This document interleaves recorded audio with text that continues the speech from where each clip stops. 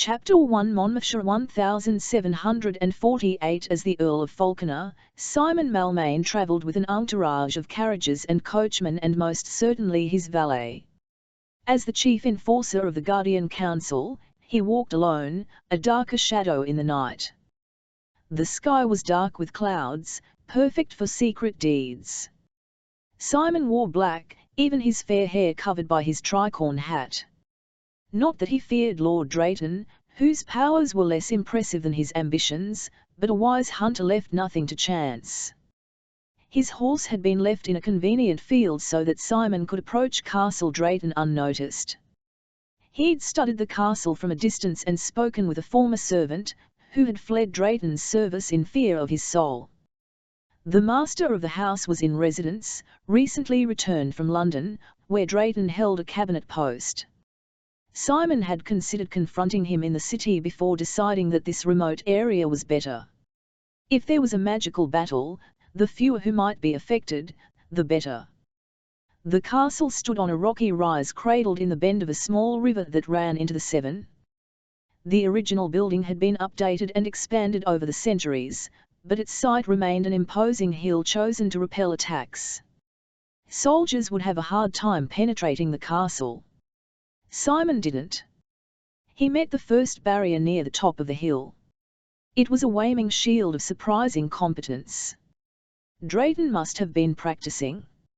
Simon sketched a series of symbols with one hand. A man-sized hole opened in the energy shell. He stepped through and closed the portal behind him, undetected.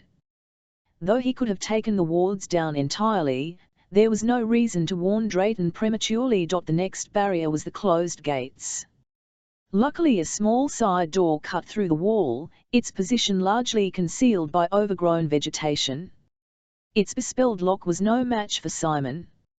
He hushed the squeal of the door and closed it soundlessly behind him. Best to leave it unlatched. He doubted he would have to leave in a rush, but he never took anything for granted. Enforcers of Guardian law who made assumptions were unlikely to die in bed. In the shadow of the wall, he used his inner senses to study the courtyard. A pair of board guards stood watch in the turret that loomed above the castle gates. In a peaceable England, that marked Drayton as a most suspicious man. The product of a guilty conscience, no doubt. Before entering, Simon scanned the keep. At this hour most servants were asleep in the attics or the stables, a separate building behind the castle. He wrinkled his nose in distaste as he felt the energy of the establishment. It was crude, corrupted, with most of the residents either fearful or brutish. He felt the quicksilver touch of a lighter female energy, perhaps a very young maid-servant. He guessed she would soon have reason to curse her parents for putting her into service under Drayton. Perhaps literally under. Still another reason to confront the man, before he could do more damage. A corner chamber on the second floor was brightly lit, and he sensed that Drayton was working there.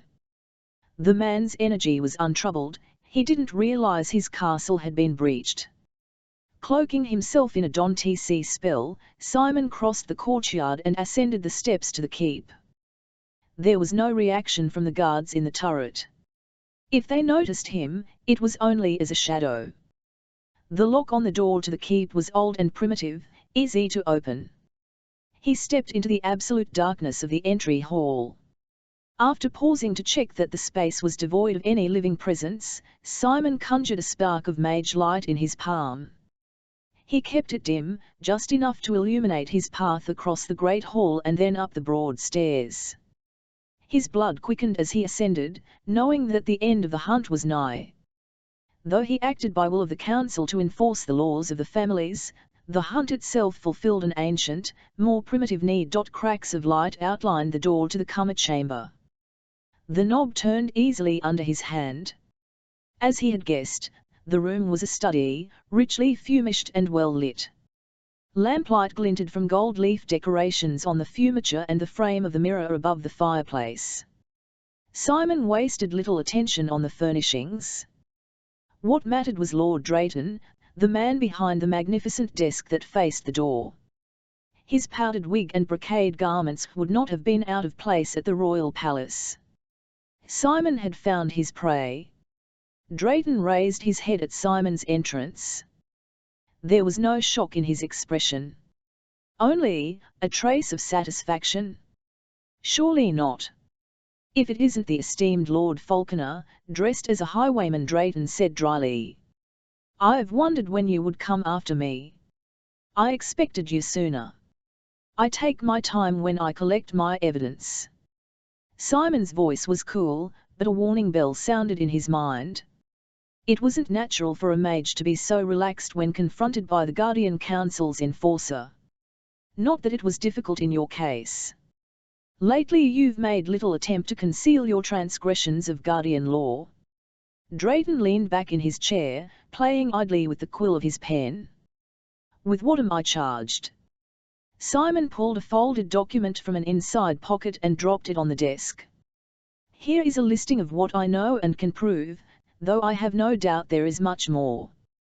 You have used your power with greed and selfishness, and injured many innocents in the process. He shook his head, still amazed at the other man's callousness. How could you encourage the Jacobite rising, knowing how many would die? Didn't those sundered souls cause you pain? Not particularly. Few of the dead were any great loss to mankind. Simon clamped down on the anger triggered by the other man's words.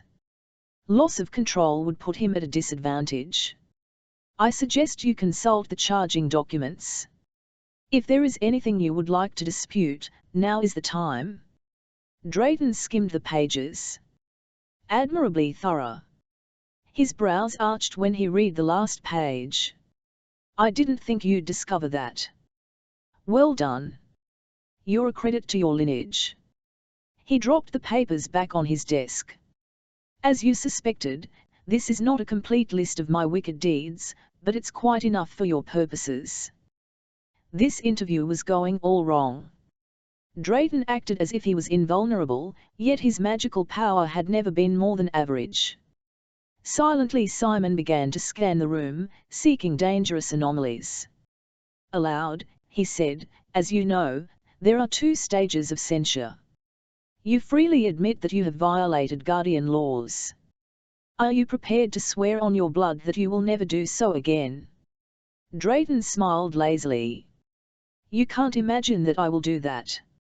And if you did, I can't imagine you keeping your word, Simon said dryly. You leave me no choice but to forcibly strip your powers from you. Strip away, Falconer. Drayton's eyes narrowed. If you can. Simon hesitated a moment. The process of destroying another person's magical powers was not pleasant for either party, and was very seldom invoked. His intuition was also on high alert. Drayton's reaction to this confrontation made no sense.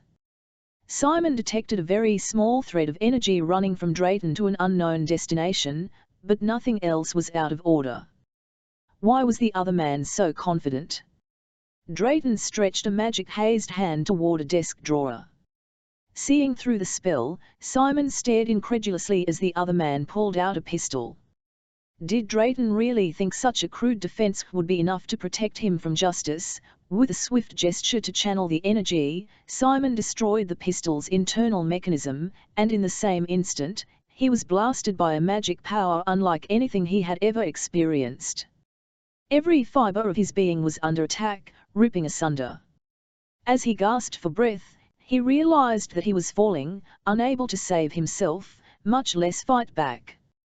Drayton had pulled the pistol to distract Simon from the real attack. But where the bloody blue hell was the bastard getting such power?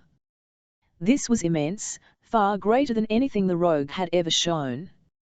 Such power didn't come from nowhere. He managed to evoke his inner senses and was startled to see that the fine thread of energy he'd seen attached to Drayton had become a river of fire. Raw power poured into Drayton, who channeled it into searing waves that enveloped Simon. Agonized, he thrashed about on the floor, feeling as if he were bumming alive. His limbs were being torn and reforged as in a blacksmith's fire. His pulse hammered in his ears, almost drowning the sound of Drayton's laughter and a strange, ripping noise. He tried to muster his own power, but he was overwhelmed, voiceless magically and physically. His mind was fracturing, clarity melting in Drayton's magical flames. "I have waited a long time to do this," Falconer, the other man, hissed. "In your arrogance, you thought you could take me. Instead, I am taking you." More energy scorched through Simon, shocking as a lightning bolt. Was this death? But he had always thought death would be a quiet welcome, not this hell of agony and flames. The last jolt of transforming power knocked him into blackness. Then, mercifully, the pain began to ebb away. Guessing that he had been unconscious only a moment, he struggled to regain his feet. But his body was unfamiliar, awkward. He was pushing himself up not with arms, but with forelegs. Wondering if he was dreaming, he forced himself upright, and saw that his view of the room was curiously distorted. But no dream could feel so real. The scents of books and ink and dust were sharply intense, and he ached in every muscle. He turned, and almost tripped over his own feet. His body was no longer his own. He looked down, having to turn his head to see. Impossibly, he saw 4 cloven-hoofed legs tangled in black fabric, the torn remnants of his clothing. Fighting panic, he looked around and saw that Drayton was visibly gloating. Fear washed through Simon as he recognized vicious malice in the other man's expression. He backed away from Drayton, his tail lashing. His tail? Frantically he swung his head, somehow managing to bang his forehead on the bookcase behind him. Ignoring the pain, he stared into the mirror above the mantel. Looking back at him was a shimmering white unicom. Chapter 2. Simon gazed at his reflected image with horror. He saw no trace of himself, only a mythological creature with a pale coat, a silvery horn, and frantic eyes. The tail that lashed reflexively was long with a tuft of hair at the end, a lion's tail, not that of a horse, though he had a horse-like body and flowing mane. It wasn't his head that had banged against the bookcase, but the spiral horn that rose bizarrely from his equine brow. Despite the evidence of his eyes on the sides of his head, not in front, he had trouble accepting what he saw. Could Drayton have created an illusion so vivid it seemed real? "You don't believe it, do you?" Drayton laughed. "You've become a legendary beast, one that will give me more power than any guardian who has ever lived." Simon felt the menace thicken suffocatingly. There was something important that he had studied about unicoms, but his mind was not working properly. The knowledge he needed lay just beyond comprehension. "If you have enough wit left to understand your situation, you might want to say your prayers, Falconer." With a whispered word and a hand gesture, Drayton lay a binding spell over his victim. Bands of pure energy spun around Simon, immobilizing him. Drayton gave a nod of satisfaction before turning his attention to other spell work. It took only one long, murmured incantation to cause a braided circle of light to shimmer into view, enclosing Drayton and Simon within its circumference. Simon's hazy mind recognized that Drayton had prepared in advance for a complex act of ritual magic, so he needed only a handful of commands to bring the spell to full, dangerous life. That knowledge triggered Simon's memory of unicorn lore. If a unicom was slain by ritual magic, its horn would become a matchless instrument of power. Drayton intended to kill Simon and harvest the horn, removing an enemy and enhancing his own power at one stroke. Rage suffused Simon. He began to fight the energy bonds that immobilized him, but they pulled tighter as he struggled. His horn? A unicorn horn had magical properties. He swung his head around and stabbed the spiral into one of the energy lines that bound his hind legs. The tip of the horn scraped his leg painfully, but the line snapped. With short, sharp stabs, he severed the other bindings until his legs were free. Furiously, he charged at Drayton, horn lowered for battle. He almost managed to impale the renegade mage, but Drayton dived behind the massive desk, throwing up a defensive shield at the same time. Simon stabbed at the shield without effect several times before he realized that Drayton was muttering another spell. It was time to leave. He leaped across the study with a single bound, feeling a vicious shock as he broke through the ritual circle. But without hands, he couldn't open the door. After an instant of confusion, he spun around and bucked, using the full, coiled power of his body to slam his rear hooves into the door. The latch shattered. As he bolted from the room, he saw that he'd left deep cloven hoof marks in the elegant panels. He reached the top of the staircase in seconds, then skittered to a halt, almost falling headlong. How could he go down the steps without breaking his legs or his neck? Backward? He tried to analyze the choices, but his mind was still fractured, unable to work properly. "Damn you, Falconer!" Drayton's furious shout came from the study. As magic thickened around him again, Simon unleashed instinct and sailed recklessly down the stairs in 3 bounds, relying on luck and four-legged balance to stay upright. As he thundered across the wide hall toward the entrance, a cluster of half-dressed male servants ran into the hall from a side door, blocking Simon's exit. From above, Drayton shouted, "Stop the beast, but don't kill him." Simon lowered his head and charged. All of the servants but one scattered in fear. The exception grabbed a chair and brandished the legs in Simon's face.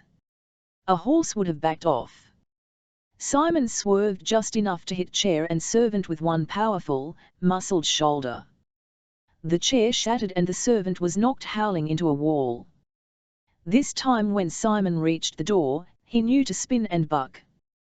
The solid wood was much heavier than the study door and it didn't give at once, but he could feel it shudder under the impact of his furious hooves. A dozen booming kicks broke the latch. Simon pivoted and shouldered his way out. The courtyard was a dozen steps below. He soared to the ground in a single leap. His rear hooves and legs stung from kicking the wood, but not enough to slow him down. The gates in the outer wall were massive and towered far above his head. He swerved to the right, glad he'd left the postern door unlatched. Since it opened outward, he could leave easily, except that he banged his head into the frame, not used to the dimensions of his new body. He ducked, then bounded through the door, feeling the momentary bite of the wards on his hide. Free of Castle Drayton, he galloped headlong down the hill, reveling in the power and amazing speed of his unicorn form. He was free. He was in a prison of dark magic. The small part of him that was still Simon fought the mindless exaltation of speed. He must plan what to do, yet the beast within yearned only to feel the wind in his mane and the turf beneath his swift hooves. Knowing how visible his shimmering white coat was, he raced at top speed into the nearby forest that ran west into Wales. When he was a safe distance from the castle, he halted and took shelter under a tree, panting less from exertion than from shock. With black humour, he allowed that he had a right to be shocked at his present state. At least he had escaped certain death for the time being. He found that despite his mental disorientation, he could still reason, albeit slowly and with difficulty. He was unsuccessful at recalling the mathematics that he studied for amusement, but memory of the events of his life existed. He was still more or less himself. Could he break the transformation spell? He tried to summon his magic, but without success. Worried, he experimented to see if he could perform a small spell. Mage light came naturally to him, he'd created it in the cradle. Now, nothing. He tried other small spells with an equal lack of success. How could he live a life without magic? He refused to consider the possibility. Somewhere was a solution that would return him to himself. He just needed to find it. He rubbed his head against the tree that sheltered him. Thinking gave him a headache. A unicorn brain wasn't designed for rational thought. Which meant that he must think as much as possible in order to keep his humanity alive. The powerful, disciplined mind of Simon Malmain was in danger of being overwhelmed by the animal body he inhabited. The annihilating rage he'd felt during his escape from the castle was completely unlike anything he'd experienced in human form. He had always been known for calm and the ability to keep his head under all circumstances. Now that calm had vanished as thoroughly as his human form. He flicked his tail with uneasiness, and then despised himself for the animal gesture. What did he know about unicorns? They were considered legend, but legends often had a basis in reality. Tradition said that unicorns were fierce fighters and so wild it was impossible to capture one alive. They could outrun all other creatures, which was fortunate since the precious horn was so valued that hunters would trap and slaughter unicorns whenever possible. So perhaps unicorns had existed and been hunted to extinction? Whatever the truth, he was a unicorn now. Were there female unicorns? Not that he'd ever heard of. Perhaps the whom was too powerful a sign of masculine potency for the myths to consider unicorns as anything but male. Or maybe the females of the species were hornless and hence of no value to the hunters, so they had disappeared from legend. Slowly he began walking again, evaluating his new body. He felt swift and powerful. Even if Drayton sent riders in pursuit, Simon doubted any horse could catch him. He raised his head and sniffed the cool night air. His senses had become more acute. The sense of the forest had a layered density he'd never experienced before, and his hearing and vision were sharpened. His stomach rumbled. That did unicorns eat? He imagined a beef roast, then shuddered. No meat. Grass? He twitched his nostrils, and realized that the patches of greenery under his feet smelled rather good. He lowered his head and began to graze. Not bad, though he would prefer a bucket of oats if he had the chance. He found that grazing soothed him, which also cleared his thinking a little. What should he do now? Even if he could make his way unseen to the home of a fellow guardian, he doubted that he would be recognized. Simon imagined himself scratching a message in the dirt with a hoof, and was sickened to realize that he couldn't remember how to shape words. Reading and writing were now beyond him, a loss as profound as that of his ability to perform magic. Might a highly empathic guardian sense his human essence? Perhaps a close friend like Duncan MacRae or his clever wife might recognize Simon, but they were far away, in Scotland. His aching head could come up with no better plan than to stay in the area until he better understood his choices. Could he confront Drayton and force the man to release him from the spell? How the devil could he do that, stab Drayton with his whom? As if the renegade mage would stand still to be impaled.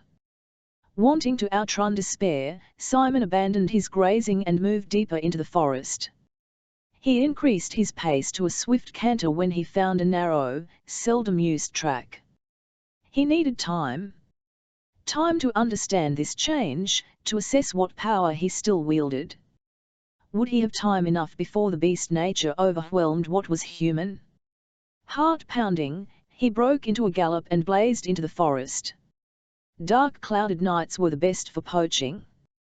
The two roughly dressed men had done well and now they were heading home, game bags full. Hearing the sound of hooves, they wordlessly drew into the shadowed trees that lined the forest track. Voice almost inaudible, the shorter man whispered, "What kind of fool is out riding at this hour, Ned? And at such a speed?" Ned shrugged, wondering if the rider might get thrown and break his neck. He and Tom weren't no thieves, but if a man died right in front of them, they wouldn't refuse fortune's gift. The clouds broke, illuminating a shimmering white beast that galloped headlong through the night, unhampered by bridle, saddle, or rider. Ned sucked in his breath, but he didn't speak until the sound of hooves faded. "Did you see that horn?" "It was a horse." Tom snapped, his voice shaking. "It was a horse." Furious, Lord Drayton radiated a dangerous magic that made his steward, Parkin, want to flee for his life. Though Parkin had a touch of magic himself, It wouldn't be enough to shield himself if Drayton came after him. Best he keep quiet and wait for his lordship to calm down. It took a long time, but after scorching half the books in his study, Drayton returned to coherence. Damn Falconer! I should have guessed that a mage of his strength would be able to break through my circle. He laughed harshly. It was for his strength I wanted him. I, my Lord Parkin ventured. Drayton scowled at Parkin. The king desires my presence, so I must leave for London tomorrow. That means you are the one who must capture the Unicom. He must be captured, and he must not be killed. Do I make myself clear? His lordship's eyes carried a deadly threat. Parkin had never seen him so menacing. On the other hand, if Parkin could capture the beast, Drayton would be well pleased. I understand, my lord. But how does one capture a unicorn? The traditional method is to stake out a virgin and let the unicorn come to her, Drayton said impatiently. You and your men wait with nets and knives. Hamstring the beast if you must, that will prevent him running away again. I don't care if he's injured, as long as he is alive and his horn is undamaged when I return in a fortnight. Does the maiden have to be young and fair? According to legend, all she need be is virgin, since purity is what attracts the unicorn. Drayton shrugged. Do what you must to capture it. That didn't sound so hard. Parkin bowed. It shall be done, my lord. Drayton made a sign of dismissal. Make sure this door is repaired, too. Aye, my lord. Parkin backed out of the study, grateful to have escaped with his hide intact. Now he remembered the old tales of catching unicorns with a virgin, but where would he find one at Castle Drayton?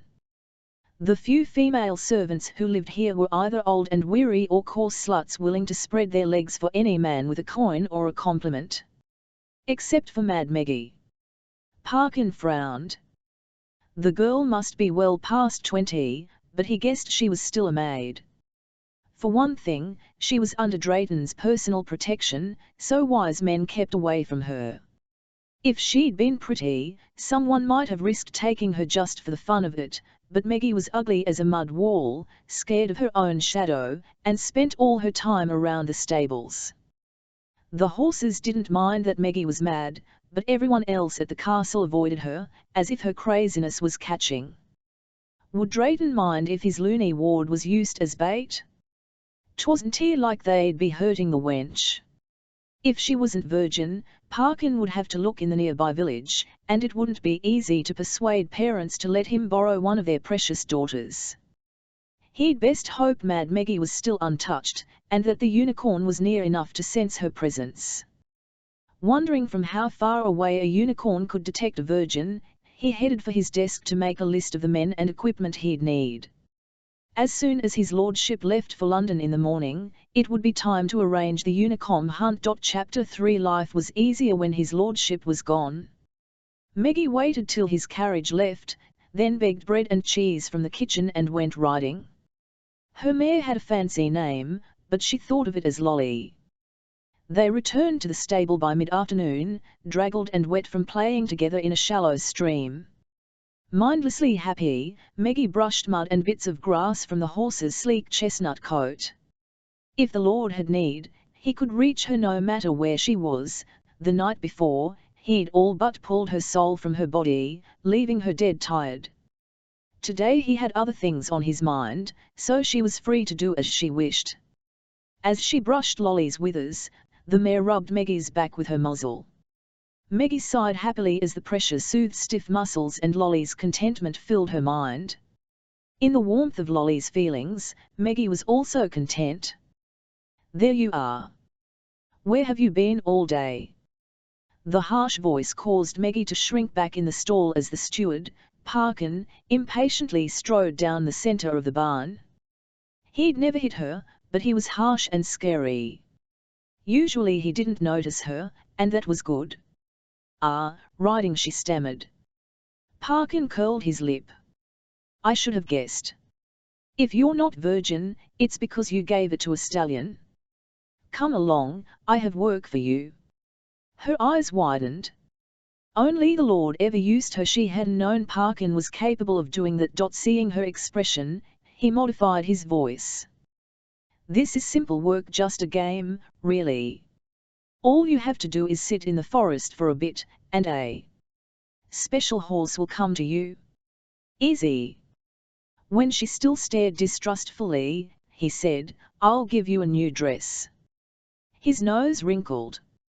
After you bathe so you don't smell like a horse. She didn't understand, but allowed him to take her wrist and pull her along to the main house. His manner was gruff but not mean. Something worried him. Meggie was only a small part of that. Her tiny bedroom was high in the house and usually she washed herself there with cold water in a basin. Today Parkin took her to a larger bedroom on the second floor and turned her over to a maid with instructions that Meggie be bathed. Though Meggie liked the warm water in the tin tub, large enough to hold her. She didn't like being scrubbed like she was a baby. But the soap smelled like roses. Meggie dozed in the rose-scented water, then came awake with a jerk, heart pounding. She had dreamed she was falling from the castle walls, tumbling helplessly into a strange new land. The dream was accompanied by the chilling knowledge that she was going to be wrenched away from the only life she knew. She thought of the endless days in the castle, her only pleasure the horses. She had no chores, no duties, not even scrubbing floors. Her only task was to be available when the Lord clawed into her mind, ruthlessly taking what he wanted and leaving her half dead, like a broken egg. She had no word to describe the horror of those sessions, but she hated them. And him. With sudden fierceness, she thought that if change was coming, she wanted it. The maid, Nan, said, "Time to get dressed, Meggie." Out of the tub. Obediently Meggie climbed from the tub and dried herself. The new dress Parkin had promised turned out to be a white nightgown trimmed with lace and far too large for her. The lace was pretty.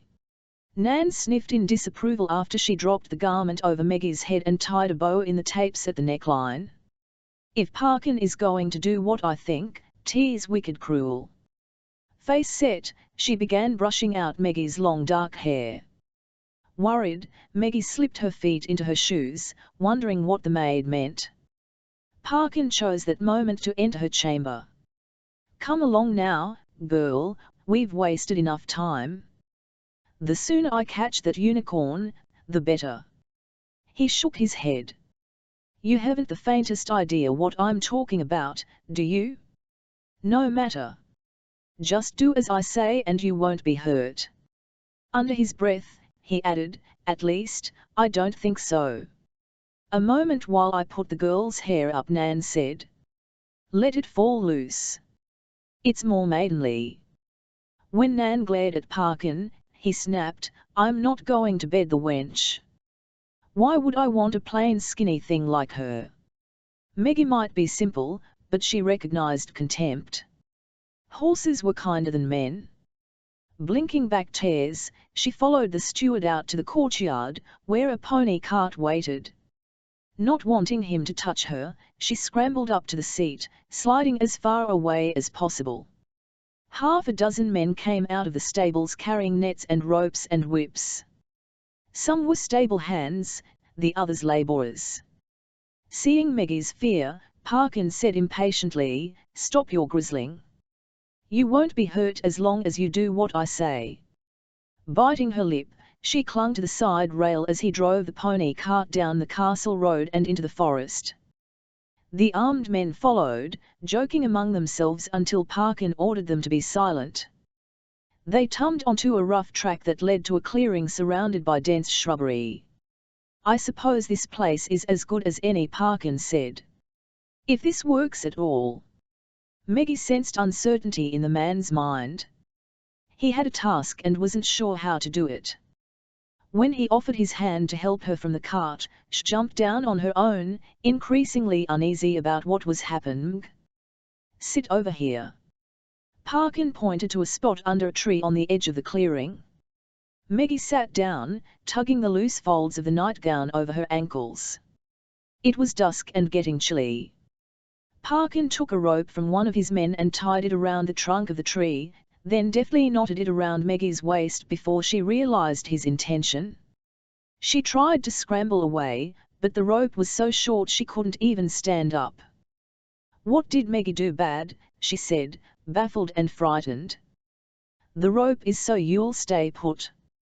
We're going to hide in the bushes, so if you need help we're right here." He signalled to his men and they all withdrew into the thick shrubbery. Meggie could no longer see them, though she could sense their feelings. Parkin in particular bummed with nervousness and anticipation. Then, nothing. Time passed, night fell, and her fear faded away. She wrapped her arms close for warmth, and hoped this strange game would be over soon. Simon woke from his standing doze. Now that night had fallen, it was time for him to start on his journey. He had decided that it was useless to stay near the castle and hope for a confrontation with Drayton. Several times he'd felt long-distance assaults from the renegade mage. Luckily, while Simon couldn't work conscious magic, his shields seemed strong enough to protect him. But the attacks forced him to the conclusion that he must seek help from other guardians. His best hope was to make his way to the estate of Lady Bethany Fox, the wise, elderly head of the Guardian Council. Her country house was perhaps a day's travel if he moved swiftly and evaded capture. Though he doubted she would be in residence, her servants would probably have the sense to summon her rather than trying to kill a unicorn that showed up on their doorstep. Simon and Lady Beth knew each other well enough that if the lady was summoned from London, she might be able to discern his identity, perhaps even remove the shape-changing spell. He paused to drink from the small brook he had discovered. He was about to roll in the mud to disguise his white hide when he smelled an intoxicating fragrance. His nostrils flared involuntarily. A flower? No, nothing he had ever experienced before. This was the scent of innocence. He tummed and followed the ravishing fragrance. It was the promise of spring, of happiness, of the joyous simplicity of childhood before the dark complexities of adulthood. It was the celestial music of the spheres, as pure as angel song. As the tantalizing perfume grew stronger, he forgot his dilemma and his vague plans. All that mattered was finding this source of joy. He reached the edge of a clearing and discovered that the source of the irresistible lure was a young girl in a flowing white gown. She sat beneath a tree, her knees drawn up and her arms wrapped around them.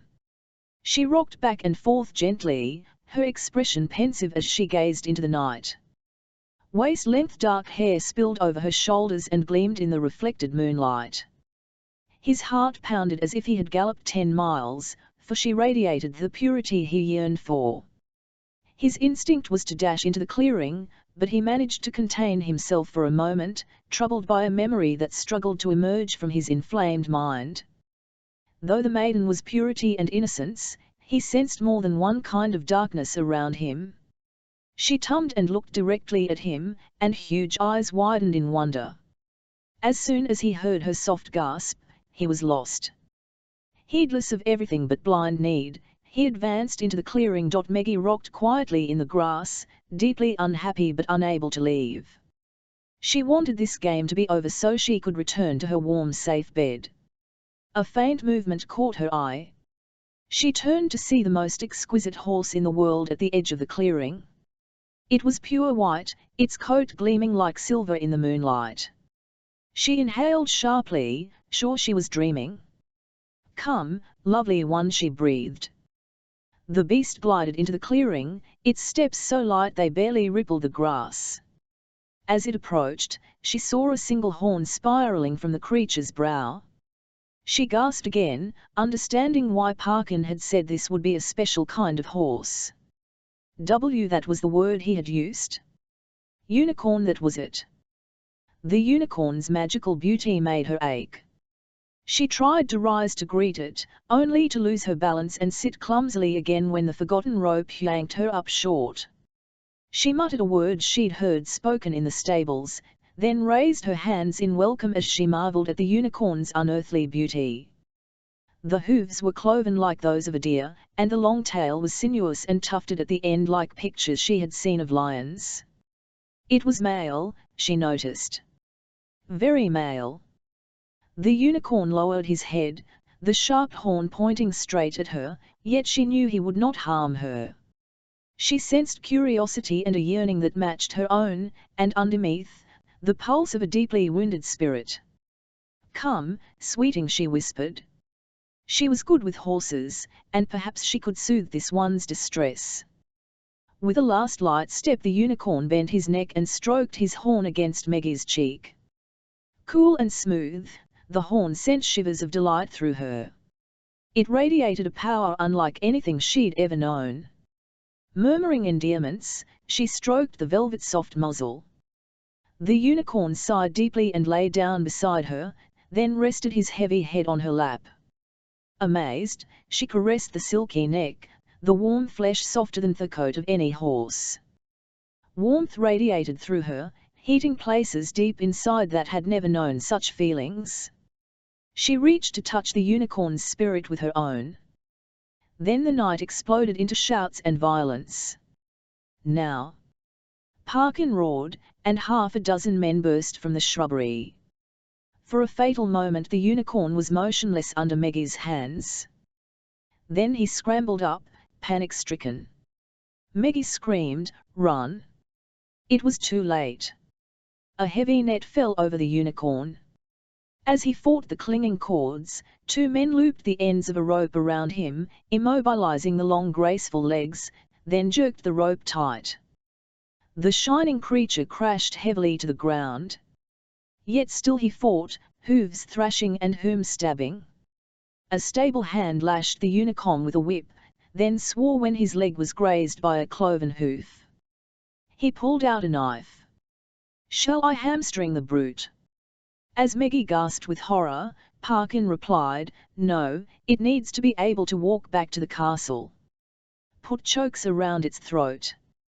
The stable hands, used to dealing with troublesome horses, quickly tied enough ropes around the thrashing animal to completely control its movement. When they were done, the net was removed and the unicorn was allowed to rise. Again he tried to fight, but strangling ropes and freely applied slashes from the whips swiftly beat him into submission. Head down, he stood lathered with foam and blood. "Time to go back to the castle," Parkin said. "There's a reward for all of you." He turned to Maggie. "You, too, girl. Guess you are a maiden still. Come on, now." Too dispirited to flee, she climbed into the cart. But her long clouded mind had begun to stir for the first time in years. The unicorn had been captured. Because of her. Her fault.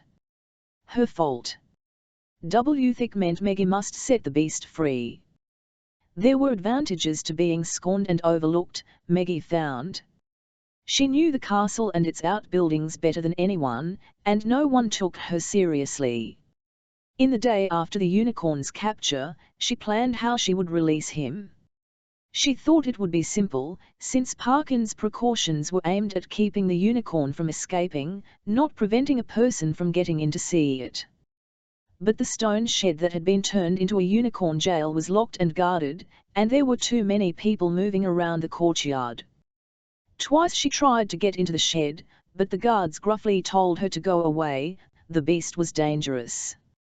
Apparently his kicks had hurt some of the stable hands when he was released from his bonds. Night would be quieter. After darkness fell, Maggie waited patiently in her room, wearing her darkest gown and her heavy brown winter cloak. Not until the great clock in the hall below struck 3 did she slip into the corridor. Earlier in the day, she had borrowed a handful of spare keys from a drawer in the steward's office. Maybe they would open any locks that might bar her way. The night was cloudy and she smelled rain in the air. That might help the unicorn escape, if he could be freed in the first place. With the lord away from the castle, the 2 watchmen on the gate were less alert than they should be. Knowing their positions, she was able to make her way through the shadows to the postern gate without being noticed. The unicorn would have to escape quickly, so she wanted this door to be unlocked and ready. The door had just been replaced because the beast had wrecked the old one 2 nights earlier, but they'd reused the same lock, and one of her keys opened it. She made her way to the unicorn's shed. A guard stood watch outside. Maggie frowned. She hadn't expected the unicorn to be guarded all night. The fellow, different from the daytime guards, was broad and powerful, and he carried a shotgun. Maybe she should return to her bed and think of a new plan. No. She squared her shoulders. She could feel the unicorn's anguish at his captivity. He must be freed, and more thinking wouldn't make it any easier. Worse, she had heard Parkin say the Lord would return very soon to see his captive. She must act now. Withdrawing to the castle wall, she found a fallen rock that fit her hand just right. She'd seen a man knocked witless when a branch fell on his head. If she had the courage, she could do that kind of damage. Shaking with fear, she walked up to the guard, knowing he wouldn't be afraid of a small, weak female. "Sir," she asked meekly. He tensed and swung the shotgun up. "What do you want, girl?" Please, let Maggie see the unicorn." For once, she was grateful for her stammer. No one could fear a simpleton with a stammer. "Can't. I've orders. This door isn't to be opened except by Mr. Parkin." She tried the wheedling tone she'd heard a maid employ on a footman she was sweet on. Just a peek. Unicorn is ever so pretty." The guard hesitated. "What will you do for me if I let you see him?" His gaze went over her with crude assessment. "All cats look black at night, and Tease said you're a virgin, or the unicorn wouldn't have come." He lowered the gun, and stepped closer. "I like virgins. No pox." Instead of fleeing, she stood her ground as he wrapped an arm around her and bent his head into a harsh kiss. Almost gagging, she slammed the rock in her right hand against his head, praying she would hurt him enough, but not too much. Swearing, he staggered back, but didn't collapse. "You little bitch. You'll pay for that." He lunged at her with bruising hands. Terrified, she reached for his mind and pushed. Once she'd done the same when a sly ostler cornered her in the stable and put his hands all over her. He'd gone right to sleep, and she had run away. When she pushed, the guard made a strangled sound and collapsed. Maggie felt a strange, distant twinge from the Lord. He'd felt what she did to the guard, and it had caught some of his attention. Blanking her mind so he would have no reason to look further, she tried the door to the shed. Locked, and none of her keys worked. Shaking, she searched the guard and found a key ring with a single large key. It slid into the lock and turned easily. Before entering the shed, she tried to calm herself so that her fear wouldn't upset the unicorn. How intelligent was he? More so than a horse, maybe with enough wit to realize she had betrayed him. Maybe enough to stab her through the heart. Praying that whatever attraction he'd felt for her would prevent that, she swung open the door and hoped. Chapter 4. Immobilized by ropes and trapped in a windowless stone building, Simon had done his best to withdraw into the quiet of his own mind. Anger and battering at his bonds were futile. Better to inventory his memories of magic, and perhaps find a store of power to use against Drayton when the time came, for that time would surely be soon. His drifting consciousness snapped to attention when he suddenly caught the scent of innocence that had enraptured him and led to his capture. Every muscle tensed and he instinctively moved toward the scent, only to be jerked to a halt by the ropes that held him in the center of the shed. He sniffed again, wondering if this was the same sweet female or another like her. The same, he decided. Her fragrance was so intense that she must be just outside the door. She betrayed me to my doom. But not intentionally. Her cry of anguish when the hunters attacked had been genuine. Even if he knew that she would betray him again, He was unable to resist the sweet lure of her purity. He strained against his bonds, remembering the rapturous moment when he had laid himself at her feet. The door opened and a cloaked female silhouette appeared against the lesser dark of the night. Meggie is sorry, sweeting, she said in an unsteady voice. Meggie here to let you go.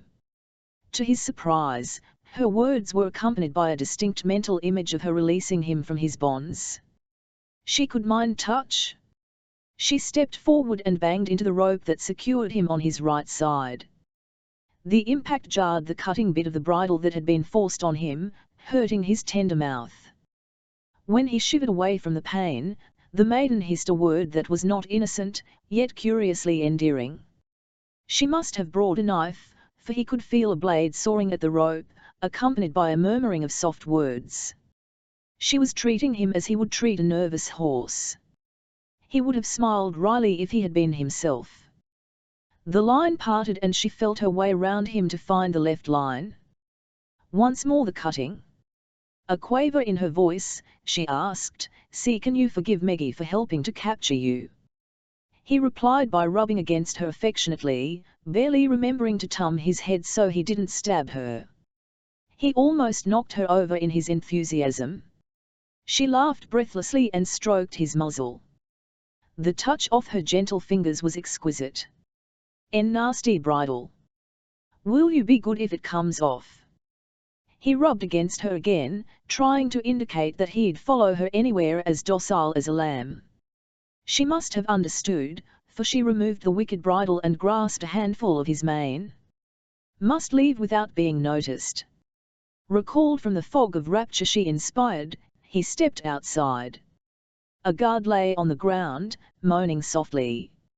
Had his sweet maiden laid the fellow out? Impressed, Simon accompanied her through the shadows, his steps as light as he could make them. A light drizzle was starting to fall. Maybe that would aid their escape. They were nearing the postern when the clouds broke and the light of a nearly full moon flooded the courtyard. A man yelled, "A thief is stealing the beast! Stop them!" The blast of a shotgun pierced the night and a shower of vicious lead shot peppered Simon and his escort. The maiden flinched, then cried, "Go!" Worried, he tried to see if she was hurt, but she released his mane and took off at a speed that proved she wasn't seriously injured. He followed, trying to place himself between her and the man with the shotgun. More shots blasted through the night, this time from the guard tower above the main gate.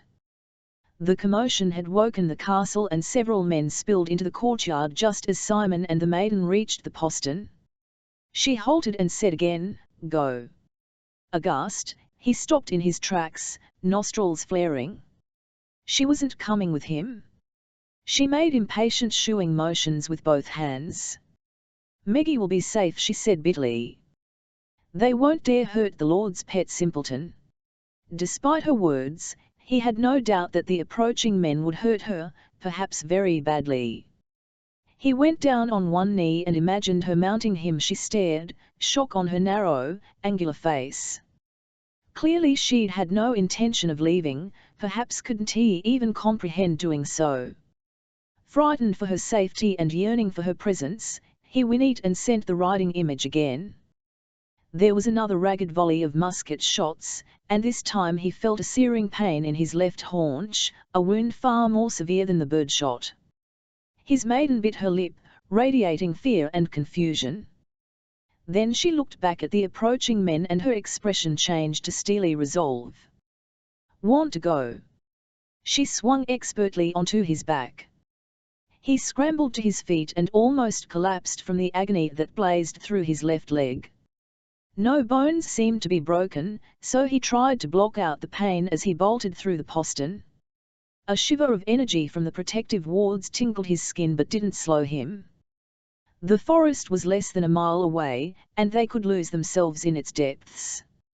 He hardly noticed his maiden's weight, for even without a saddle she balanced lightly as a butterfly. Clouds covered the moon again and rain began falling harder, but his unicorn vision was uncannily sharp even in the dark. They were halfway to the forest when he heard a thunder of hooves behind him. Some damnable person in the castle had organized a pursuit with wicked speed. If Simon was riderless and unwounded he could easily outrun the pursuers, but in his half-crippled state, they were gaining on as thunder boomed and lightning lit up the sky. He dashed into the dark shelter of the woods. Branches lashed them as he followed an almost invisible track made by deer. The pursuers followed easily, their speed barely diminished. One of them must have some magical tracking power. They would be on him in minutes, and what would happen to his maiden then? He had a horrible image of her raped and beaten, her sweet courage brutally crushed. He tried to use his hunter's talent for concealment, but in his present form he couldn't wield his guardian powers. Only the inherent magic of a unicorn was available. That gave him speed, strength, and heightened senses, but could not hide them from their pursuers. Frantic, he reached out mentally to his oldest friend, Duncan MacRae, the finest weather mage in Britain, perhaps in the world. "Help me." Amazingly, he managed to reach Duncan, who was peacefully asleep at his home in Scotland. Jolted into wakefulness, Duncan responded with an incredulous, "Simon." Even as himself, it would have been almost impossible for Simon to explain the situation at such a distance. But desperation gave him the power to communicate a sense of where he was. He visualized a map of Britain where his position pulsed like a star. Pursued. Storm. Duncan snapped to full wakefulness. "I'll see what weather you have to work with." After a pause while he studied the weather patterns of Shropshire, he thought with satisfaction, "Excellent." Only moments passed before lightning slashed the sky and thunder shook the earth a bare instant later. The rain tripled in intensity, pounding with the force of a physical blow.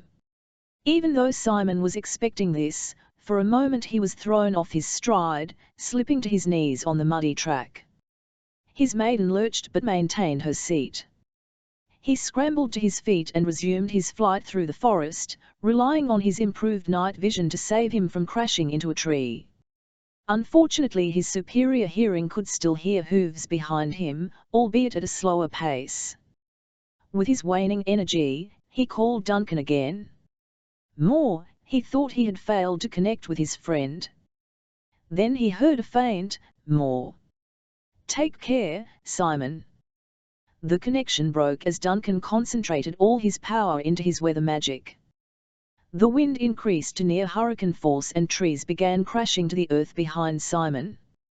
A dead tree plummeted across the track too closely for Simon to swerve. Mustering all his strength, he leaped headlong over it. Scrawny branches scratched at his limbs but he managed to clear the trunk without falling. Along with the turbulent weather, Simon sensed that Duncan was using guardian magic to blur the trail. He must have guessed that for some reason Simon couldn't use shielding himself. Simon took advantage of the grace period Duncan had given them to run until his heart seemed nigh to bursting.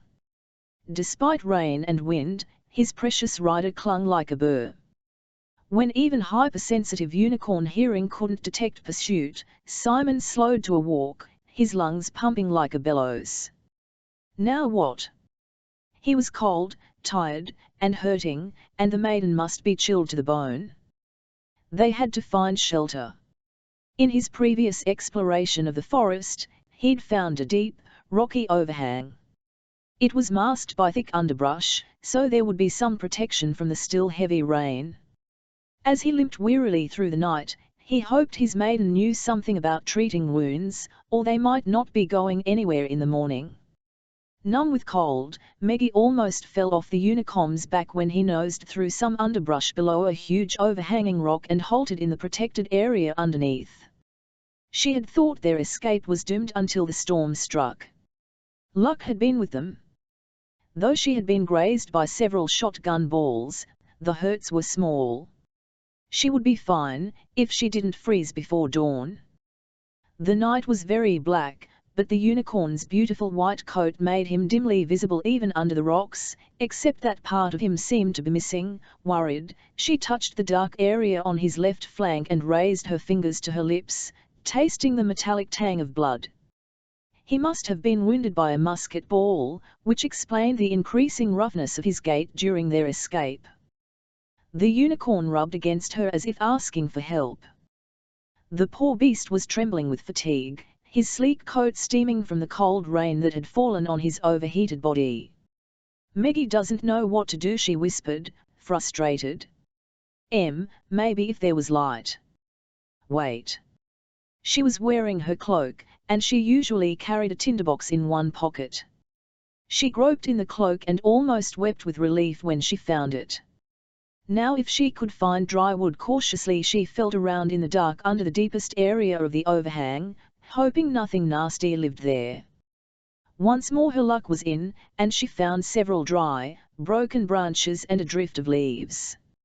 She was responsible for the small fireplace in her castle bedroom, so even working in near absolute darkness she was able to strike a spark onto the charred fabric from the tinderbox. When it caught, she carefully fed in bits of dried leaves, then twigs and kindling until she had a small fire bumming. She looked up to see the unicorn watching her. Was that worry she sensed from him? Aloud, she said, "No one will see the fire, and we need it." Though the unicorn didn't reply, she suspected he understood her. He was far more than a horse. "Meggie will look at your wound after hands warm." She held her numbed fingers over the fire and discovered that her right middle finger was bleeding, wounded by a ball from the shotgun. She sucked at the scrape to clean it, grateful the shot hadn't done more damage. Later she could bandage the finger, but her injury was nothing compared to the gory slash on the unicorn's flank. Bending to avoid hitting her head on the stone overhang, she moved to his side. His horn caught the light of the fire, shimmering with rainbow highlights. He nuzzled her affectionately and made a soft chirping sound. Touched, she hugged his neck for a long moment before examining his wound. It was deep and bleeding sluggishly. Though she'd always tended horses, she'd never seen a musket ball injury. Ugly. "Be still, sweeting, so Meggie can look closer." She knelt by the unicorn's belly, not wanting to be behind those sharp rear hooves if he kicked. Steady. She leaned over and frowned, not liking the looks of the ragged wound. Was the musket ball buried inside? She touched the gaping flesh, and the world exploded. A rush of heat blasted her backward as the unicorn vanished in a whirlwind of blazing energy and scalding light. The very air was warped, impossible to see through, but Meggie saw dimly that he was changing. Strange shapes were dimly visible as they twisted into stomach-churningly different forms. She cringed against the stone, terrified. The blast of heat faded and the blurred air smoothed out, revealing the sprawled form of a human man. A completely naked man. She pulled as far back as she could, whimpering. How could a unicorn turn into a man? How could there be a unicorn in the first place? The interloper made no sound or movement. He looked like an angel fallen from heaven. Might he have been killed by that awful explosion? Warily she forced herself to study the motionless body more closely. He lay on his side in a similar position to that of the unicorn. He was long and lean and fair, with blonde hair spilling on the ground. His pale skin showed a peppering of small wounds like those made by a shotgun. And his left hip had a long, bleeding gash very like the unicorn's wound. Not wanting to stare at his nakedness, she removed her sodden cloak and crept closer so she could cover him. There was a stark, honed beauty to his face and body. He looked intelligent and impatient and fatigued, but wholly human. He was also, to her relief, breathing.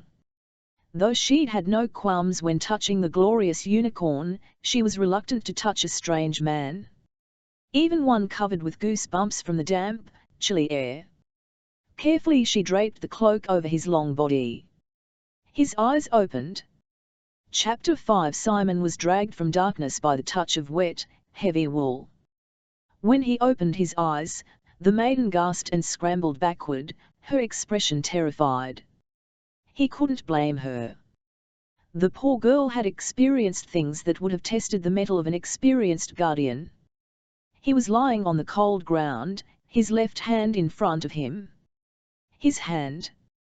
Startled, he sat up. Pain seared through his left hip and he felt oddly awkward, not balanced in his body. But he had hands again, hands. With rising excitement he ran his hands over his bare torso. God be thanked, he breathed. I am myself again. He felt a distant twitch from Drayton, who must have sensed this magical upheaval. Swiftly Simon covered himself and the girl with a blanking spell. Their escape would have been easier if he had been able to call such magic earlier. Then he conjured a translucent, glowing sphere of mage light. It hovered just above his palm, final proof that his guardian magic had resumed. Delighted, he tossed the mage light upward to the stone overhang so it could light them both. He turned his attention to his body. The maiden's wet cloak fell around his waist but kept him decent, barely. He donned the garment with care so his companion wouldn't be any more shocked than she was already. The cloak was cold and clammy, but loose enough to fit over his larger frame. A pity it wasn't half a yard longer. Having sorted himself out, he studied his rescuer. She cowered under the stone overhang, her eyes wide with fear. The sight of her no longer produced intoxicated rapture, but he still found her distractingly attractive even though most men wouldn't give her a second glance. That must be a lingering effect of the unicorn spell. Ignoring that attraction, he concentrated on mitigating her fear. Quietly he said, "My thanks for freeing me from a double captivity. Don't be afraid, I shan't hurt you." She stared at the globe of mage light. What are you? Merely a man. My name is Falconer. And yours? Meggie. She was thin and plain and angular, with straight dark hair that fell in wet clumps around her narrow skull. Though her unfocused expression made her seem very young, the clarity of the mage light suggested that she was a woman grown. She had referred to herself as a simpleton, which would explain why she seemed so youthful. And yet something about her wasn't right. He invoked mage vision, and saw a blurring of her features and form. Could there be an illusion spell overlaying a different reality? Such a thing would take great power if maintained indefinitely, and to what purpose? Whatever the reason, she was certainly wrapped in magic. You have been ensorcelled, Meggie, he said slowly. She looked blank. What? Given all the girl had seen, she deserved to know what was going on, but first he would warm them both up. He gestured toward the fire. It flared bright and hot. Meggie drew closer to the flames, reaching out her hands eagerly. What did you do? There was only a bit of wood. He settled on the opposite side of the fire, so close that steam rose gently from the dark folds of the cloak. Do you know anything of magic? The ability to draw power from nature and shape it to other uses. She shook her head. Magic is not rare, he said. Many people have at least a touch of magic in their souls. I come from a group of families called guardians. Most of us have a great deal of magical talent. Often we live in the wilder Celtic fringes of Britain, where the magic is strongest. When guardians are on the verge of adulthood, we must swear oaths to use our power for protection and to help others rather than using it for personal gain. How does magic work? She gestured toward the fire, which was burning merrily despite the shortage of fuel. There are many kinds of spells and rituals, but at heart, magic is about will. If one desires a particular result, such as a good fire, and has magical power, that desire helps achieve the result. With great power, one can do great and difficult things. Interest glinted in her dull eyes. There are other men like you. Both men and women. Some of the most powerful mags, wielders of magic, are female. I am a guardian, and so is Lord Drayton, your master. Her expression closed. If he has power, 'tisn't he used to help anyone. Drayton is a renegade. I called at Castle Drayton several days ago to stop him from causing more damage. And damned overconfident Simon had been. I thought my power equal to anything he might do. I was Tong, and he used his magic to turn me into a unicorn. Maggie's jaw dropped. You really are the unicorn? Indeed, and I would like to know how I changed back to my real self, but I'll consider that later. Maggie was a vital part of this puzzle, that he knew. I believe that Lord Drayton laid spells on you. Was there ever a time when you were near him, and suddenly you felt different? Her mouth twisted. He found Maggie in a field. One touch and everything changed to this. Her gesture encompassed herself and probably her whole life. How long has that been? She looked away. Long. Years. I would like to try to remove the spells that bind you. She blinked like an anxious mouse. Will it hurt? It shouldn't, but you might feel strange. Confused. Will you trust me to? She bit her lip, then nodded. He moved around the fire until he could sit next to her. His human feet noticed the rough ground far more than hooves had. Just relax and let me hold your hands. Her fingers trembled when she reached for his clasp, and her skin was cold despite the increased heat of the fire. He closed his eyes and cleared his mind of the pain and fear and humiliation he'd experienced since his confrontation with Drayton when he was sent it. He laid a calming spell over Maggie and began gently exploring the magic knotted around her deepest self. The darkness of Drayton's energy was everywhere. Simon would have to work very carefully to avoid damaging her. As he'd suspected, the highest layer of the tangled web was an illusion spell that changed the way people perceived Maggie. It was easily dissolved, since matter resisted being distorted by illusion. He opened his eyes to see what she really looked like and caught his breath. Drayton had very cleverly conserved power by making only subtle shifts in her appearance, but those changes had warped what was delicate and graceful into a form and face that were awkward and angular. Maggie's coarse skin was now smooth, her dark hair had acquired thickness and gloss, and her features were well-shaped and appealing. Her real self was an attractive young woman. Closing his eyes, he resumed his work. The bindings on her mind and personality were far more complex and deeply rooted than the illusion spell. One dark knot of power strangled her intelligence, another subdued her natural personality. No wonder she seemed simple. It spoke well for her basic character that even crippling magic hadn't been able to suppress the courage that had led a terrified girl to free a unicorn. When he finished untangling the web of spells, he was surprised to find a shielded sphere that shimmered like a silver apple. Simon explored it warily, wondering what it contained. He sensed that it held a part of Maggie rather than a trapped spirit entity that might be malevolent. A silver thread spun away from the sphere to vanish into the distance. Guessing that it connected her to Drayton, Simon visualized a silver knife and used it to cut the thread. Then he turned his attention to the shining sphere. Destroying it would be a risk, but if he didn't try, Maggie would not be whole. After encompassing the sphere in a bubble of his own power, he gradually poured in more and more magic. Rainbow hues glimmered across the bright surface. He was nearing the limits of his power when the silver apple exploded into a torrent of magic, like an unearthly butterfly smashing from its chrysalis. With a wordless cry of anguish, Maggie jerked out of Simon's clasp and folded over on herself, burying her face in her hands. Silver light raged through her body, like a dam breaking. Only instead of contained water being released into its natural channel, this was a tidal wave of magic.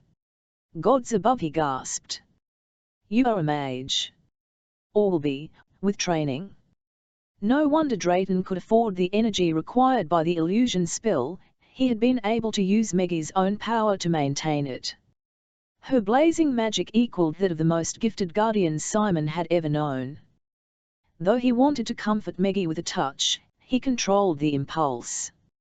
Her energy must find its own balance without interference from gradually her ragged breathing slowed. She straightened to face him. Simon caught his breath again, for the transformation in her appearance was greater than when he had lifted the illusion spell. Her features had been reshaped, bringing her alive as a woman of force and intelligence. Her gaze focused on Simon. "God damn the man," she said in a bone-chilling whisper. "May he rot in hell for what he did to me." Her stammer had vanished and her accent was educated. Glad that her rage wasn't directed toward him, Simon asked, "How much do you understand of what happened?" She frowned and rubbed at her temple. The wet hair was drying and firelight touched it with auburn highlights. "I know that I have been that monster's slave for many years, and from what you say, he used magic to do it. I have been living as a shadow under his roof, ignored and neglected except when he ravished my mind." "Ravished your mind? What do you mean?" She looked away.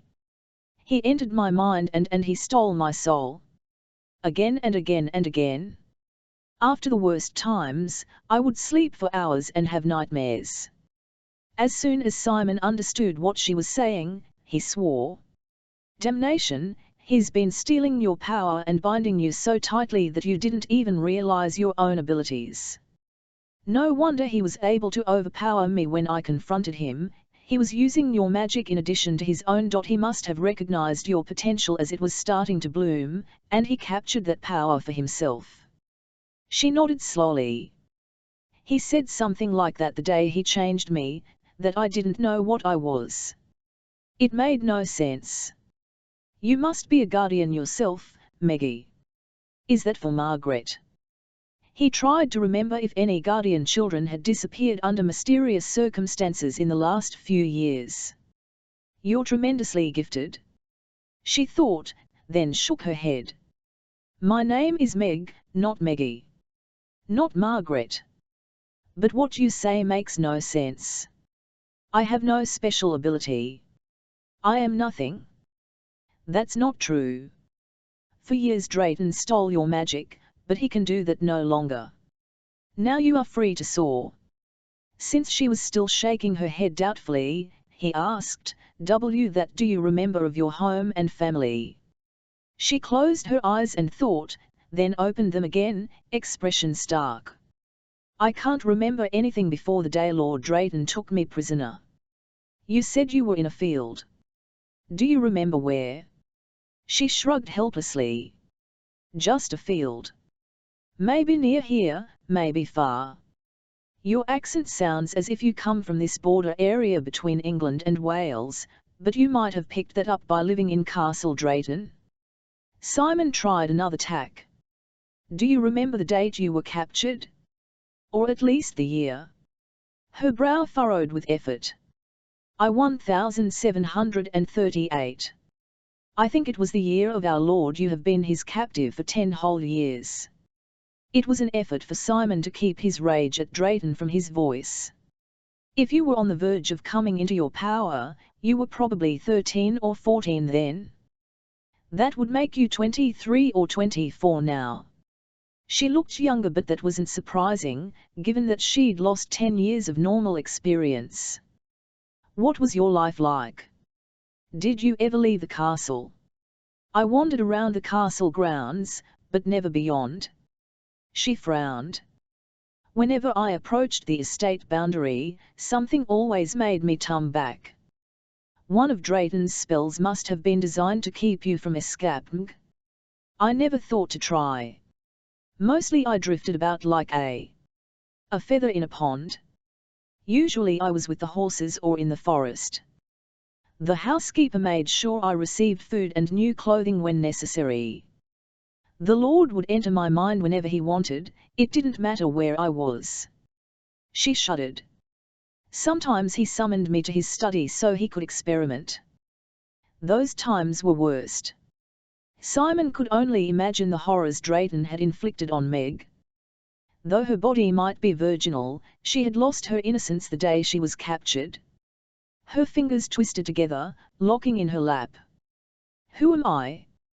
Why can I remember nothing except my Christian name?" Hearing the pain in her voice, he said, "Your mind has been dampened for many years, so it's not surprising your memory is imperfect. Give it time to heal. Her gaze met his. Her eyes were a smoky grey-green. Do you think it will? I don't know, he admitted. I've never heard of a case like yours. But your intelligence and understanding seem to have recovered immediately, so I think there's a good chance you will regain the rest of your mental faculties. She rubbed her temple fretfully. It feels like he's still in my mind even though he left for London 2 days ago. Can he reach me from such a distance? Simon swore again, this time to himself. In his haste, he hadn't taken the time to check that he'd fully severed the energy line that connected Meg to Drayton. He surveyed her energy field for the remnant of the silver thread. Not only had he failed to fully cut the connection, but the line was intact and pulsing with a dark energy that had to come from Drayton. Simon concentrated his power, then slashed at it. The thread continued to pulse no matter how hard he tried to sever it.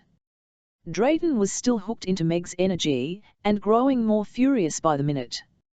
Since he couldn't cut the thread, Simon mentally grasped the shimmering strand and twisted a complex knot so that energy could no longer flow. Darkness vibrated angrily on the far side as Drayton hit the block. After a period of increasing tension, the darkness vanished, leaving only the silver strand. I believe I've stopped Drayton from reaching your mind, at least temporarily, Simon said. Is he gone? Her eyes widened. I can't feel him anymore. God be thanked. I don't want him in my mind ever again. She frowned. You said it's temporary. Since I was unable to sever the connection between you, I created a block so Drayton can't reach you. The block should hold for a while, though I don't know how long. You're safe for now, and with help, we should find a way to cut the connection permanently. But now we must leave the area before he can FMD us. Simon glanced into the forest, where the downpour had settled into a misty drizzle. Not that we would want to linger here anyhow. She bit her lip. I haven't thought about what I should do next. You are welcome in any Guardian household. We are about a day's ride from the country house of Lady Bethany Fox, head of the Guardian Council. We reach there, I'll send a message to London and ask her to join us. Lady Beth will be happy to give you a home while you come to terms with your new situation. Thank you for not abandoning me. Of course I won't. You saved my life. Drayton had every intention of killing me when he returned to the castle. Her gaze snapped back to him. Why would he want to murder you? He believed my natural magic was concentrated in the unicorn horn. By killing me, he could possess that magic for himself. Briefly Simon wondered why Drayton was so hell-bent on accumulating power, but that was also a question for another day. His injured hip was paining him, so he raised the edge of the cloak and examined the wound. The bleeding had largely stopped, but it would start again when he became more active. He scanned lightly with his fingertips, using a healing spell that reduced the chances of infection. Luckily the musket ball hadn't lodged in his flesh. Or the unicorn's flesh. Whichever, he was fortunate that the wound wasn't worse, but it needed bandaging or he risked bleeding to death when he started walking. That wound needs binding, Meg said. I can spare a petticoat. He wondered if she was reading his mind, or just being practical. Thank you. I will owe you a whole wardrobe when we get to safety. A glint of humour showed in her smoky eyes. I will need one. He looked away while she removed the petticoat. A few rips, and she was able to deliver a double handful of damp but clean strips. Do you need help? She asked. I can manage. Though a hip was not easily bandaged, he managed to fix a heavy pad over the wound. The two of them were getting adept at doing intimate things without offending the other person's modesty. When he'd finished with his bandaging, he rolled the kinks from his shoulders wearily. Apart from a phantom desire to stamp his hooves, he was as fit as he could be under the circumstances, so it was time to move on.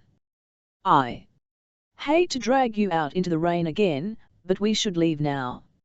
I left my horse in a field not far from the castle, and that's a long walk from here. I hope we can reach him before dawn, we don't want to be seen in that area." Meg cocked her head. "Why are you sure the horse is still there?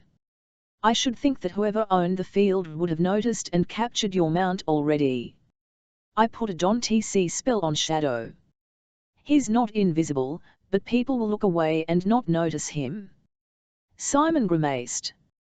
"Unfortunately, I left him saddled because I thought I would be gone a few hours at most and might need to leave quickly. There was grazing and water in the field, but he's going to be a very unhappy horse." "I can call horses," Meg said. "I should be able to bring him right to us."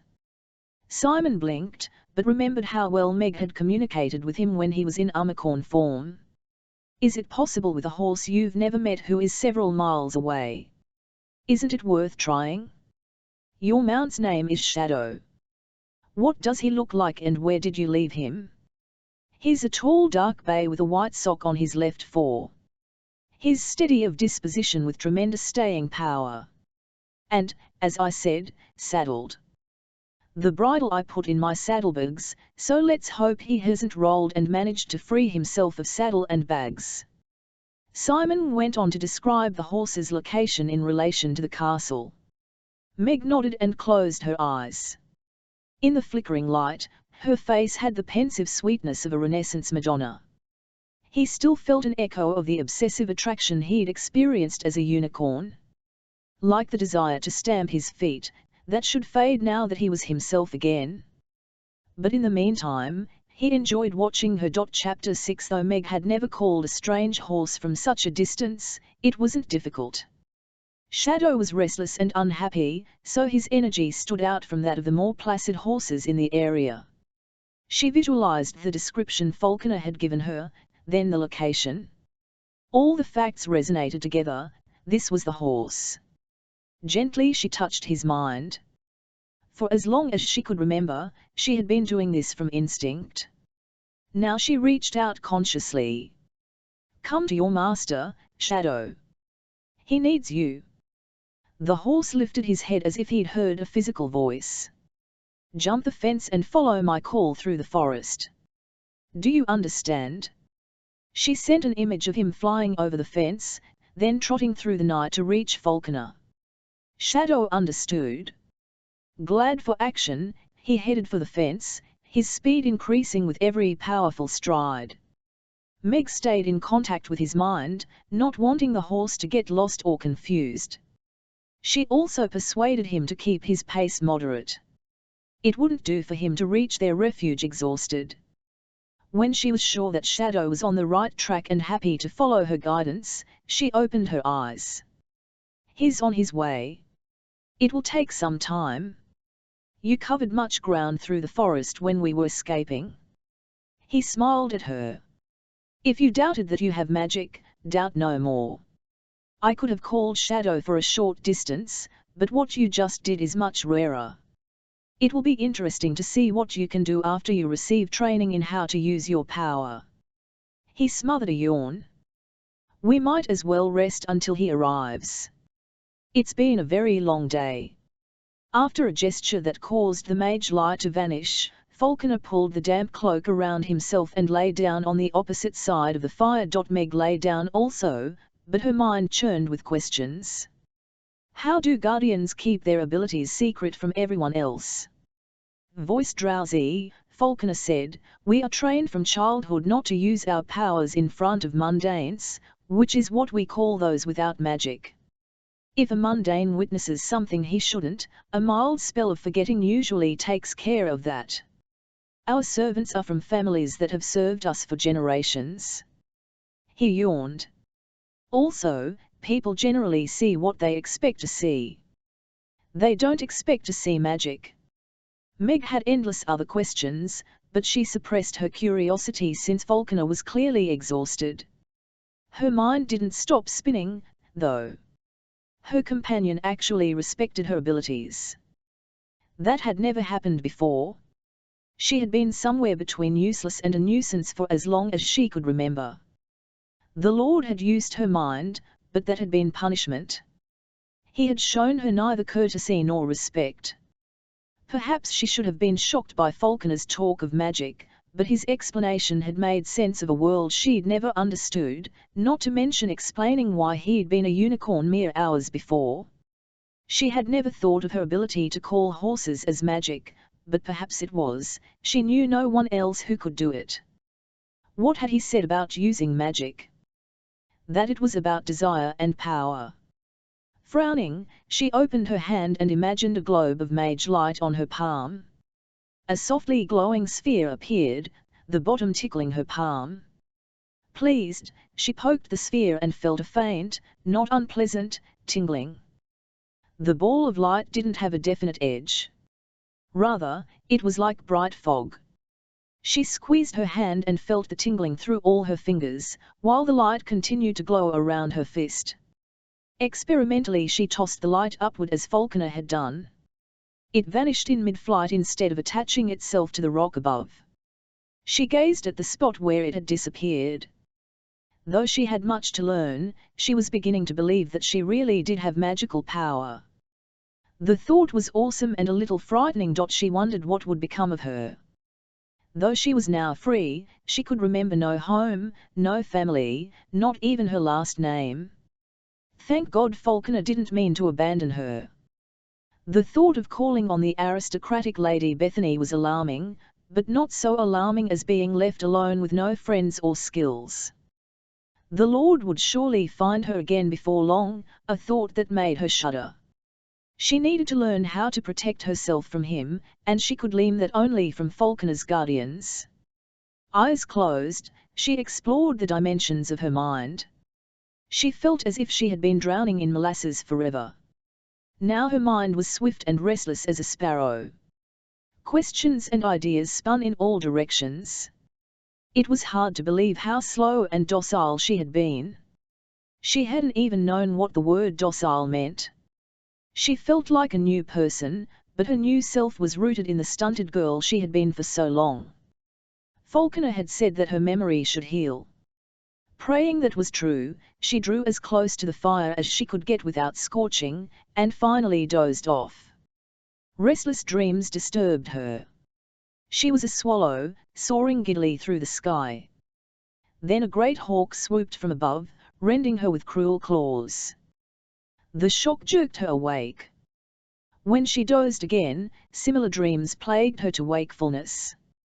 The rain had stopped and the sky was pinkening in the east when a soft equine whicker announced that Shadow had arrived. Simon was awake and on his feet while Meg was still blinking blearily. She wondered if he was a soldier to have such alertness. The horse butted his master in a demand for attention. "Your magic worked," Meg Falconer said as he greeted his mount affectionately. "Shadow has done some rolling in the grass, which did the saddle no good, but saddle and bags are still here."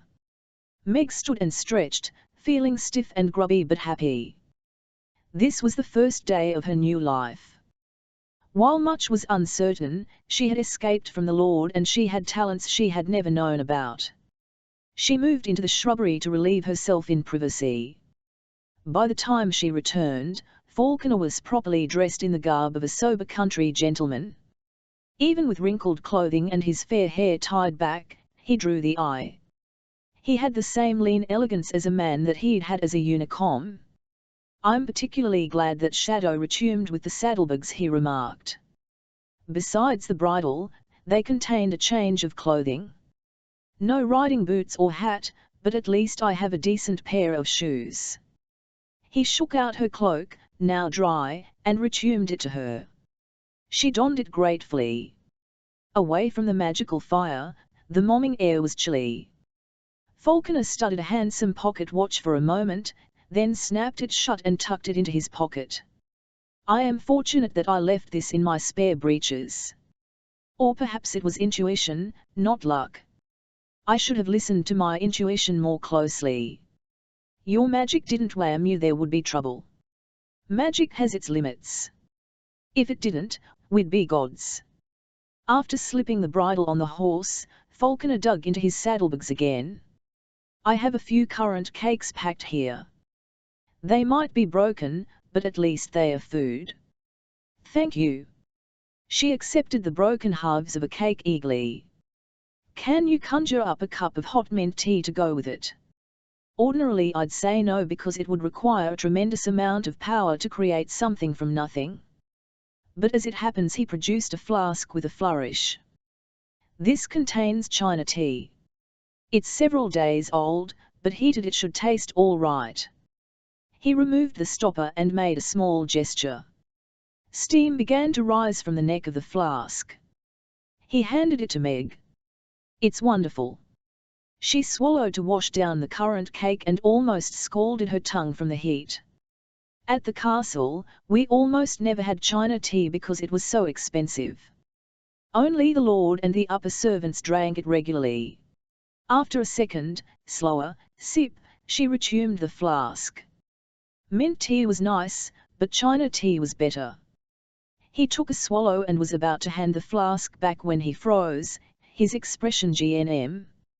Searchers are leaving the castle to look for us. The rain washed out our tracks last night, but the leader of the group has some magic, and it's being enhanced by Drayton. Time we were on our way. After Meg swallowed the last of her currant cake and washed it down with tea, Falconer stopped the flask and put it into the saddlebag. He swung up onto Shadow's back, then offered his hand to help her up behind him. After she settled onto the saddlebags, they set off toward the north. Shadow had such a smooth, steady gait that Meg hardly needed to hold on to Falconer. She glanced back toward their refuge, already concealed by greenery, and was startled to see that the horse left no tracks. You're able to make Shadow's hoofprints vanish. They exist, but a small illusion spell conceals them. A powerful mage would not be fooled, but the group from the castle might be. It will be interesting to see if Drayton's enhancement will enable our pursuers to see through my spell. This ability to enhance troubles you, she said tentatively. Drayton is using the energy of others in ways I have not seen before. That could be very dangerous. Falconer's voice was edged. I shall not underestimate him again. Meg kept a respectful silence for some time, but her curiosity eventually overcame her. Can you tell me more about guardian powers? For example, your ability to sense our pursuers leave the castle. With training, might I be able to do that? You should be able to SCRY, but what I did was different. There are a number of magics that can be done by any trained guardian. In addition, most of us also have some special talents, gifts that often run in families. Falconers have always been hunters. That includes skills such as sensing pursuit. What do you hunt? Other guardians, he said dryly. Most members of the families are thoughtful men and women who believe in our code of honor.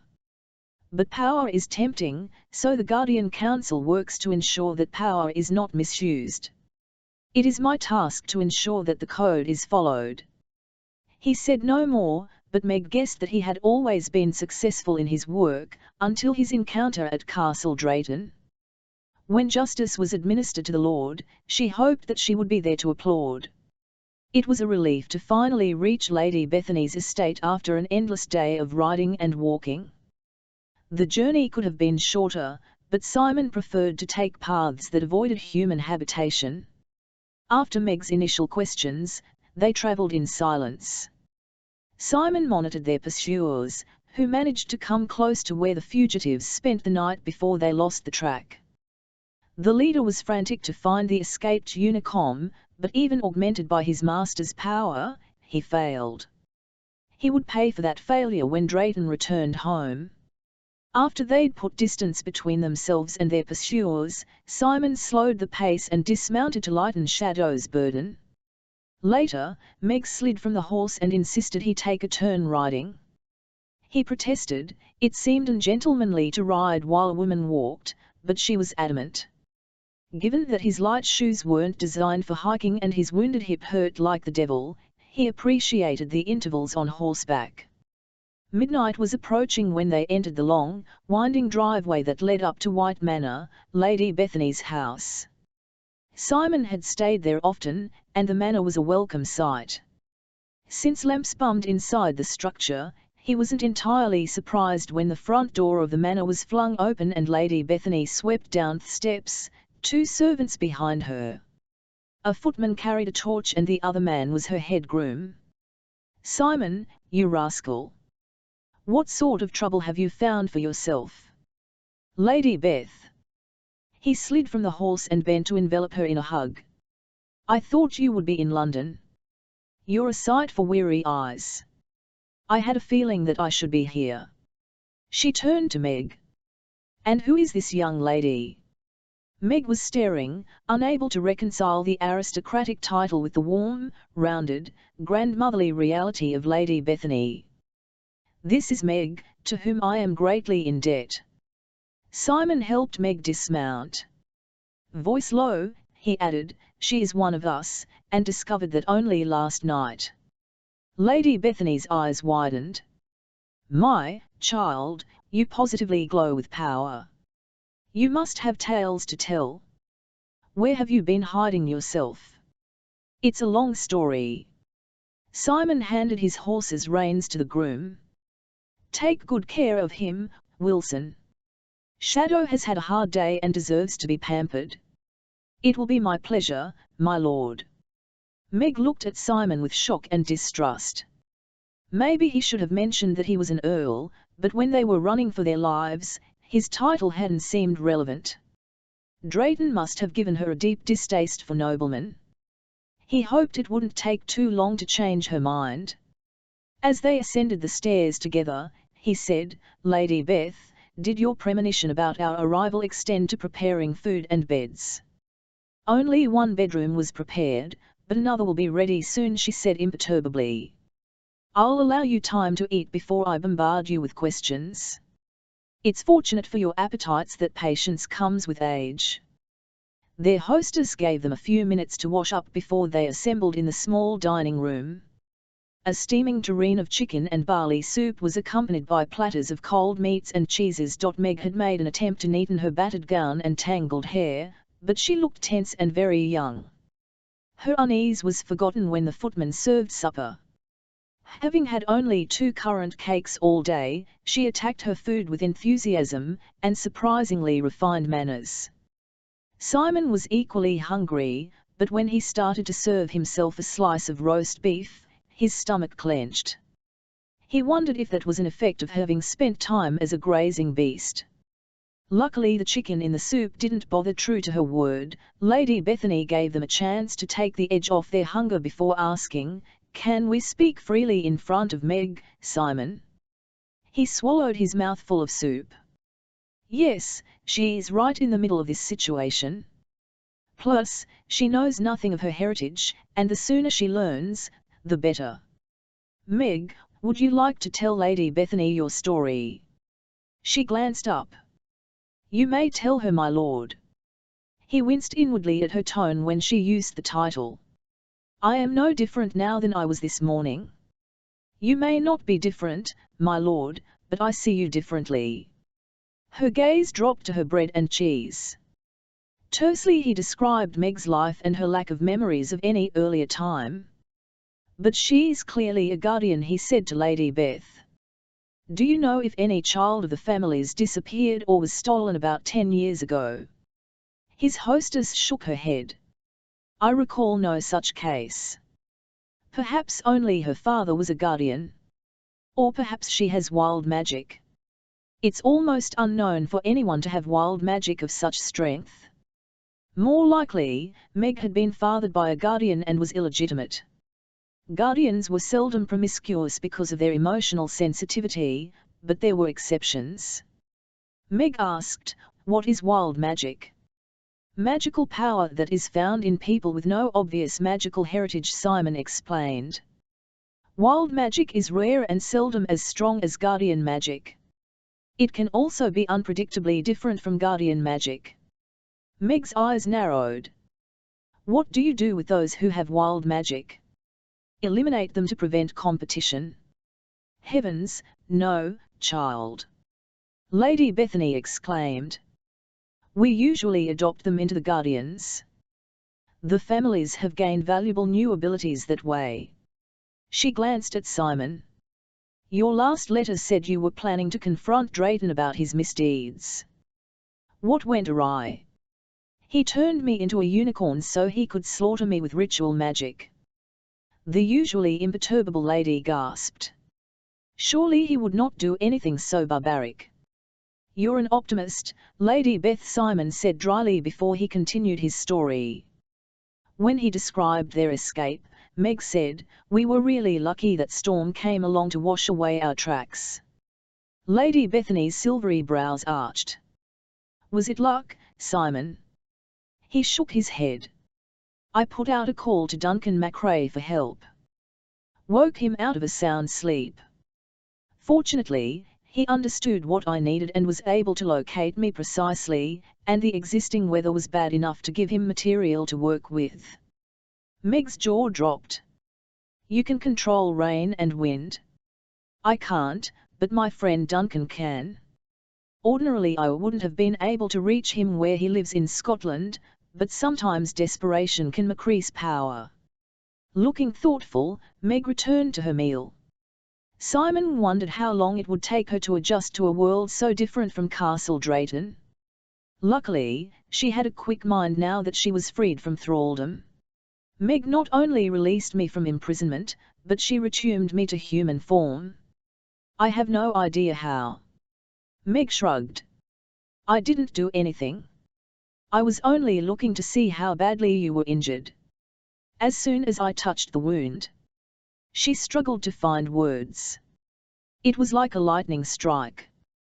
The air became strange, twisted, and you radiated heat. I'm not sure how long that lasted, but when everything returned to normal, you were a man. The heat makes sense, Lady Bethany said musingly.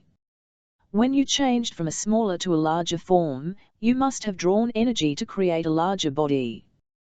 When you returned to the smaller form, you would have radiated that energy back to the world. But how did Meg's touch break the transformation spell? I had an open, bleeding wound, and Meg, you had received some grazes as well. Was there an open wound on your fingers when you touched me? Surprised, she said, yes. It was small, but there was blood. That's the answer. This young lady glows with raw magic. Lady Bethany's brow furrowed as she looked deeper. So much so that when her blood touched yours, the spell was broken. Or rather, suppressed for the time being. Simon frowned. You think that the spell might be revitalized? The older woman examined him with unfocused eyes. I fear so. The magic is still around you, and this sort of spell can be broken only by the mage who created it. His mouth tightened as she confirmed his fears. In other words, I might turn into a unicorn again at any moment. She looked troubled. I think the spell is unlikely to overcome you when you're aware and shielded, but yes, transforming again is a real danger. What if I meet Drayton face to face? Be very, very careful and keep your shields at full strength. This was not good news. I shall have to keep you close if that happens, Meg. I found that being a unicorn was not good for mind or spirit. Meg looked alarmed before recognizing that he wasn't serious. Perhaps you should carry a vial of guardian blood if you call on him again. That might actually work. Lady Bethany studied Meg thoughtfully. What of you, young lady?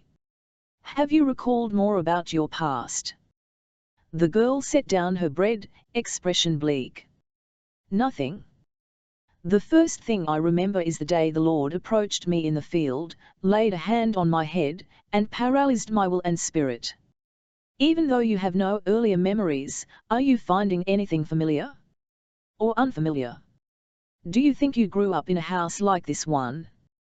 Meg studied the damask-clad walls and fine furnishings before she shook her head. No, this house is very grand and unfamiliar. Not like the castle, and not like any other place I've lived. I'm sure of that. Can you read and write? Meg hesitated. I I think so, but I didn't do either at the castle. Lady Bethany rose and removed a slim book from a drawer in the sideboard. Handing it to Meg, she asked, "Can you read this?" She opened the book warily, then relaxed. "Yes. It's difficult because I haven't read in so many years, but the words make sense to me." "So you had some education?" Her speech and manners are refined as well, Simon pointed out. "So she must have spent her childhood in a household of some substance." "Can you help me find my family?" Meg asked, her expression hopeful. "Your Mags, surely that can't be too hard. With 10 years gone by and no idea of where to start, finding your kin won't be easy, but we will certainly try." "I promise that," Lady Bethany said. "But not tonight. You're almost asleep in your chair, Meg. Let me take you to your room. A good night's sleep makes life look more possible." "Simon, I'll join you in the momming room after I've settled Meg. We have more to discuss." An understatement of major proportions. As he watched the two women leave the dining room, he wished he could believe that Lady Bethany would have all the answers he needed. But he knew better than to believe that, even for a moment. Chapter 7. Lady Bethany was right, Meg was ready to drop from fatigue. Nonetheless, she found it unnerving to leave Falconer, the only familiar person in this grand house. Though Lady Bethany had been nothing but kind, she had a degree of confidence Meg had never seen in a woman. During Meg's time in Castle Drayton, there had been few women in her life. The castle had been a coarsely masculine place. White Manor was very different, with her ladyship's feminine touch visible everywhere. At the west end of the upstairs corridor, Lady Bethany opened a door. "This will be your room. Usually I put my granddaughters here." Meg gave a sigh of pleasure when she entered the bedchamber, which was a fluffy, pretty confection of light colours and flowered fabrics.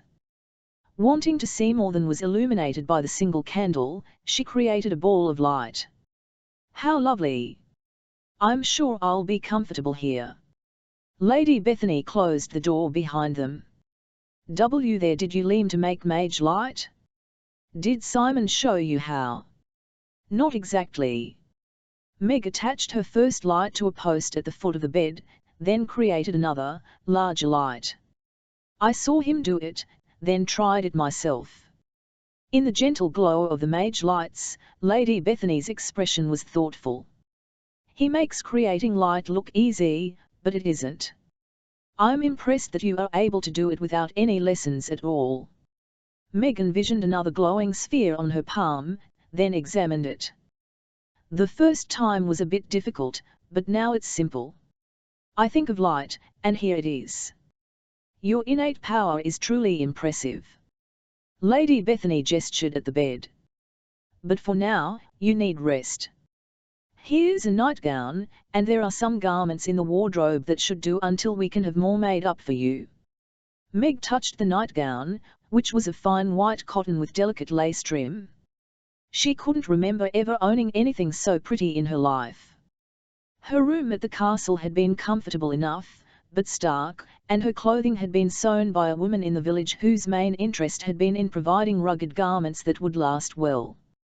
Meg had found beauty in the forest and the animals, but not in her daily life. "I don't know how to thank you," she said in a low voice. "What we give is yours by right. Sleep well, Meg. Everything will seem easier in the morning." Lady Bethany kissed Meg's cheek, then quietly withdrew. Meg raised a hand to her cheek, thinking that perhaps somewhere in the forgotten part of her life, there had been a mother who had kissed her with affection. Perhaps Meg had a living family. Praying that her memory would return so she could find her beginnings, she explored the room. The carpet was soft beneath her feet, and when she removed her muddy garments and donned the nightgown, it whispered smoothly against her skin. A pitcher full of hot water stood on the washstand. She washed her face and hands, thankful for the luxury. The comb and brush on the vanity table were backed with silver. As she brushed the knots from her hair, she began to relax. This world might be strange, but it was welcoming. Somehow, she would find a place in it. A glass of brandy in his hand, Simon prowled the momming room restlessly, tired but unable to settle down. Then he reached the fireplace. He ignited the coals with a snap of his fingers. Though the night wasn't cold, the flickering flames were comforting. Lady Bethany returned from taking Meg to her bedroom. "Did you know your protege can conjure mage light as well as you do?" His brows arched. "I didn't, but I'm not really surprised to hear it. When Drayton transformed me, he was drawing on a huge well of power, and most of it came from Meg. She'll probably be the fastest learning mage in Guardian history. Which means she needs good training right away, before she damages herself or others."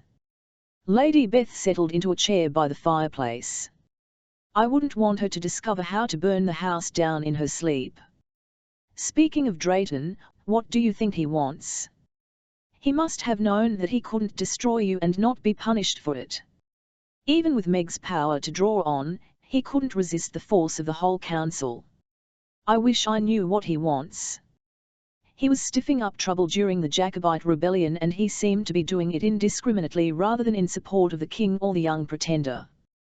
Simon lifted the poker from its hook and stabbed at the glowing coals. "Perhaps he feeds on pain and wants to create more of it. Perhaps, but I suspect that he has other goals in mind as well," Lady Beth said thoughtfully. "No Guardian has ever been a cabinet minister before. Members of the families tend to avoid such public positions. Do you suppose he craves worldly power?" "Unquestionably." Simon analysed some of the lower levels of Drayton's mind that he hadn't noticed consciously at the time. "But he wants more than power for power's sake. He has some other goal. One that is dark and twisted. Some sexual perversion." He almost laughed at the incongruity between Lady Beth's question and her demure countenance. "If so, I didn't sense that in him. His interests lie elsewhere. Do sit down before you pace a hole in my carpet, Simon." Lady Bethany leaned back in her chair. "I shall see if I can reach him and learn something. Be careful." As Simon took a seat opposite his hostess, he thought of the devastation he'd experienced at Drayton's hands. "He is dangerously unpredictable." Lady Beth ignored his waiming rather than point out that she was, after all, head of the British Guardian Council and one of the most powerful sorceresses in the land. She had a particular talent for communicating across long distances, so she might be able to touch Drayton's mind better than Simon had. "There he is, in London," she murmured. "My, what a dank, unpleasant mind." Power surged viciously in the room. Lady Bethany made a strangled sound, then crumpled into a small heap on the carpet. Simon leaped to his feet, swearing. Drayton had felt Lady Bethany's mind touch and was striking back. The fury Simon had suppressed since his defeat at Drayton's hands surged through him, multiplied by the rage he felt in Lady Beth's behalf.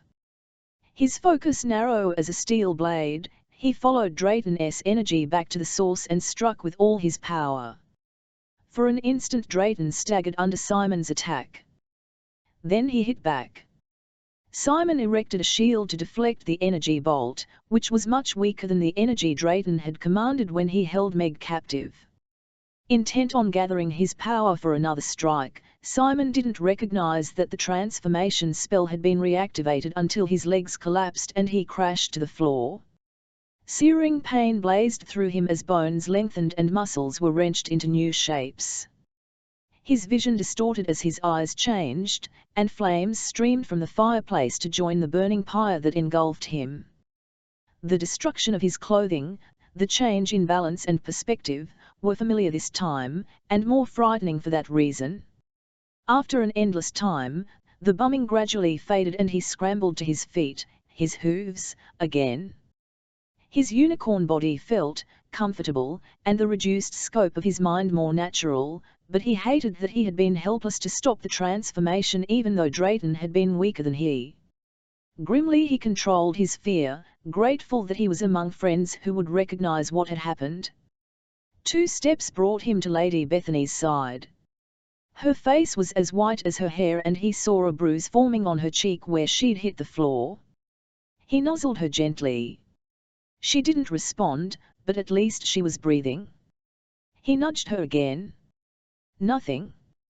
He supposed he could use his teeth to tug on the bell rope to summon a servant, but what would a servant make of a unicom in the morning room and the lady of the house unconscious? On impulse, he lowered his head and laid his horn against her cheek. Her eyes flickered open at the first touch. After a blink of surprise, she focused her gaze on him. I see that Drayton was able to invoke the spell again. Simon opened his mouth to reply and only succeeded in breathing warm air onto Lady Beth's face. She gave a shaky laugh and pushed herself to a sitting position. Can you understand what I'm saying? If so, tap your right hoof once. It took him a moment to recall the difference between right and left, but after he had that straight in his mind, he tapped the carpet. Good. Moving slowly, Lady Bethany attempted to stand. Seeing that she was having trouble, Simon bit into the neck of her gown and lifted. Thank you, Simon. When she was on her feet again, she smoothed out her rumpled gown. Even as a unicom, you are a gentleman. Do you mind if I touch your horn? Tap twice if you don't want me to. He considered. Having someone touch his horn was a strangely intimate act, but this was Lady Beth, who had been like a mother to him. He tapped once for yes. She reached up and clasped the horn. Fascinating. I can feel a power unlike any I've ever known. The aches I got from falling are fading as I speak. You said earlier that you couldn't do magic in this body, but as a unicom, you are magic. He snorted, wanting to convey that being a magical creature was not an improvement over normal life. She smiled a little. Let me see if I can touch your mind. 2 taps if you would rather I didn't. He tapped once. A moment later he felt her calm strength flow through him, but when he tried to form words and speak directly, he couldn't. She shook her head in frustration.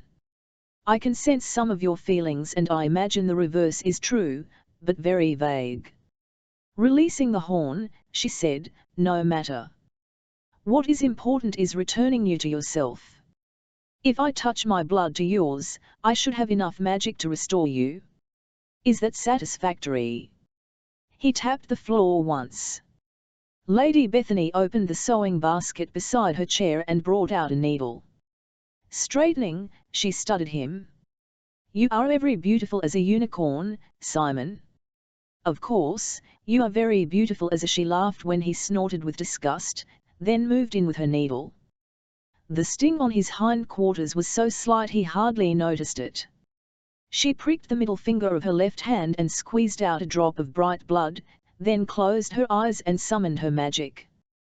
When the air around her began to shimmer with power, she touched her finger to his flank, her blood to his. A wave of itchy magic swept through him, but his body remained obstinately stable. He was still a unicom. She tried again. Though Simon again felt the magic, it had no effect on him. Under her breath, she muttered a word sweet little old ladies weren't supposed to know. I'm sorry, Simon. This isn't working. He swung his head, pointing his horn toward the upper floor, where Meg rested. Perhaps the legends were right and only the blood of a virgin would do.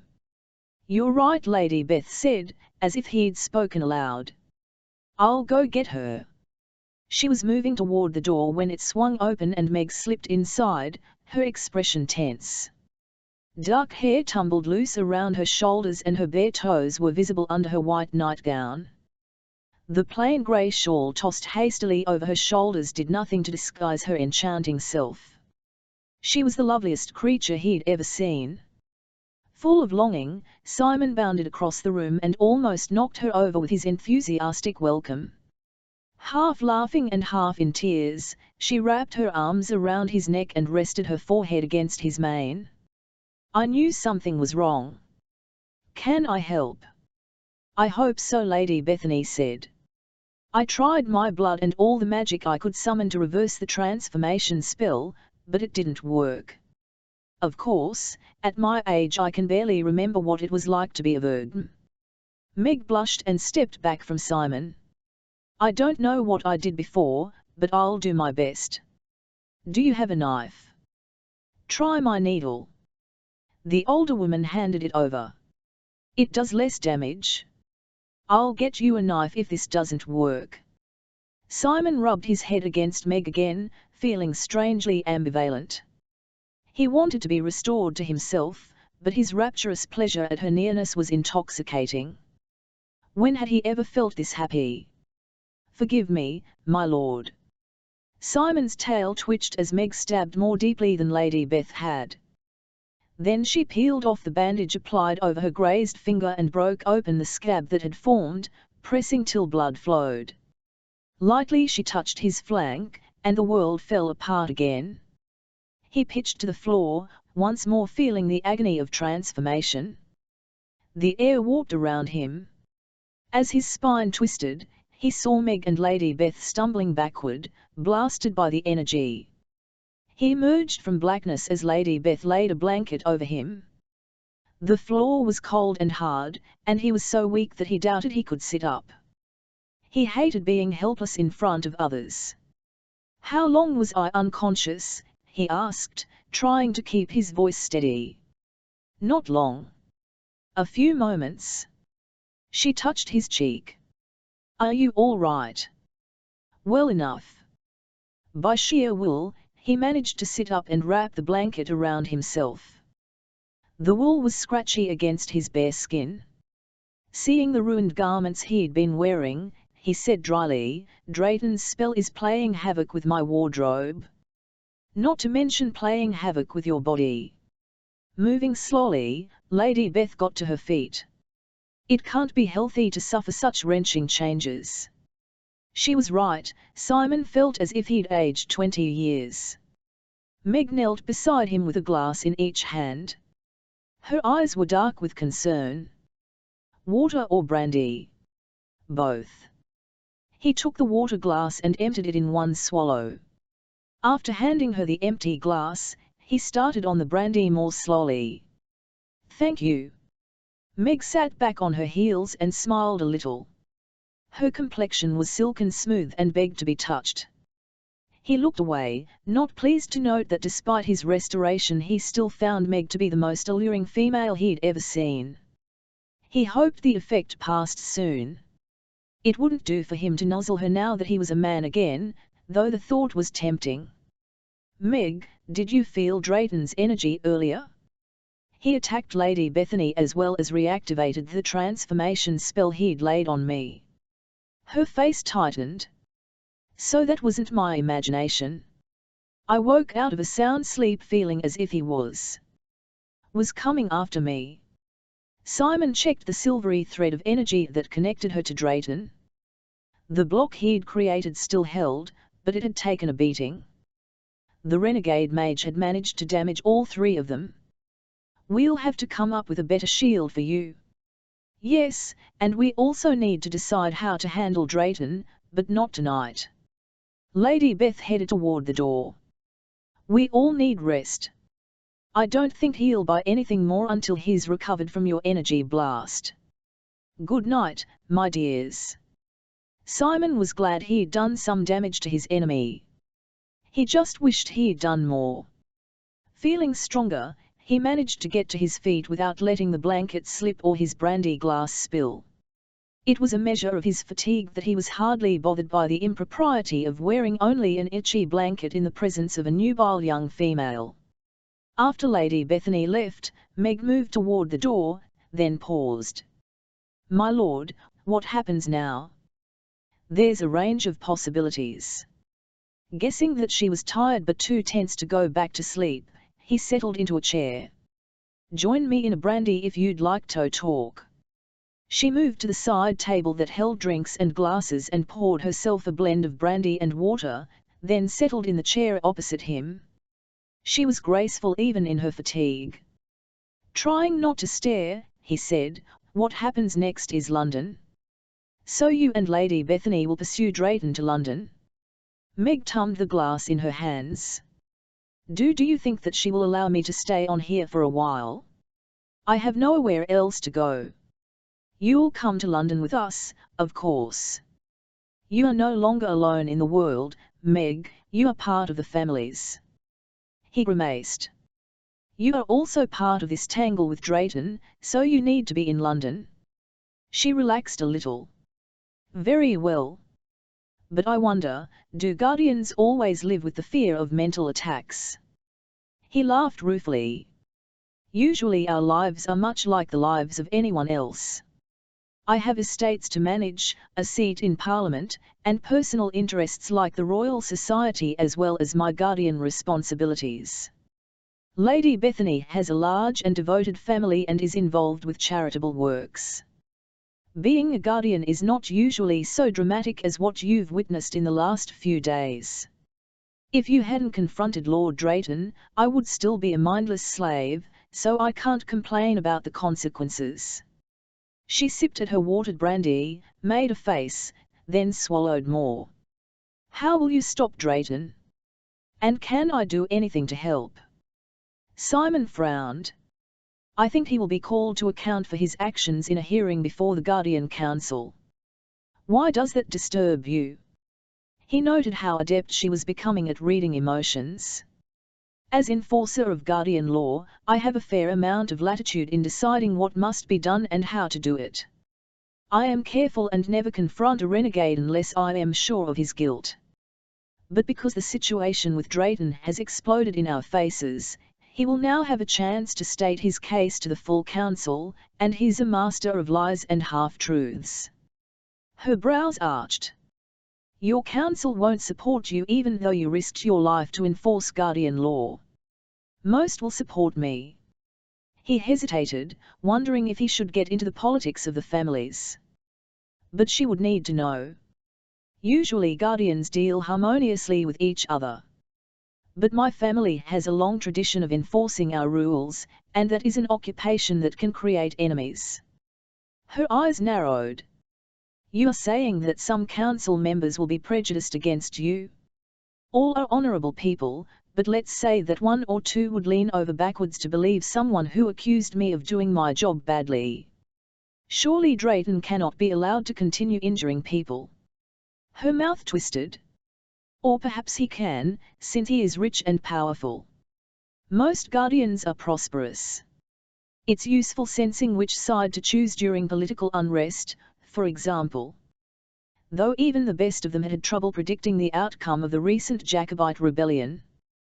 Based on what Drayton has done, I think it would take several master mags working together to strip him of his powers.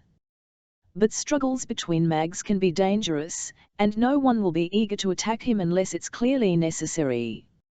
So if any council members have doubts about how dangerous Drayton is, he won't be sanctioned." She sat up straight in her chair.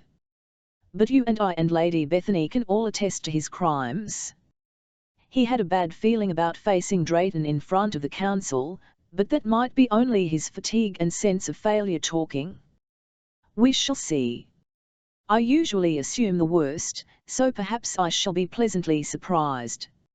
Her eyes shifted from soft grey-green to cool ice. "You and Lady Bethany say I have power." Effortless, she created a sphere of mage light, then tossed it into the air. "Teach me how to use it.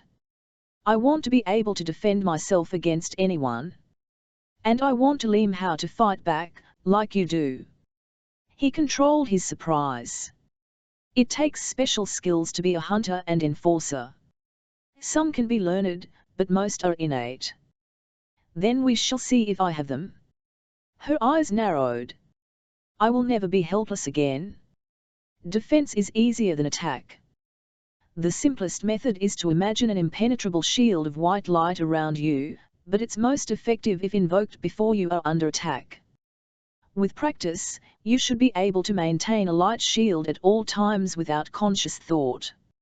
It can be equipped with an automatic trigger to bring it to full strength if you're assaulted. The fact that Drayton has an energy hook in you will compromise the shield to some extent, but it will still be useful. Her gaze became unfocused as she thought about it. Thank you. I shall practice shielding. As Simon studied the dense, rich power that glowed around her, he was glad that he was not her enemy. Chapter 8. After the long day and midnight drama, Meg slept as if she'd been drugged with laudanum, yet she woke at dawn tingling with curiosity. The knowledge that she had magical power made her want to learn how to use it. The previous night had proved that even Falconer and Lady Bethany might not be able to protect her from Lord Drayton. For a few moments he had surrounded her with suffocating power and ordered her to come to him. She had been perilously close to responding, even though the spell that had rendered her nearly mindless had been broken. If he'd been a little stronger, or if the shield Falconer had created had been a little weaker, she might have fallen under his control again. For her own safety, she must learn how to wield her magic. After washing with bracingly cold water, she investigated the wardrobe.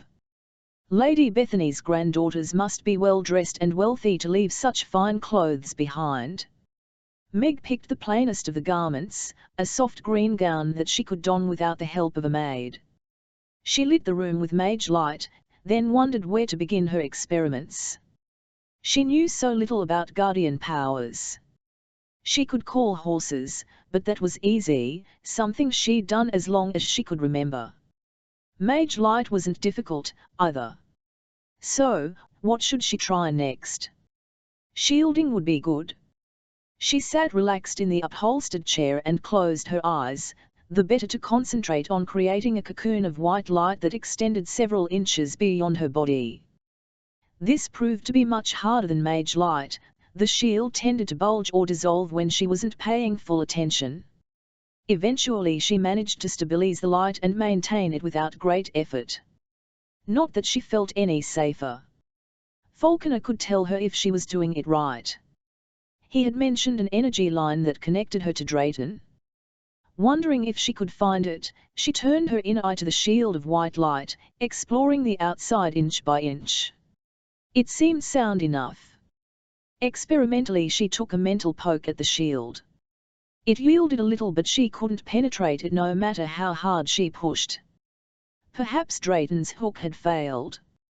No, damnation, there was the thread Falconer had told her about. A wisp of glinting light, it connected to her midriff from behind her back. She guessed the line was intended to be overlooked. Savagely she imagined a silver knife and slashed at the thread. The knife bounced back, unable to cut through the fragile-looking line. She tried several more times before giving up. If Falconer couldn't do it, she wouldn't be able to. Opening her eyes, she glanced around the room. Her mage lights had gone out while she was working on the shield. Though the sky was becoming light, the room was still dark. Perhaps she could create a spell that would keep a light glowing without constant attention from her. Perhaps an energy line such as the one that Drayton used? She created 2 new mage lights and tossed them into the air, mentally commanding, "Stay." Then she visualized a thread of energy running to each. A little experimentation proved that only a very small trickle of power was needed. Satisfied with the results, she turned her attention elsewhere. What might a guardian be able to do? She certainly didn't want to see if she could investigate Drayton, and she'd never again call him the Lord as she'd done when she was his slave. He was only a man, and an evil one at that. Was it possible to move objects with mental power? The mahogany desk had a quill pen resting on the polished surface. She concentrated on it as hard as she could. She was about to give up when she felt a mental shift, as if a key had settled into a lock. Slowly the quill rose to balance on its tip. In her delight, she lost concentration and the goose feather flopped onto the desk. She tried again, and this time lifting was easier. How long could she keep the quill upright? Her head was throbbing from concentration when the door opened and a young maid entered. "Hot chocolate, miss. Oh, please. Meg took the steaming cup from the tray gratefully. That time do people break their fast at White Manor? About half an hour from now, miss. You'll hear a faint gong, not so loud as to disturb someone sleeping. That means food has been set out in the room where you had your supper last night. As she left, the maid paused to straighten the quill, which had fallen crookedly across the desk. Tired from her efforts, Meg was content to sip her chocolate and watch the sky brighten outside. Already she felt less powerless. She'd been successful in her attempt to keep the lights glowing above her head. They were as bright as when she'd created them. A good thing the maid hadn't noticed. Closing her eyes, she let her mind drift, trying to see if any of her early life might come into focus. Nothing. Her memories still began with Lord Drayton in the meadow. Her failure reduced some of the pleasure she'd felt over her new accomplishments. It was a relief to hear a distant gong and head down to breakfast. She only got lost once. Falconer and Lady Bethany were already seated and eating. Meg paused in the door to study them.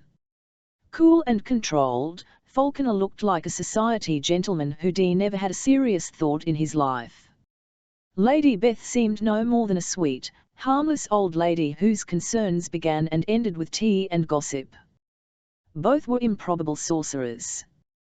The whole idea of sorcery was improbable, but Meg could not deny the evidence of her eyes. Her hostess glanced up. Help yourself to anything on the sideboard and join us. We're ready to start developing plans. She blinked.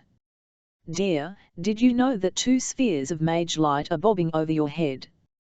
Meg glanced up, her face scarlet. She'd forgotten about the energy threads, and the globes had followed her like well-trained dogs.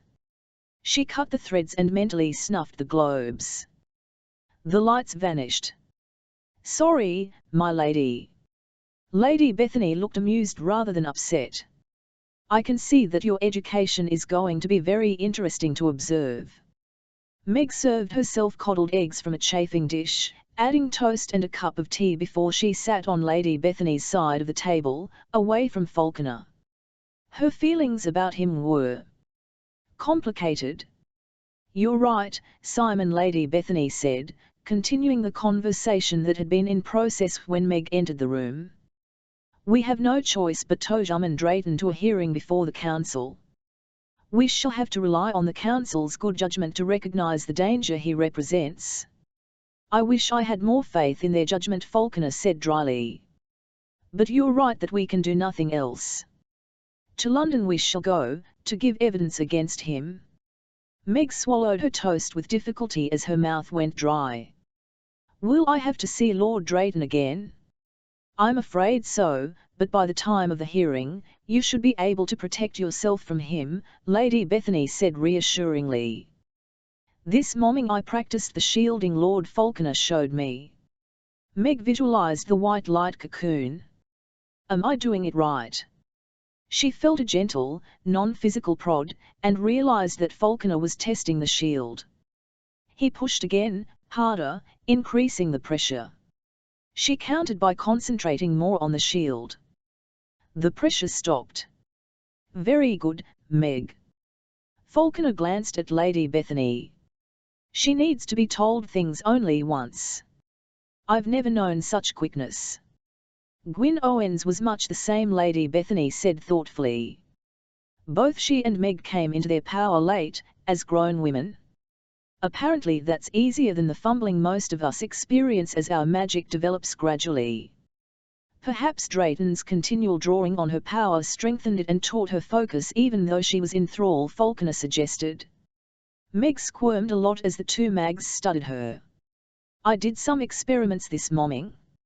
Am I doing this right? She glanced around the table for a small object to lift with her mind. There was nothing like the quill, so she concentrated on the silver spoon she'd used to stir sugar into her tea. It rose raggedly into the air. It was 2 feet above the table when Falconer breathed, My God. Meg's concentration broke and the spoon plummeted and hit her teacup. The fragile porcelain shattered and tea splashed in all directions, staining the white linen tablecloth. Lady Bethany had taken her in, fed and clothed her, and in return Meg was breaking her china. She grabbed her napkin and started blotting up tea. "I'm so sorry." "No need to apologize." Lady Bethany's delicate fingers touched Meg's wrist. "You have just demonstrated a most unusual ability, child. Being able to lift solid objects by pure mental energy is extraordinarily rare. Duncan moves weather, but that's not the same," Falconer said. "That a novice could lift a spoon with no training is remarkable." She blushed again at the admiration in his gaze. They might consider her a woman grown, but she felt like a girl in the schoolroom. Lady Bethany suggested, "Simon, when you've both finished eating, why not go for a walk with Meg in the garden? You can give her an idea of the different kinds of magic we know of. Though her experiments so far have been harmless, that might not always be the case." "A good idea." Humour glinted in his eyes. "Though I do look forward to seeing what Meg might develop on her own." Simon welcomed the opportunity to walk in the garden with Meg. Besides teaching her about guardian power, he could test his self-control where she was concerned. Granted, she was a lovely young woman, but his attraction wouldn't be so intense if not for their unicorn-virgin bond. The sooner he learned to control his attraction, the better. Though the night had been cool, the morning was pleasantly warm, with the richness of spring in the air. Lady Beth had found a pretty bonnet for Meg to preserve her complexion. Meg had accepted the bonnet demurely, though Simon suspected that she had been a bareheaded hoyden at Castle Drayton. As they stepped into the spacious garden, Meg asked, "Before we discuss magic, I have a question. You mentioned the Royal Society. What is that?" "A group of men who are interested in natural philosophy. The society is over 100 years old." His voice tummed dry. "Drayton is also a fellow of the society. We share an interest in mathematics and mechanics." Her brows arched. "Do you see him often?" "Not very. We have never been friends." Though neither had they been enemies, until now. Mathematics and mechanics, she mused. The very opposite of magic. He hadn't thought of it that way. "Perhaps it's how I maintain internal balance. The study of natural philosophy is a matter of the mind. Magic comes from somewhere else entirely." "Where?" The simplest questions were always the hardest. Ultimately, magic comes from nature, though no one understands the underlying rules, or why some people have the gift of shaping magic and others don't. So it's a mystery. "Then I shall concentrate on the how and not worry about the why. What sorts of magic should I avoid?" He started with the most dangerous. "Do not conjure spirits and demons, which are non-human entities of great and unpredictable power. Mags who are too curious or ambitious sometimes do this, and the results are never good." "Spirits and demons? Are you serious?" she asked incredulously. "Entirely." He hoped he wasn't giving her ideas. "But that sort of magic is rare and usually involves complicated rituals. It's not something you're likely to stumble on by accident. It's quite another matter to sense a ghost and strike up a conversation. That's usually harmless and sometimes educational." She glanced at him askance, her eyes more green than grey. "Now I am certain you're joking." "Word of honour, I am not." He gestured toward the far corner of the garden. "A ghost sometimes lingers by a ruin nearby. Shall we see if it's there today?" Meg's fingers tightened on his arm, but she nodded. As they approached a mound of old tumbled stones, which had been planted with flowers and shrubs to look picturesque, Simon said, "Open your mind. If you sense a presence that seems human, describe it to me." She nodded again, her eyes wide. They halted by the edge of the stones, and for a long moment there was no sound but the breeze rippling leaves and an occasional bird trill. "It's female," Meg murmured. "An older woman?" The stones were part of a gardener's cottage, and she was wife to a gardener who lived here. She was crippled, and on sunny days her husband would bring her out and put her in a chair so she could enjoy the sunshine and flowers. He nodded. "That's her. Can you ask her a question?" "I can try." Meg closed her eyes, then exhaled softly. "I asked her why she is here, and she said that it's because she was happy in this garden, sharing a cup of tea with her husband. On sunny days when her husband is busy with his celestial garden, I suppose would be the best term, she likes to come back and remember." Meg curtsied. "Thank you, Mrs. Jones. I shall be sure to call again if I can." Simon also sent a greeting to the ghost, whom he'd met before, then guided Meg away. As they moved into the cutting garden, she asked, "Are all spirits so pleasant?" He shook his head. "Not usually. That's why I thought that starting with Mrs. Jones was a good idea. Ghosts are often angry, occasionally vengeful. Sometimes they are lost or sad, eager to tell their stories to anyone who can hear them. I've had the experience of listening to a ghost's tale, then sensing the ghost vanish into the light." "By the light do you mean the presence of God?" Meg asked in a hushed voice. "Perhaps. I'm not sure.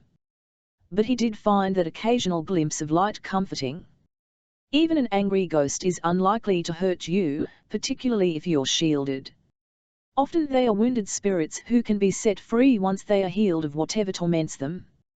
Some guardians take it as their mission to find such wounded spirits and help them so they can move to a better place." "That sounds like a worthy occupation." Meg looked hopefully around the garden. "Are there any more ghosts at White Manor?" "I don't think so.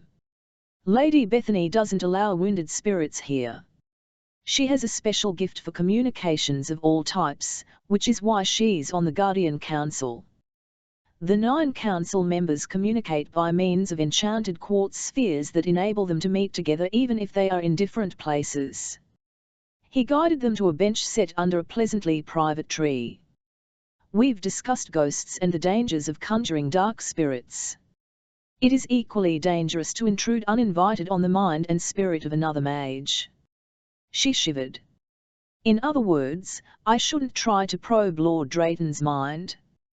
"Don't worry, I don't want to come near him either mentally or physically." Simon bent and plucked a violet that had sprouted by the leg of the garden bench. It was pretty and delicate, like Meg. Though she was less delicate than she appeared. "You've heard Lady Bethany and me speak of many forms of magic. It must be confusing. Is there anything we've mentioned you would like to know more about?" She pulled off her bonnet and looked up to the sky. "You said that your friend Duncan MacRae saved us by conjuring a storm. How is that done?" "Most guardians can move a cloud or freshen a breeze, but a true weather mage can sense the winds and temperatures for vast distances, and then shape them to his will. That is what happened the night we escaped from the castle. Duncan was able to build the existing storm into a major tempest to cover our flight into the forest." Her brow furrowed and he could see that she was trying to sense the weather. One of the clouds above accelerated faster than its fellows for a minute, then vanished. "I moved a cloud, but I can't seem to feel larger patterns," she said. "Perhaps I will do better with practice." "It's possible, but the most powerful weather mags are invariably male. Some magics are more often found in men, and others in women." "What are some of the female abilities?" "Women tend to be stronger healers and they read emotions better. There is also the enchantress, a sorceress whose allure can turn male brains to rubble." He studied the violet and thought of Gwyn Owens, wife to Duncan MacRae. As beautiful as she was intelligent, Gwyn could make monks riot if she chose to turn on the full force of her power. Luckily for men, there are few enchantresses. "Is there no male equivalent of the enchantress?" Some men have a powerful ability to attract women, but that magic doesn't seem as strong as the female version. Or perhaps females are wiser when it comes to attraction. Certainly he didn't feel very wise when he gazed at Meg. Though he knew how wrong it was to have such feelings for a girl under his protection, the desire to touch her was increasing, not fading. He reminded himself that she wasn't a girl but a woman. Her softly molded features had an innocence that must come from losing so many of her growing years, and in some ways she was like a 14-year-old girl. But when he looked into her eyes, he saw a depth of pain that no one could experience and still be a child. Without conscious volition, his hand moved and tucked the violet behind her ear. It was an effort to pull his hand away rather than trace the line of her ear or cup the blossom-smooth curve of her cheek. Don't think only of magic, Meg. Take time to enjoy life, as you weren't allowed to do for the last 10 years. Her gaze narrowed, and the energy between them thickened with sensual awareness. No, Meg wasn't a girl at all. She was a woman in her prime who was hungry for experience, and who looked at him with eyes that mirrored his longing. He leaned forward, his conscience screaming, "This is a mistake." But it would only be a kiss. One simple kiss. Her soft lips were inexperienced but willing. Desire surged through him like a tidal wave and shattered his vaunted self-control. He wanted to bury himself in her, soothe the ragged edges of his spirit in gentle feminine strength. He slid his arms around her, marveling at her supple warmth as he deepened the kiss. "Meg," he whispered. Brave Meg, the warrior maiden. She didn't stop kissing him, but she placed her hand in the center of his chest in an uncertain attempt to keep him from going too fast. The simple gesture broke through the flood of his yearning, reminding him of all the reasons he should keep his distance. Not only was she under his protection, but an innocent who had already been robbed of too much by a heedless guardian. Passion turned to fury with himself. He pulled away. "I'm sorry, Meg. I shouldn't have done that." Her hand slid from his chest to his wrist, holding him from withdrawing as she stared at him with confusion. He had taken a piece of her innocence with his kiss, and he hated himself for that. It took a moment for him to recognize that magic was crackling around him and that the boundaries of his human form were weakening. Drayton's cursed spell was flaring to life. "Damnation, not again," he said helplessly. Meg's expression changed to swift comprehension. She raised his hand and bit his third finger hard, drawing blood. As the pain jolted him, she ripped the bandage from her wounded finger and broke the scab to release crimson blood. She pressed her finger to his, and Drayton's spell dissolved, harmless once again. Heart hammering, Simon moistened his dry lips. Even as a near miss, Drayton's spell was draining. "Thank God for your quick thinking, Meg." Carefully he removed his hand from hers. "It's like walking on thin ice, isn't it?" she asked, her face pale. "At any moment it might crack beneath you." Before he could reply, Lady Bethany appeared, breathing hard. "Thank heaven you're all right, Simon. I felt a rush of magic and thought to find you a Umacornagam. Not this time, but only because Meg acted so quickly." He rose to give Lady Beth his seat, then described what had happened. "Perhaps you really will need to keep a vial of virgin blood with you if the spell can activate at random," Lady Bethany said, troubled. "Meg, would you be willing to contribute?" Before Meg could answer, Simon said, "The spell isn't being triggered randomly. I was angry both times the spell reactivated. I think that anger, the loss of control, weakens me to the point where the spell can take over." He paced back and forth, his muscles tense. "I suspect that the more often I transform to the unicorn form, the more beast-like my spirit will become, and the easier it will be for the spell to overpower me." Meg looked away from him. "You were angry with me, Lord Falconer." "No." Though he wasn't proud of revealing his weakness to Lady Beth, it couldn't be avoided. "Lady Beth, I kissed Meg. I think that the lingering effect of the unicorn-virgin bond is undermining my sense of what is proper. I was so angry with myself for behaving badly that Drayton's spell started to overcome me. So anger is the key. Lady Beth's brow furrowed. Forgive me for asking, Simon, but I must know. You're sure it was anger that made you vulnerable, not desire? He thought back to those disturbing moments. It was definitely anger. I've been attracted powerfully to Meg for some time, and even when I kissed her, Drayton's spell didn't manifest. Only when I came to my senses and became furious with myself did the spell come alive. Lady Bethany looked from Simon to Meg and back again. The two of you will have to stay very close together in London. Meg, you have the ability to stop Simon from transforming.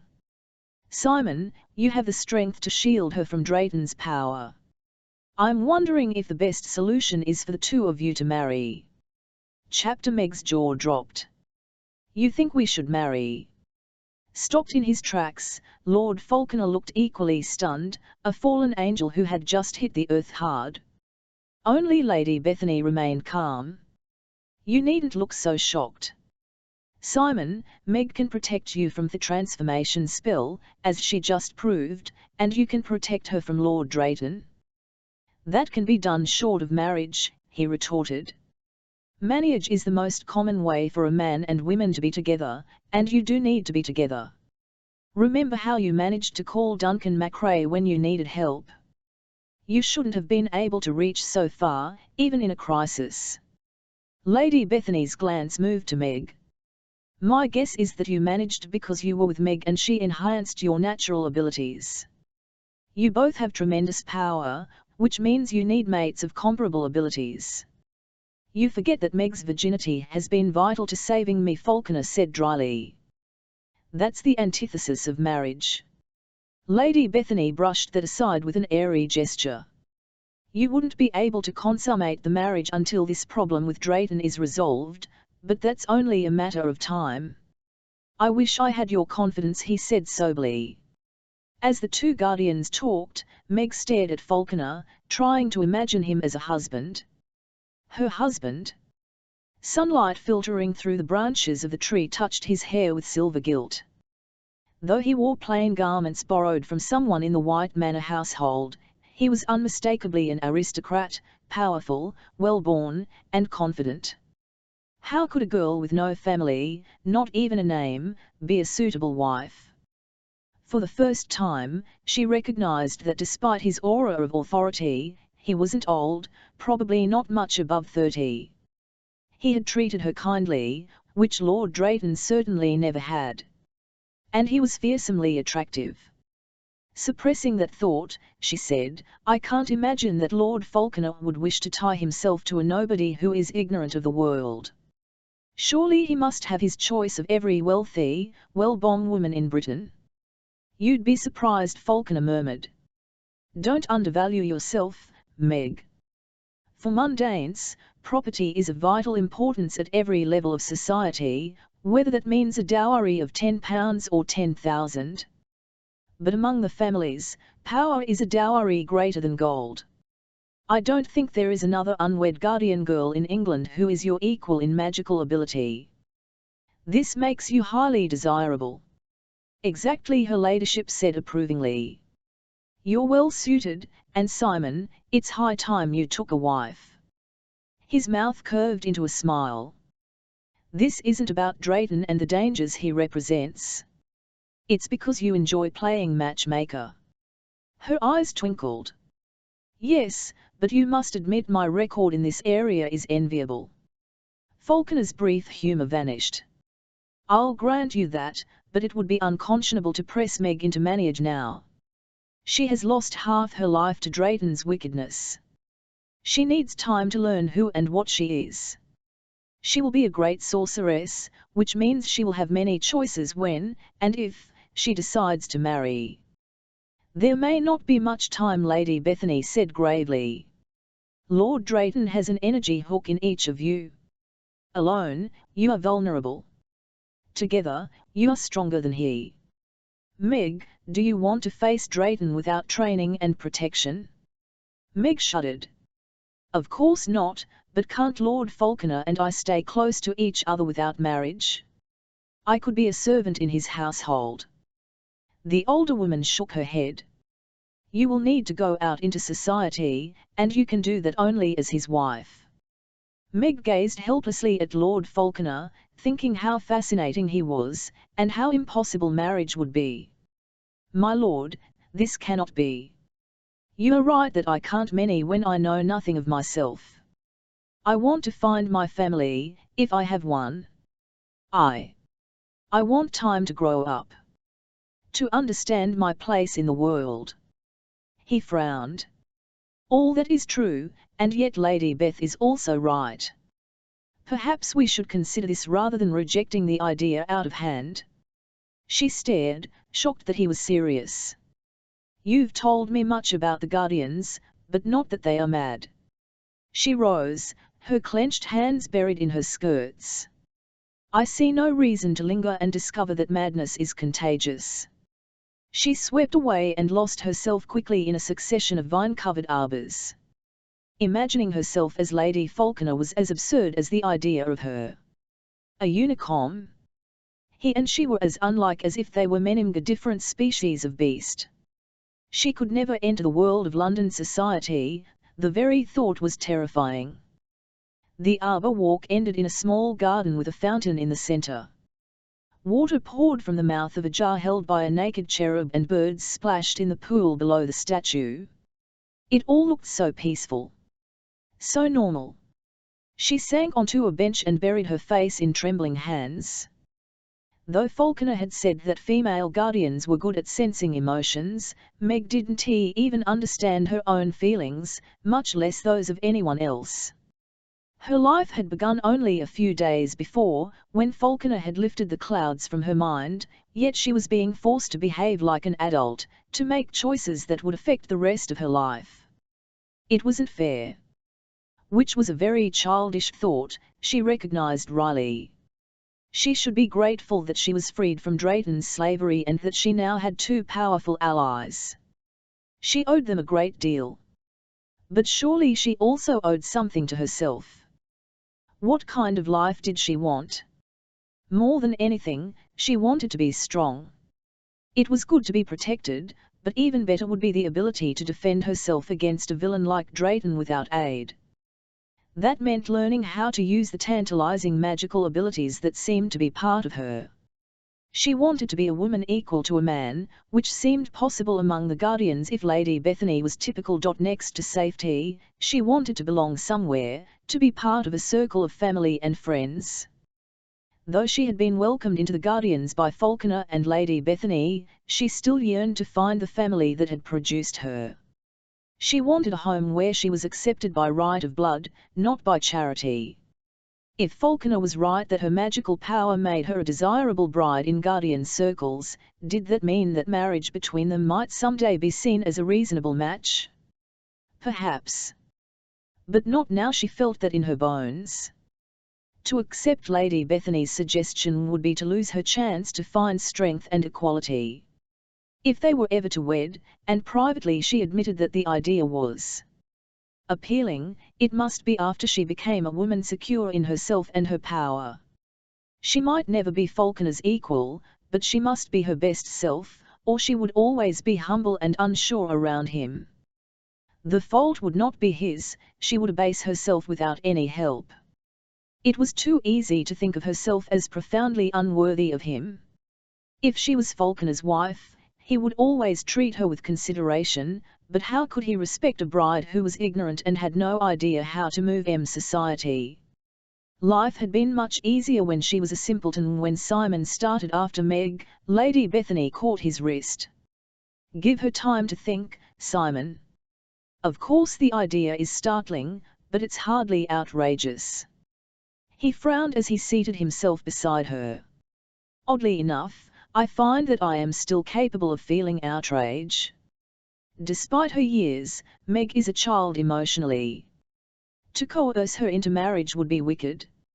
I find it interesting that neither of you said that the idea of marrying the other was personally distasteful. Lady Beth smoothed her skirts over her knees. Do you find her attractive? Simon started to protest, then resigned himself to speaking the truth. With Lady Beth, there was really no other choice. Of course I find her attractive, but my wits have been scrambled by a spell and I find myself wanting to lay my head in her lap. She laughed. Are you sure that's entirely because of Drayton's magic?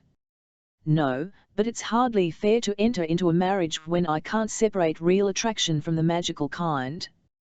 His mouth twisted humorlessly. Women tend to find men of the Malmain family difficult at the best of times. Meg mustn't be coerced when she has no idea what she would be getting into. The fact that your parents' marriage failed doesn't mean that yours will suffer the same fate, she said softly. Failed was such a mild word to describe the living hell that was his parents' union. No, but you can't blame me for being wary. I think that my cousin and his boys would be worthy heirs to the Falconer title if I leave no son to inherit. Lawrence is a fine man, but he hasn't half your power, and his sons don't, either. In your generation, only you have the full Malmain gift. The title is of no consequence, but the families need you to pass on your power. There is never a guarantee that children will match their parents' abilities. True, but mating powerful mags does improve the odds. She shook her head.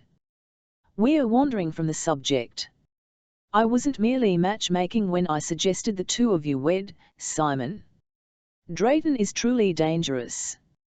I sense that his goal is one that can change the course of British history. Perhaps the world. Her quiet voice was chilling. Simon went still as her words resonated with the hammer impact of truth. Do you have some sense of what he plans? She sighed.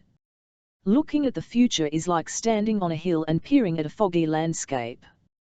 A few scattered hilltops can be seen thrusting from thinnest, and perhaps some shadowy shapes are dimly visible.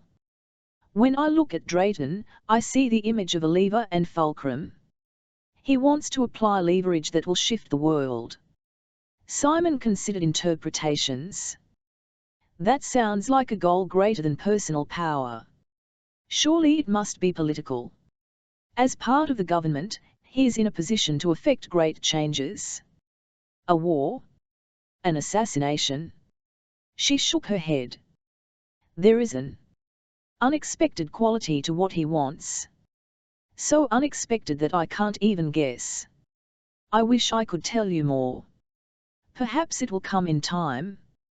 He would ponder the question himself. Most guardians had some sense of possible futures and occasionally flashes of true knowledge, but accurate foretelling was rare. Lady Bethany toyed with the wedding band she still wore despite years of widowhood. I feel that you and Meg must work together to thwart Drayton's aims, but quite apart from that, I believe that you are meant to be with each other. His gaze sharpened. The way you thought Duncan and Gwyn belonged together? They are happy now, but getting there was the very devil, and they started out better suited than Meg and me. In worldly terms they suited, but magically speaking they appeared to be badly mismatched. Lady Beth spread her hands. Every marriage is unique. You and Meg have much to offer each other. Think about that. The tender warmth of Meg's essence echoed in his mind. Thinking about marrying her would be easy. It would be much harder not to think about it. Meg stalked from the gardens into the fields beyond. When she saw horses in a pasture, she climbed onto the fence and mentally tested their natures. She had always done this, she realized, but never with such consciousness or depth. Horses were soothingly simple compared to humans. On impulse, she called a sweet-natured chestnut mare and slid onto the horse's back from the fence. As she hitched her skirts above her knee, the mare danced with pleasure. Shall we have a good gallop, sweeting? Knowing the mare wanted to run, she used her mind to spur them across the field. Then they reached the far fence, the mare soared over, her mane whipping Meg's face. Meg had never felt so much at one with her mount. Why had she bothered with bridle and saddle all these years when she could control a horse with only her mind? Spirits rising, she spent the day exploring the rolling hills of White Manor on horseback. This time alone in nature was like the best part of life at Drayton Castle, when she was free to wander as she chose. By the time she returned to the house, it was near the dinner hour and she had decided on her course of action. A bath and another handsome gown awaited. Lady Bethany must have a granddaughter very close to Meg's size. The young maid, Nell, appeared and helped her dress and style her hair. Before leaving, the girl said, "Her ladyship sent these for you to wear if you like, miss." She drew a box containing a delicate gamay necklace and matching earrings from her apron pocket. How lovely! The garnets would complement the red in the floral print of her gown. Meg fastened the necklace around her neck. "I can't wear the earrings, though. My ears have never been pierced. I can pierce them for you, miss." "Thank you, Nell," Meg said gratefully. Tomorrow would be a good time. She checked her appearance. Anyone who didn't know better would think she was well bred. Girding herself, she headed down to the small salon, where Nell said family and guests gathered before dinner. She hoped Lord Falconer and Lady Bethany wouldn't be too angry with her for running away from the morning's conversation. She needn't have worried. The two of them were chatting easily, Falconer braced by the mantel, while her ladyship relaxed on the sofa. Lady Bethany looked up at Meg's entrance. "Good evening, my dear. You look very fine. Did you have a pleasant day?" "Relieved," Meg said, "very. It was calming to explore the estate." Falconer asked, "Would you like some sherry?" She accepted but eyed the stemmed glass warily. "I don't know if I like sherry." "There's only one way to find out. Be careful, though. It's much stronger than ale or small beer." His blue eyes were warm. Not like a lover's, but friendly. She sipped at the wine and managed not to sputter at its strength. After a second sip, she decided she liked the sweet, nutty flavor. Even a small amount made her feel more relaxed. "I've made up my mind. I won't marry you, Lord Falconer, but if you and Lady Bethany wish it, I will pretend to be your wife for as long as is needful to stop Lord Drayton from his wickedness. After I leave London, you can tell people that I died in the country of a fever or in childbirth. That will leave both of us free." After a moment of shock, Falconer said caustically, "Should I mourn your death greatly? Or shall I act greatly relieved to be free of you?" Meg felt his anger with her inner senses more than from his tone. Uneasily she recognized that she was asking him and Lady Bethany to lie to everyone they knew. "I'm sorry. I don't like the dishonesty, but it would keep the two of us together in a way that isn't permanent. You can't appear in society as Simon's wife, then show up again later as a single woman," Lady Bethany pointed out. "People would be bound to notice. I have no desire to return to London society after this affair is settled." Meg's long ride had clarified her thinking. "My greatest wish is to locate my family. I will put this aside for now, but as soon as my role has been played, I will leave London. I think my family must be somewhere in the border country between England and Wales, and I will look as long as I must to find them." "What if you have no family?" Falconer asked quietly. "I have to believe that somewhere people missed me when I was gone, and will be happy to have me back." Meg looked away, ashamed of the quaver in her voice. "There are guardians who will be able to help in your quest," Falconer said, tactfully ignoring her distress. "I might be able to help, myself. I'm a good finder." She supposed that was part of being a hunter and enforcer. If he would turn his formidable talents toward looking for her family, she would have a chance of success. But that must wait. "If you don't want me to pretend to be your wife, we could have a false betrothal and break it later. As Simon's betrothed, you couldn't live under the same roof." Lady Bethany frowned. "Marriage is the only solution." "No." Anger burned through Meg and exploded into words. I have been Lord Drayton's puppet for half my life. I will not be yours merely because you treat me more kindly than he did. A volatile mix of energies crackled through the room too swiftly for her to analyze them, and the two guardians stared at Meg as if she had turned into a unicorn herself. She clamped a hand over her mouth, shocked by her own rage. After a charged silence, Lord Falconer said, "Meg is correct, Lady Beth. The fact that our intentions are honourable does not give us the right to coerce her." After a moment, the older woman nodded. "I'm sorry, Meg. Coercion was not my intention, but that was the effect." A faint smile curved her lips. "I would rather not stir your temper again." She gestured at the vase on the table beside her. The lilac stems clustered there had withered to brown husks. Unnerved, Meg touched one of the dry flowers. Brittle blossoms fell to the tabletop. "Did I do that?" "Most of it," Falconer replied. "The shields Lady Beth and I pulled up for protection didn't help. When you lost your temper, you blasted energy in all directions." His gaze rested on the dead lilacs. "The sooner we begin your education, the better. Now that Drayton's spell has been lifted, your emotions have come alive, and that has consequences." "Indeed." Lady Bethany eyed the lilacs briefly before shifting her attention to Meg. "If you refuse to have a real marriage, I suppose we must settle for a pretend one.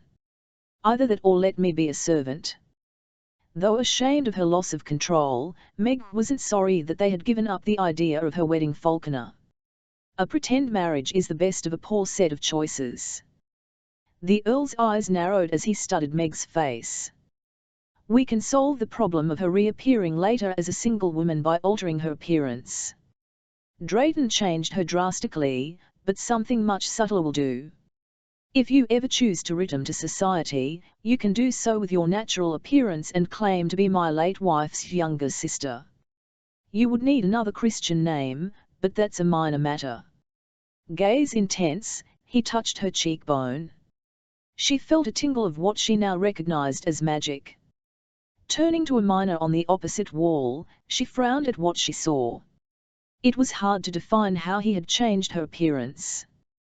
Perhaps her features were a bit more regular and her eyes larger, but if so, the differences were small. Yet she no longer looked like herself. She hated that, even though he had made her more attractive. "Falsifying myself makes no sense when I am trying to discover who I really am. Better that I use my real face and voice now. There will be time enough to change my appearance if I ever decide to return to London." "Very well, if that is your preference." He glanced at Lady Bethany. "Are we all in agreement?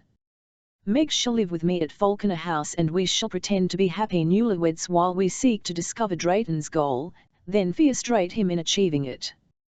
When that is accomplished, Meg is free to leave London, and we will do our best to help her find her family. We shall have to agree on a story of how you two met and married," Lady Bethany observed.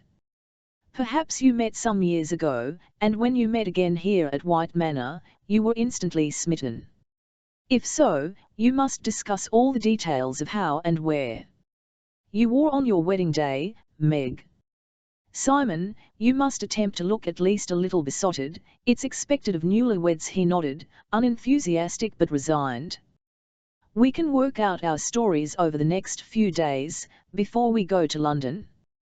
The cool discussion of deception made Meg uncomfortable, but she had no choice. She owed her companions a great deal and she was glad to do what she could to repay the debt, as long as marriage wasn't required. "I hope that I shall also receive instruction in the uses of magical power." "That goes without saying. You will have your choice of the best teachers of the families." Falconer took her hand, bowing over it with consummate grace. "May we have a fulfilling and happy false marriage, my dear Meg." She managed to smile and reply lightly, and hoped that she would not regret tumbling down the opportunity to be truly his wife. Chapter 10. Meg stared out the carriage window, fascinated and repulsed by the teeming, filthy, smelly London streets. I didn't know there were so many people in all of England. She watched as 2 carts filled with produce got their wheels locked together. The drivers vaulted out and started screaming at each other. As the carriage continued along the cobblestone street, a vendor grinned and waved a piece of gingerbread at her. Through the glass, she could hear the woman call, "Fresh hot gingerbread for my lady." The carriage passed a small crowd that had formed around a juggler who was keeping 5 knives in the air. It had rained earlier, and filthy water ran down the gutters. Well-dressed matrons picked their way across the street wearing wooden pattens that kept them above the worst of the muck. As Meg stared at the continually changing scenes, Falconer took her hand. "Are you using your shields? Being amidst so many people is an immense mental assault." Meg felt cool, soothing energy flow from him to her. "I became careless about my shielding," she admitted as she corrected the lapse. "How do all these people endure being right on top of each other?" "Habit," he said succinctly. "I think London is proof that most people have at least a touch of power. True Londoners use that power to block out the worst of the tumult, and feel bored and ill-used if forced to visit the country." Meg laughed. "Now I understand why most guardians spend a good deal of time in the country. It must be hard to do magic in such a clamour of energies." "One becomes accustomed, but it is an adjustment every time I return to the city," Falconer admitted. "Luckily, my house is in Mayfair, which is rather quieter." To Meg's relief, he was right. After her raucous introduction to the city, the streets became wider and quieter, the houses larger and more imposing until eventually they pulled up in front of a grand mansion on a square. Falconer stepped from the mud-splattered coach and offered Meg his hand. "Welcome to your new home, my lady." Meg took his hand and climbed down to the cobblestone street. Despite the high-intensity education about London's social life she had received in the last several days, she was tempted to turn and bolt. "Falconer House is very grand," she ventured. "Larger than necessary, but it's been in the family for some time, so I suppose I must keep it." He tucked her hand in his elbow and led her up the stairs to the house. "I shall be glad to put off borrowed clothing and wear my own." Meg glanced down at her handsome travelling gown. She would have to offer deep apologies if ever she met the granddaughter whose wardrobe she had pillaged. "I would like that, too. Shall I have a mantua maker attend you here, or would you rather go out to a salon for fittings and fabric selections? You need a wardrobe worthy of a countess. That will cost you a fortune." "I have a fortune." "Several of them, in fact," he said, amused. "You must dress the part, Meg, or it will reflect badly on me." She sighed.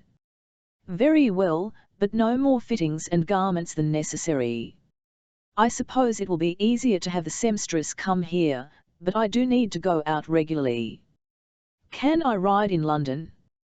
"There are several parks that are good for riding, but you must always be accompanied by me or a groom." She started to protest, then subsided. "I suppose I have no choice but to live in this cage I've agreed to." "There is always a choice, Meg," he said seriously. "Sometimes the choices are poor, but there is always more than one way to proceed. At least in this case, you won't have to pretend to be a countess for long." "How long?" she asked. "Weeks? Months? Years?" "Weeks or months, perhaps. Not years." Before Meg could reply, the great double doors swung open to reveal a dramatic foyer. Once more she suppressed an urge to bolt. Falconer had been born to such wealth. Meg hadn't, of that she was sure. The liveried and powdered servant who had opened the doors bowed deeply. "Welcome home, my lord. There was some concern about the delay in your return." The man darted a curious glance at Meg. "I had a good reason, Hardwick. Please summon the rest of the staff to meet the new Lady Falconer." Falconer bestowed a fond smile on Meg. Hardwick couldn't quite conceal his surprise, though he did his best. It will be my pleasure. He bowed again, this time to Meg, then left to summon the staff. This won't take long. Falconer loosened Meg's grip on his arm. I'm sure the blood will start flowing again soon. She smiled wryly. It's hard to relax knowing I don't belong here, my lord. He regarded her with his penetrating blue eyes. Perhaps it would help if you call me Simon, at least when the situation is informal. Then you can forget that I'm a lord. His suggestion made sense. Very well. Simon. A silvery greyhound came racing into the hall, toenails scratching frantically. He was about to throw himself on his master when Falconer said, "Down, Otto." Quivering with excitement, the dog sat, its gaze fixed on Falconer, who bent to ruffle the long ears. "Sorry to be away so long, old fellow. Meet your new mistress. Meg, Otto." Otto, Meg. She found herself regarded by huge, spookily intelligent eyes. The hound solemnly offered her paw. "The pleasure is mine, Otto," she said as she shook the paw, then scratched the handsome head. "He'll remember and defend you now," Falconer remarked. The servants began to assemble, bright-eyed with curiosity about Falconer's new wife. Scullery maids and chambermaids. A grand cook, an even grander valet. Footmen, hall boys, and so many others that Meg lost track of the names. And this was only one of Falconer's residences. She did make a special note of Falconer's secretary, Jack Landon, a quiet young man who was also a guardian. He ran the household, and as soon as possible, she would beg him to continue doing so. Falconer Simon himself escorted her to her new rooms, Otto pattering behind them. Not only did she have a magnificent bedroom, but also a sitting room and a dressing room. "I shall get lost in here." She removed her bonnet and rubbed tiredly at her temples. "What do you think of London?" She grimaced. "Mad. Beautiful and terrifying. Full of raw, brawling life. I couldn't understand the cries of most of the street vendors. It's like a new language. It won't take long for your shields to strengthen so that you'll only notice the voice of the city if you deliberately listen to it. I hope you're right. At the moment, I feel as if a hive of insects is buzzing in my head." "Why not rest through the afternoon?" he suggested. "There will be a mound of urgent business on my desk, so I'll busy myself with that until we dine." "Very well. Then perhaps I'll explore the house." He smiled. "Just pull a bell rope if you get lost." "Until later, my lady." Otto beside him, he withdrew. Meg did lie down briefly, but her mind was too active for her to rest, so she rose and began exploring her new home. Occasionally she met servants and inclined her head in a friendly way, but she didn't ask any for directions. It was more interesting to wander. And she did, from the kitchens to the attics. Though she avoided Simon's study, where she heard the murmurs of him and his secretary, there were plenty of other things to discover. The house was richly furnished, but it had an air of disuse, as if it longed for more people to move through the high-ceilinged rooms or to dance in the long gallery. At the back of the second floor, she found a small room containing a frame and sewing box that had been used by Simon's mother many years ago. Meg scooped up a handful of the richly coloured silk thread and had a faint, clear sense that she had done embroidery in the past, but she had never enjoyed it. She tried to envision a scene when she had embroidered, a place, a time, a teacher, but with no success. She returned the silks to the box, frustrated. At length she ended in the library, thinking she could at least practice her reading, which was improving swiftly now that she was no longer bespelled. She was absorbed in a volume on gardening when a footman entered the room and presented a silver tray with a card placed precisely in the middle. Remembering that this was how visitors made their presence known, she took the card and read the Honourable Jean Macrae. There were Macraes among the guardians. "Please show the lady in." She expected an older woman like Lady Bethany, so she was surprised when a petite redhead of about Meg's age was shown into the library. "Forgive my calling without a formal introduction," the newcomer said with a charming hint of Scotland in her voice, "but your husband and my brother have been lifelong friends, so I am perishing of curiosity to meet Simon's bride." Remembering the storm that saved her and the unicorn, Meg said, "Is your brother Duncan MacRae?" The visitor nodded. "You've heard of him, I see. Please sit down, Miss MacRae. Shall I ring for refreshments? Later, perhaps. And please, call me Jean. We Scots are an informal lot." Jean perched on the sofa. "I'm staying with Lady Bethany. When she returned today from a mad dash to the country, she suggested that I call on you. Are you here to teach me?" Meg assumed her visitor must be a guardian, but didn't want to be specific until she was sure. Jean grinned. "Though Lady Beth is assembling a team of tutors for you, I would be useful only as an example of what not to do. Lady Beth thought we might offer support to each other, since I am also new to London."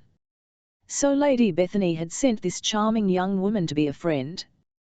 Beginning to relax, Meg asked, "Why are you a bad example?" "I have some power, but I've never learned to use it well. I was always busy running the estate, since no one else in the family was of a practical turn of mind." Jean shrugged. "My brother was so gifted that I decided it was easier to concentrate on cattle and cottages.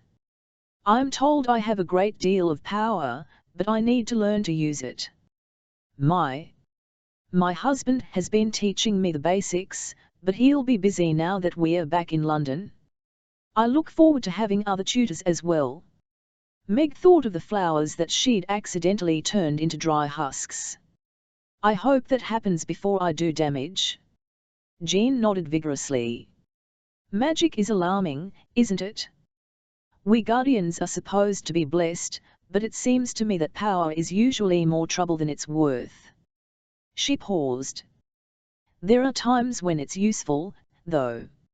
Meg felt a distinct wave of pain from Jean as she spoke. There was more to Jean MacRae than a saucy hat and green eyes. "Some dreadful thing happened to you," Meg said slowly. "Or should I pretend not to have noticed? You really are talented." Jean glanced away, her expression flat. "I lost my sweetheart in the Rising. At the Battle of Culloden Moor." "I'm so sorry," Meg said, feeling the sorrow of that death as vividly as if it were her own. Even as simple Mad Meggie, she had heard the stories of Bonnie Prince Charlie and the bloody battles that surrounded his rebellion. "Aren't you going to ask which side he fought for?"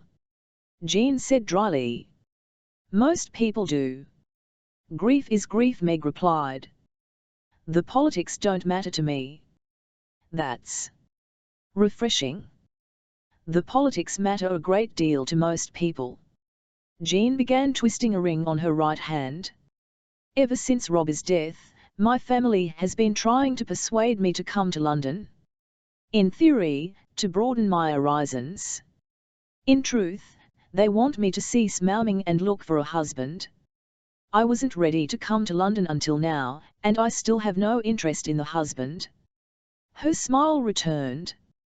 "But London is definitely entertaining." Meg decided that she and Jean had a great deal in common. They each had experiences that set them apart from other young women, and neither of them was keen on matrimony. "Shall we get into trouble together?"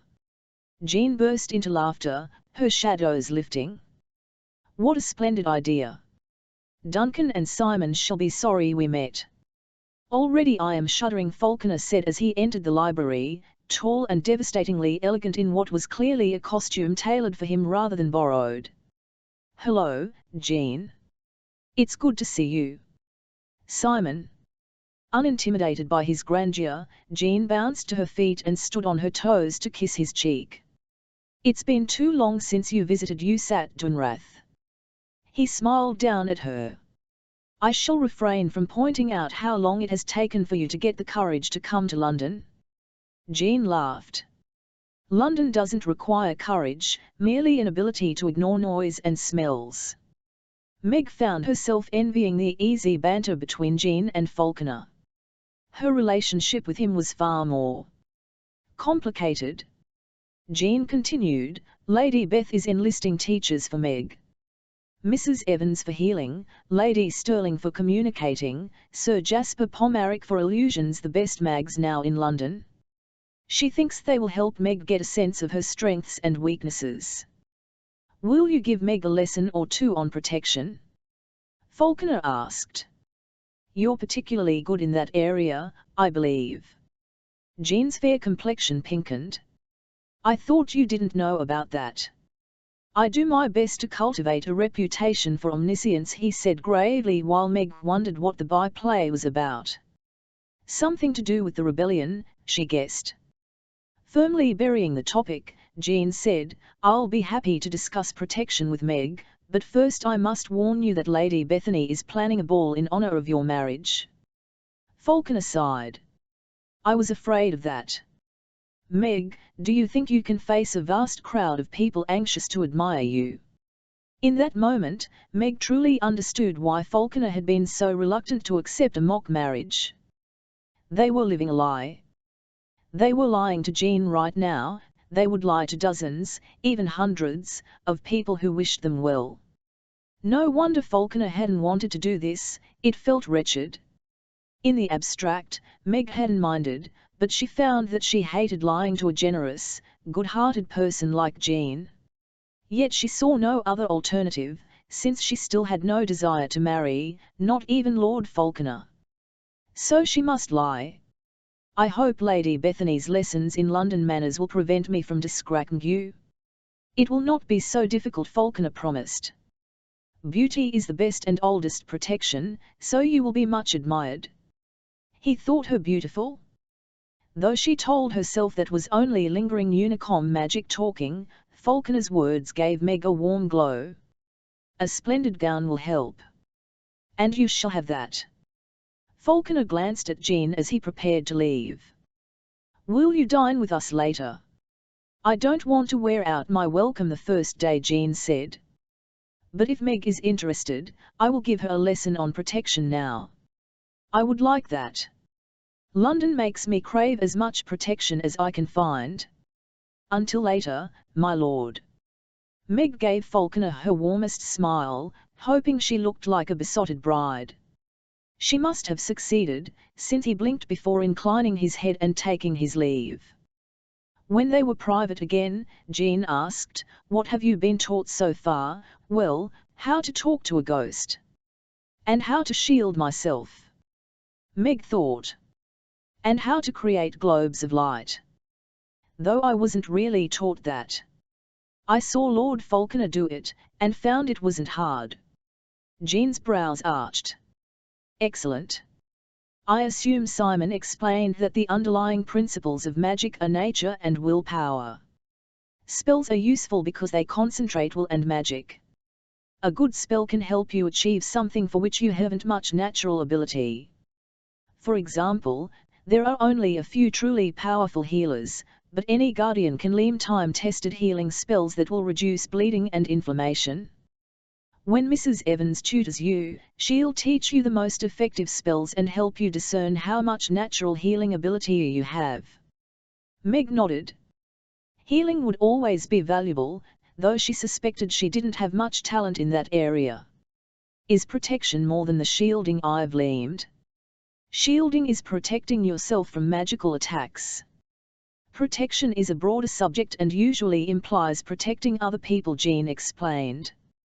For example, say you are trying to save a group that is being pursued by enemy soldiers who want to kill them, and you're traveling through hill country with few places to hide so many men. Meg doubted that the example was chosen at random. What would one do in such circumstances? Make them invisible? That's almost impossible. Much easier is a look-away spell, which makes pursuers disinclined to look at the person or object you've bespelled. Meg thought of the escape from the castle. If she'd known this magic, they might not have been wounded. If this spell makes it possible to hide in plain sight, I most certainly want to learn it. There are limits, but it's surprisingly effective. Jean's eyes narrowed. Can you tell me what is hanging on that wall? Well, Meg examined the wall in question. There are 2 paintings of the countryside. And she hesitated, realizing something wasn't right. What? She forced herself to concentrate. How remarkable. There's a framed map of the world to the left, but I didn't notice that at first. That's what a Don't-see spell can do. I'll show you how to create one later. Jean gave a pleased smile. When hiding my imaginary group of men, I did more. Would do more. Having men lie down and use whatever cover they can find, even if it's only a shrub or a rock, is surprisingly effective because a good protection spell can multiply the effect far beyond the shrub's physical size. If I understand correctly, an illusion spell could create a different hillside. Wouldn't that be better than a Don't-look spell or increasing the hiding power of shrubs? Convincing illusion spells require a great deal of magic, and they are difficult to maintain for long, Jean explained. The rule of thumb is to choose the solution that requires the least power. You never know when you might need it for something else. Meg frowned. Falconer said that Drayton had put an illusion spell on me to make me ugly, and he used my power to maintain it. That was clever of him. How did you look? Meg hesitated, trying to remember. If she let her energy flow went into a familiar pattern. Like this, yes, it goodness. The changes are small, the texture of your skin, the planes of your face, the dullness of your hair, but the effect is enormous. You look like a different person entirely. Jean considered. There may be times when creating this false appearance quickly could be useful. No, thank you, Meg said dryly as she returned to her natural self. I'll invent my own ugliness if ever that is needful. I want nothing of Drayton's around me. Understandable. Jean stood. Self-defense spells protect from physical harm. My brother's wife, Gwyn, is a master of those. Ask her to show you how to do them when she and Duncan come to London. Some self-defense spells strike at the attacker, others are designed to prevent harm. I'll create one of those so you can strike with your magic. You'll find that it's like hitting soft glass with your mind. Very odd. I don't want to hit you, Meg said doubtfully. You won't hurt me, I promise, Jean said firmly. You need to practice with power, not just listen to me chatter. Go ahead, visualize striking me with power. Meg closed her eyes and imagined gathering power into a glowing white club. When the image felt strong, she opened her eyes and mentally whacked Jean with it. The imaginary club swept Fonvar, and Jean was knocked sprawling. Dear God! Horrified, Meg knelt beside the other woman. I'm so sorry. I'm fine, truly. Jean pushed herself to a sitting position and shook her head. The protection spell spared me from real injury, but I'm amazed that you had the power to knock me down. Meg offered her hand to help Jean up. I don't want to do this again, I can't bear the thought of hurting someone. You're right that magic is more trouble than it's worth. You can't stop now. This is just getting interesting. Jean grinned. Instead of me being a bad influence, you're becoming a good influence on me. I actually want to study more magic. Chapter 11 David, it's time for you to call on Lord Falconer. David White glanced up from his workbench. There's no more reason to believe he'll be at home today than any of the other days since he failed to appear for our original appointment, Sarah. Earls do not break appointments, my love. They are called to higher duties and with luck they'll turn up eventually, his wife said pragmatically. At least Falconer responded favourably to your original letter, and he has a reputation as a fair man. He's our best hope. At this point, he's our only hope.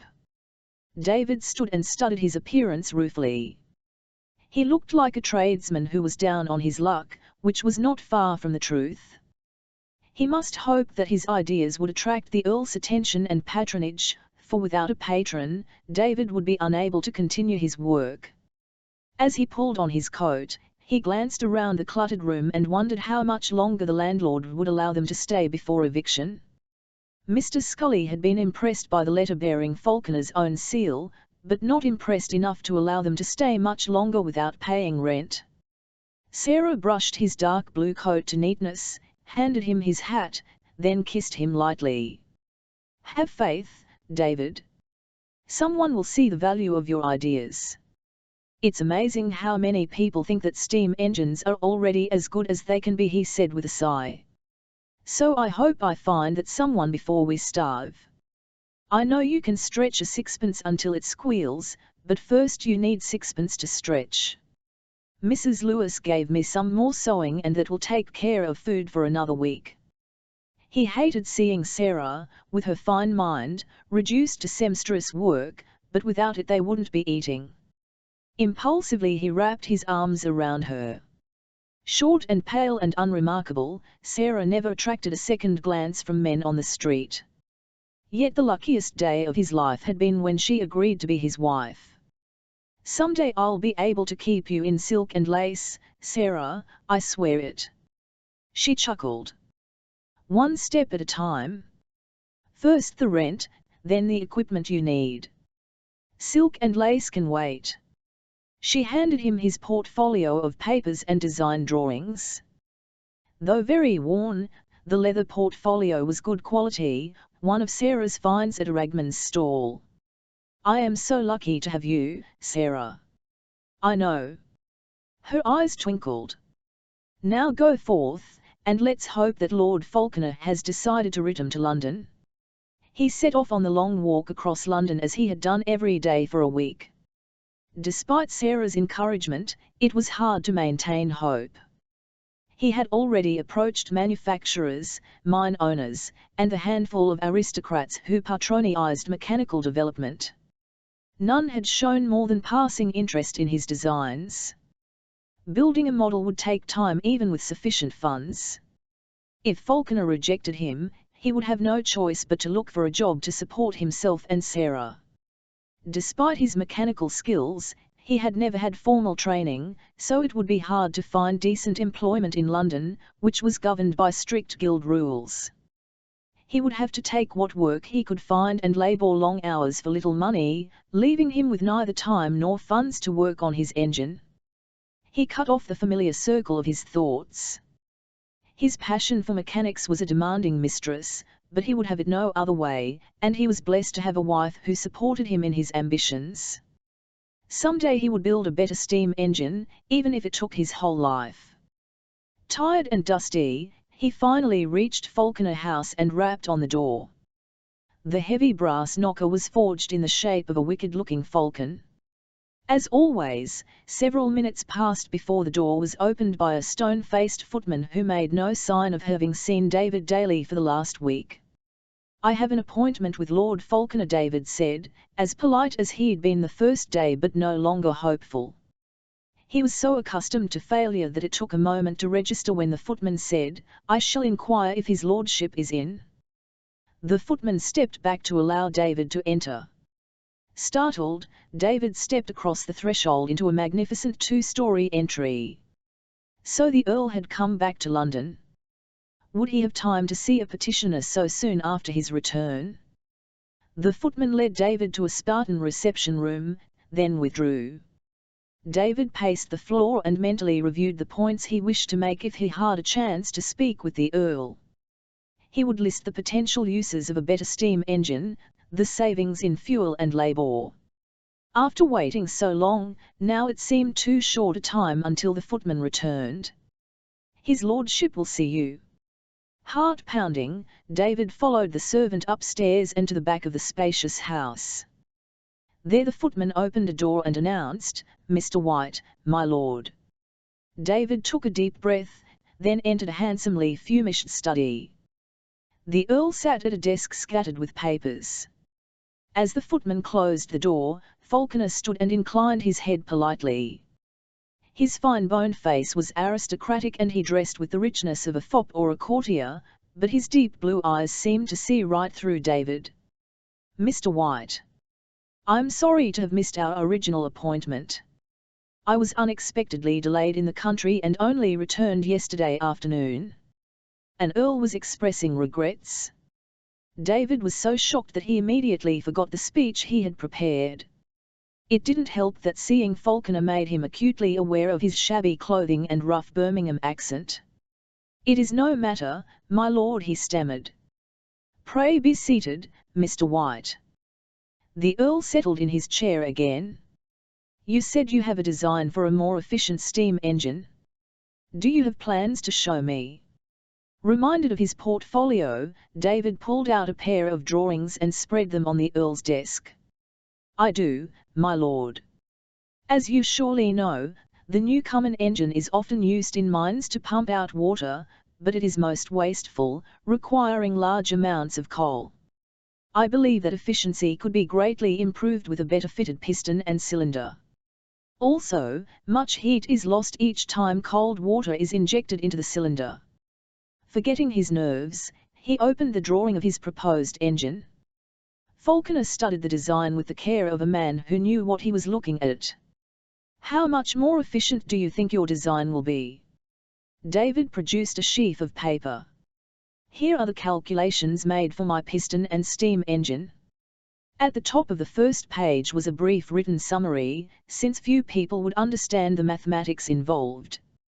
Falconer scanned the pages before saying, "Your calculations seem sound, but there is often a gap between theory and practice." His eyes narrowed. The calculations were done in a different hand from the drawings. "Did you consult a mathematician?" No one else had noticed. Warily David said, "The calculations were done by my wife, who is very skilled with numbers." Falconer's brows arched. "She is talented indeed. Her father was a mathematician." Sarah had been raised in her father's home as something between a daughter and a servant, learning mathematics while carrying coal and scrubbing pots in the scullery. She had been left penniless when he died. The unfairness of that was another reason why David wanted to give her the best of everything. The earl returned to the drawings. "While your theory is sound, fabricating these pistons will require a degree of precision metalworking that may exceed what current tools can do." Again, no one had noticed. "Very wise of you to recognize that, my lord," David admitted. "In fact, I have a design for a precision lathe that will be able to create the pistons needed for my steam engine." He produced the lathe drawings he had brought along just in case. "So first you must build the lathe." Falconer studied the drawing with a bemused expression. "You're an ambitious man, Mr. White." "I propose nothing that is not possible, my lord." "Expensive, but possible." David clenched his hands below the edge of the desk, both hopeful and anxious. Falconer leaned back in his chair. "How much would you need to build a precision lathe, then create a working model of your new steam engine?" David produced the estimate he had prepared with Sarah and handed it across the desk, giving thanks that the earl was actually considering his proposal. "More of your wife's work, I see. I should like to meet this paragon." The earl skimmed the pages, raising his brows when he reached the total. "One could support a family in comfort for 5 years for this." Seeing hope slip away, David moved forward in his chair, words tumbling from him. "The cost will be eamed back 100-fold, my lord.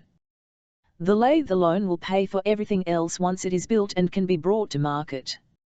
As for the steam engine, my lord, it will transform the world. There are countless applications for an efficient source of power. Not just for pumping water, but for spinning and weaving machines. Someday it will be used to heat houses and move ships and power wagons and..." Falconer raised one hand to stop the words. "All of what you say is possible, but change of such magnitude takes time. Just as you need to build a better lathe before you can build a better steam engine, there are many other areas of mechanics that must be developed to achieve your vision." There will also be resistance to such changes, for they will affect society in far-ranging ways. Jobs will be created and lost, fortunes will be built and ruined. Your will open Pandora's box. David hesitated, recognizing that he had never considered such long-term effects.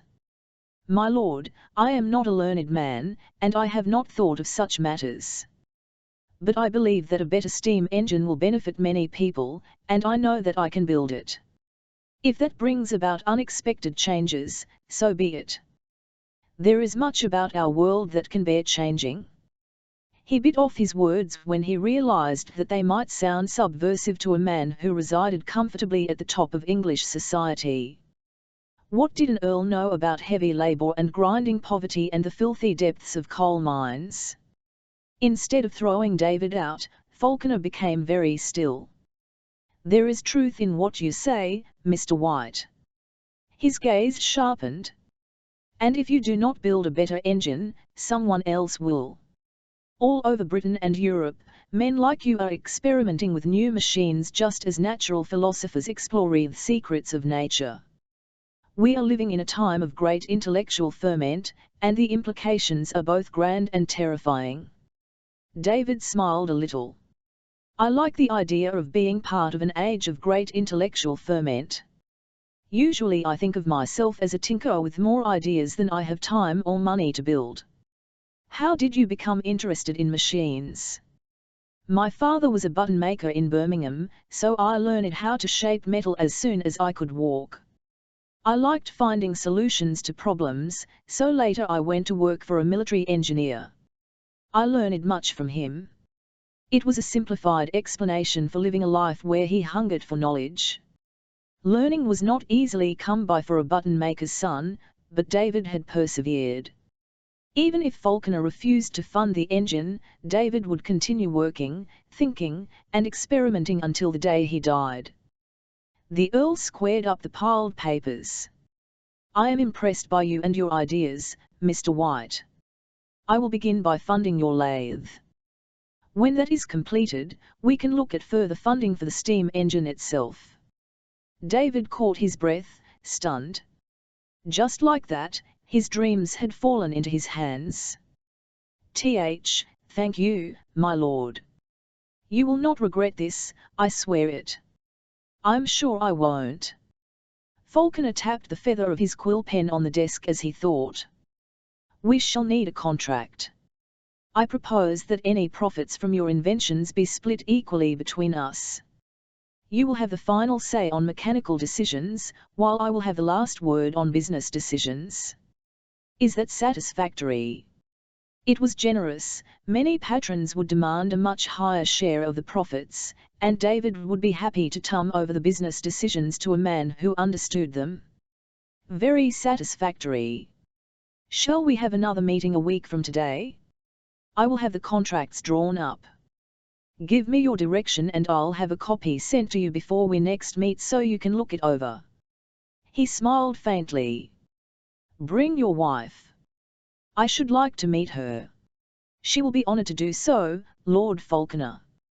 David stood and resumed his papers to the portfolio, fingers trembling with reaction. After years of work, hope, and despair, it was hard to believe he would finally have the materials and money he needed. As a token of our new partnership, will you allow me to advance you some funds? Falconer asked tactfully.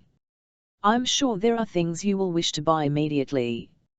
David was unsurprised that the Earl had deduced his poverty.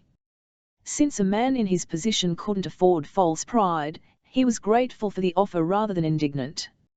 You are most generous, my lord. Falconer opened a drawer in his desk. After a few muffled clinks, he handed a small purse across the desk. Until next week. From the weight of the purse, David guessed there was enough money to pay the rent, fill the pantry with food, and still have money left over. As he dropped the purse in an inside pocket for safety, the study door opened and a lovely young woman entered. From the elegance of her dress, David guessed that she was a family member. Simon. She stopped when she saw that Falconer was not alone. Sorry, I didn't realize you had company." She started to withdraw, but the Earl stopped her. "Allow me to present Mr. David White. He is about to leave, but you might see him here again since we will be doing business together. Mr. White, this is Lady Falconer." The young woman's blush made David suspect that the marriage was very recent. She was a lovely creature, with a slender, shapely figure and dark hair. Her air of innocence was very different from the Earl's worldly demeanour, yet her great grey-green eyes observed with a perception equal to her husband's. David bowed, wishing he were less clumsy. "I am honoured to meet you, Lady Falconer." "The pleasure is mine." Her smile was dazzling, but what really struck David was Falconer's expression. Though hardly a muscle moved in the Earl's face, it was clear that he doted on his young wife. David was surprised, then oddly touched as he recognized that he and the Earl had something in common: they loved their wives. It made Falconer seem less remote and intimidating. David bowed again, this time to the Earl, and took his leave. He was anxious to share the good news with Sarah. Though he didn't want to examine the contents of the purse on a public street, in the privacy of an alley he pulled out a single coin. It was a gold sovereign. He tried to remember the last time he had held one in his hand. And now he had a purse full. Bubbling with excitement, he stopped at a bake shop and bought a steak and kidney pie and an apple tart. Barely able to manage both along with his portfolio, he returned to their shabby dwelling, which was the back half of a sagging brick cottage. Half a block away, he bought a nosegay of pink and purple flowers from a peddler. They would both enjoy a good meal tonight, but Sarah deserved something that was special and pretty just for her. As he fumbled the key into the lock, the door swung open. As soon as she saw his face, Sarah knew. Lord Falconer is interested. He deposited food and portfolio on the pine kitchen table, then swept Sarah into his arms. "Yes. He said he was impressed by me and my ideas, and he wants to meet my paragon of a wife." He kissed Sarah long and hard before handing her the nosegay with a flourish. "This isn't silk or lace, my love, but it's the beginning of a better life." Her expression crumpled, and to his horror, she began to sob uncontrollably. "Sarah, sweetheart, what's wrong?" He pulled her to sit on the edge of the bed, which was only half a dozen steps from the door, and wrapped her in his arms. She buried her face against his shoulder and continued to weep. He guessed that these were tears of relief, and their intensity hinted at how fearful she had been. "You must have been fair worried about money, even more than I knew." "Not only money." She accepted his handkerchief and used it to wipe her eyes and blow her adorably pink nose. "I am increasing, David. I have been afraid to tell you when things were so difficult. Dear Lord in heaven. We're going to have a child." Awed, he cupped her soft breasts. Why had he not noticed that they were fuller? "Oh, Sarah. I have found a patron today, but you have created a miracle." She gave a hiccup of laughter. "A very common miracle, but since we have been married 5 years with no sign of a babe, I was beginning to think I was barren. A failure at a wife's first duty." The thought horrified him. "Even if we never had children, I count myself the luckiest man in Christendom to have you by my side."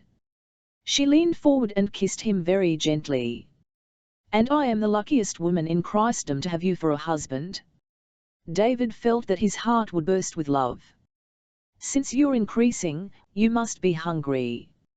Shall we dine while the meat pie is still warm?" Her smile turned provocative. "Later, my dearest husband." She leaned forward for another kiss. "Much, much later." Chapter 12. After the door closed behind Simon's visitor, Meg observed, "That's an interesting man. He will do great things. What kind of business are you in together?" She halted, uncertain. "Of course, that's none of my affair. Even if you are not quite my wife, you have the right to ask me anything, Meg." Simon watched as she moved around the room with restless grace. Though she wore a fashionable gown borrowed from Lady Bethany's granddaughter, she seemed like a wild fawn ready to take flight at any moment. No, not a fawn, for that suggested fragility. Meg might be slender and youthful-looking, but her steely strength was visible to anyone with the perception to see. Mr. White is a genius in matters mechanical. He needed a patron to underwrite the costs of developing a better steam engine. I have agreed to give him the funding he needs. What are your impressions of him? He is a good man as well as a genius, and he has the potential to make fortunes for both of you. Meg frowned as she analyzed what she had sensed of the inventor's character. But there is danger near him. Some unexpected event threatens his life. She shivered. I don't like thinking that nice man might die soon. It is an article of faith among guardians that magic always has a price. Seeing dark possibilities is one of them. Simon reviewed what he had sensed during his meeting with the inventor. I share your feelings about Mr. White. He has great ability. He is also part of the knot that you and I must untangle, and there is danger in that.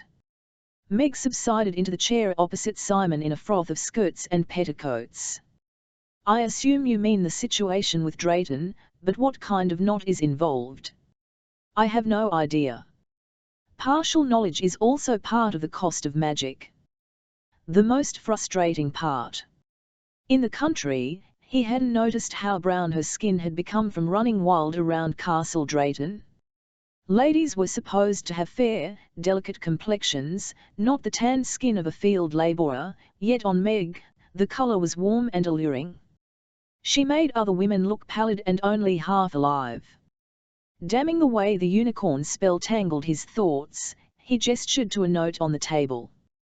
Lady Bethany writes that the council will meet to consider the charges against Drayton a fortnight from today.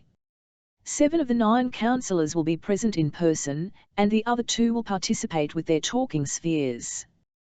Meg tilted her head quizzically. That is a talking sphere. He kept forgetting how her education had been neglected.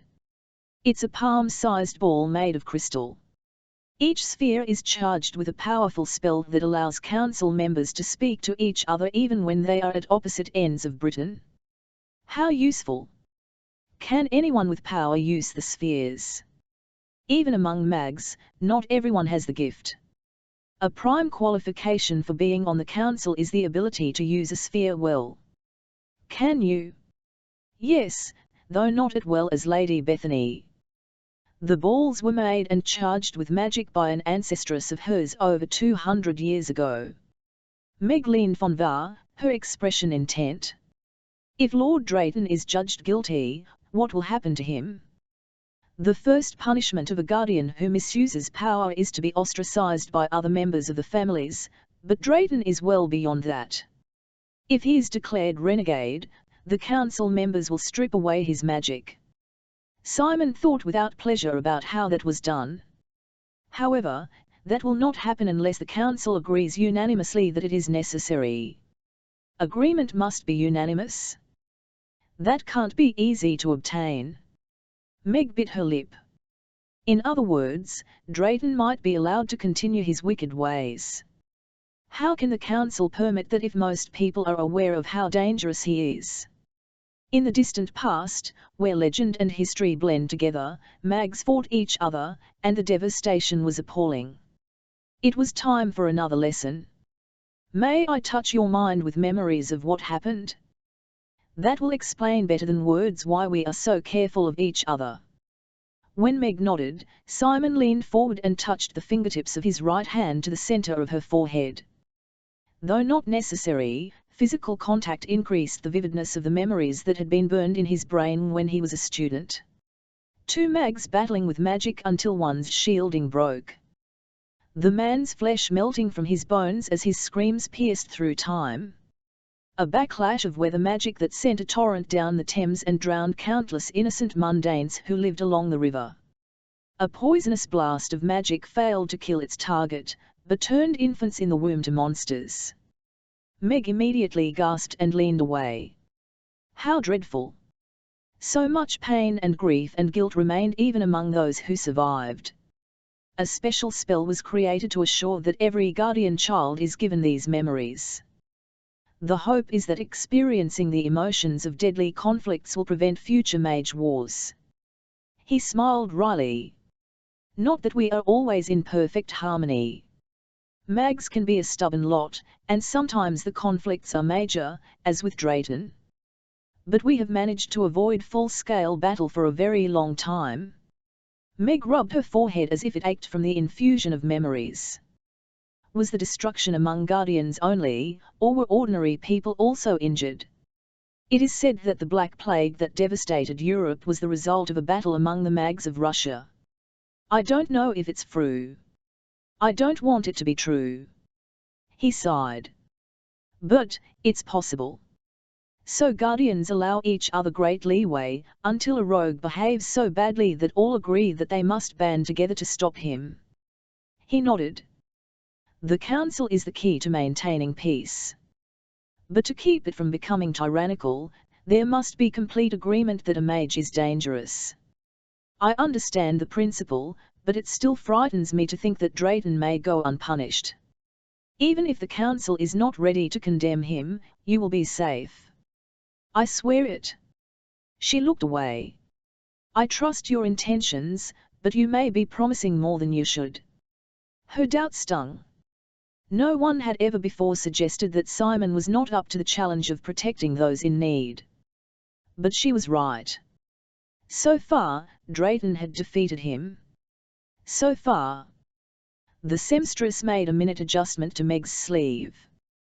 Stepping back, she said in a voice of carefully cultivated awe, "You look magnificent, my lady." Meg gazed at herself in the long mirror. She did look rather fine in her new riding habit, though it was hard to believe that polished image was really her. In the week she had been in London, Meg's wardrobe and education had both improved markedly. The seamstresses and mantua makers and milliners had all worked long hours to ensure the new countess was suitably attired.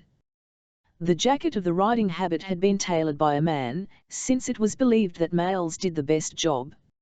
Naturally, the Countess of Falconer's habit had been made by the very best habit maker in London. Though her wardrobe flourished, Meg's patience had frayed. "Thank you. I shall be much envied," she said to the seamstress who had delivered the habit and assisted in donning the garment. "My maid will see you out." Meg's newly hired lady's maid, Molly, an expert who had worked for another guardian lady, took charge of the seamstress and guided her from the room.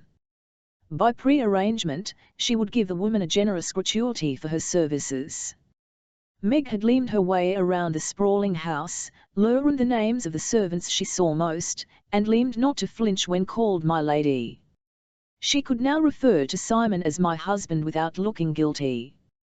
She could even contemplate attending a ball without panicking much. But if she didn't get out of this house for something other than a visit to the shops or a walk with Jean McRae, she would explode. Catching up her trailing skirts, she left her suite and stalked down to the study where Falconer spent most of his waking hours. She knocked but didn't wait for an answer before she swept into the study. "You said there are places to ride in London. Do I need to ask your permission to have a groom take me to one?" He glanced up from the documents spread across his deck. "From the gleam in your eyes, if I said you needed permission to go riding, I would become the target of something very dire." She had to laugh. "Very likely. I simply must get out for a gallop, or I fear for the consequences." "What is the procedure for me to ride?" "I assume you have some decent horseflesh available. Just send a message to the stables to let them know when you want a horse and groom to be ready. I had a mount brought from my country place for your use, and my mother's sidesaddle has been oiled and conditioned." Meg sighed. "I guessed that a sidesaddle would be required. Only low-bred hoydens would ride astride, even though one has better control of the horse that way. With your riding ability, you could stand on your head on your mount's withers and still be in control." He stood and stretched. "I'm feeling as confined as you." If I have to read one more document, I might set it on fire from sheer irritation. Would you mind if I escorted you myself? She felt a rush of surprised pleasure. Though they took meals together, she had seen very little of Simon since they arrived in London. I would enjoy that. If you order the horses, I'll change into riding clothes and meet you at the stables. He circled the desk. You look quite devastating in your new habit. That shade of green suits you. Blushing with pleasure, she thanked him and left to make the arrangements, including a stop by the kitchen to get apples. She expected it would take Simon time to change, but he appeared promptly in the stable yard, his appearance as immaculate as always. How do you manage to look so elegant? She asked as they walked toward the horses, which were being held by two grooms. The practical use of magic. He gestured toward the horses. I'll ride Shadow. I thought you would like O'Cleef. Meg mentally greeted Shadow before she approached the handsome golden chestnut Simon had provided. She reached out with both her hand and her mind and found that O'Cleef was a lively gelding, young and playful but with no vice in him. He was in a mood to run, just like Meg. As he ate the apple she offered, she told him silently that if he behaved, he could have a good gallop soon. He responded with bouncing enthusiasm. Smiling, she said, he'll do very well. Simon bent forward to help her into the saddle. She set her left foot in his laced hands, her hand resting on his shoulder. For an instant, they both froze. This was the closest they had been since he had kissed her at White Manor, and she could feel the sizzle of attraction between them. Could smell the tang of spicy cologne and the deeper scent of a strong, healthy male body. Nervous, she made the upward leap toward the saddle, aided by Simon lifting her at the same time. He stepped back while she arranged her legs and her skirts. It occurred to her to wonder if side-saddles had been invented to encourage flirtation. Still another reason to prefer riding astride. She loosened O'Cleef's reins and he did a little skipping dance, working off energy but not attempting to dislodge his new rider.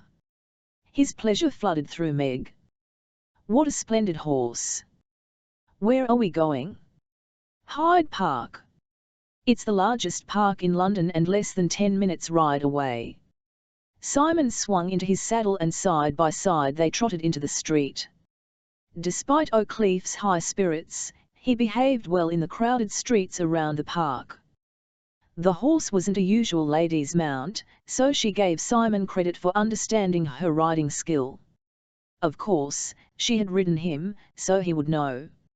She suppressed a smile at the thought. His time as a unicorn seemed like a dream. It was impossible to think of this elegant, controlled London lord as a beast from legend. The greenery of the park was a sight for her city-wearied eyes. Once they entered, Simon led the way to a broad, tree-lined track with only a single other rider visible in the distance. Welcome to Rotten Row. Since the hour is unfashionable, you can gallop to your heart's content. She gave O'Cleef his head and they bolted forward like an arrow shot from a bow. Heavens, how she had needed this! She raced to the far end of the track, then spun O'Cleef in a tight turn and blazed back again. For the moment, she was Meggie again, and free. As O'Cleef slowed to a more moderate pace, she thought of how much she had changed in the last fortnight. Though she was no longer in thrall to Lord Drayton, society and responsibility had created new constraints. Perhaps there was no such thing as true freedom. At least now she had choices. She turned for a second time and cantered along the track until she intercepted Simon, who was also slowing down after giving Shadow free rein. I think I may come here every day. Early morning is very pleasant. He tummed Shadow and the horses fell into step as they moved toward the far end of Rotten Row. How are the lessons going? Lady Bethany has provided me with an overall framework of understanding what is possible, while her tutors have all been very patient. I have only a small trace of healing ability, but Lady Sterling says I have a talent for SCRYMG and communicating, and Jean says I'm doing well with protection magic. It's almost interesting. He glanced sideways, his eyes narrowed. It feels as if you have better control over your power now. Lady Beth says you've impressed your tutors greatly. She rode for a dozen paces in silence, wondering why compliments had such a powerful effect on her.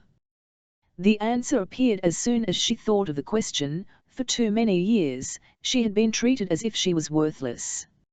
It was exciting and also alarming to have people speak well of her.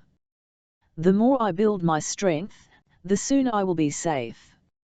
Sometimes at night, I can feel Lord Drayton tugging at me. After a silence, Simon said, "So can I. Though he can't break our shields, the invisible hooks he has planted make it possible for him to poke. He hasn't caused harm, has he? No, he's more like a stinging insect. Harmless but irritating." She shivered. "I'll be so glad when next week's hearing is over. If the council strips him of power, surely he will no longer be able to sting. You would be free of him?" "I may not, because of the nature of the spell." He shrugged. "If I don't lose my temper for the rest of my life, I should have no more problems with the unicorn spell." She gave him a startled glance. "Surely you're joking?" "I'm not. Luckily I am not prone to anger." He frowned. "Though my control over my temper has been shaken by living in beast form, I imagine that will pass in time. I'm glad I won't have to live my life without ever losing my temper. I'd have hooves and a horn in no time." He laughed. "I expect you would deal with life as a unicorn better than I, but fortunately you won't have to. Do be careful about your temper, though. You might not turn into a unicorn, but when a guardian is careless with anger, the results can be dangerous." She thought about the flowers she had withered, and was grateful that she had done no worse damage. But she felt no anger now.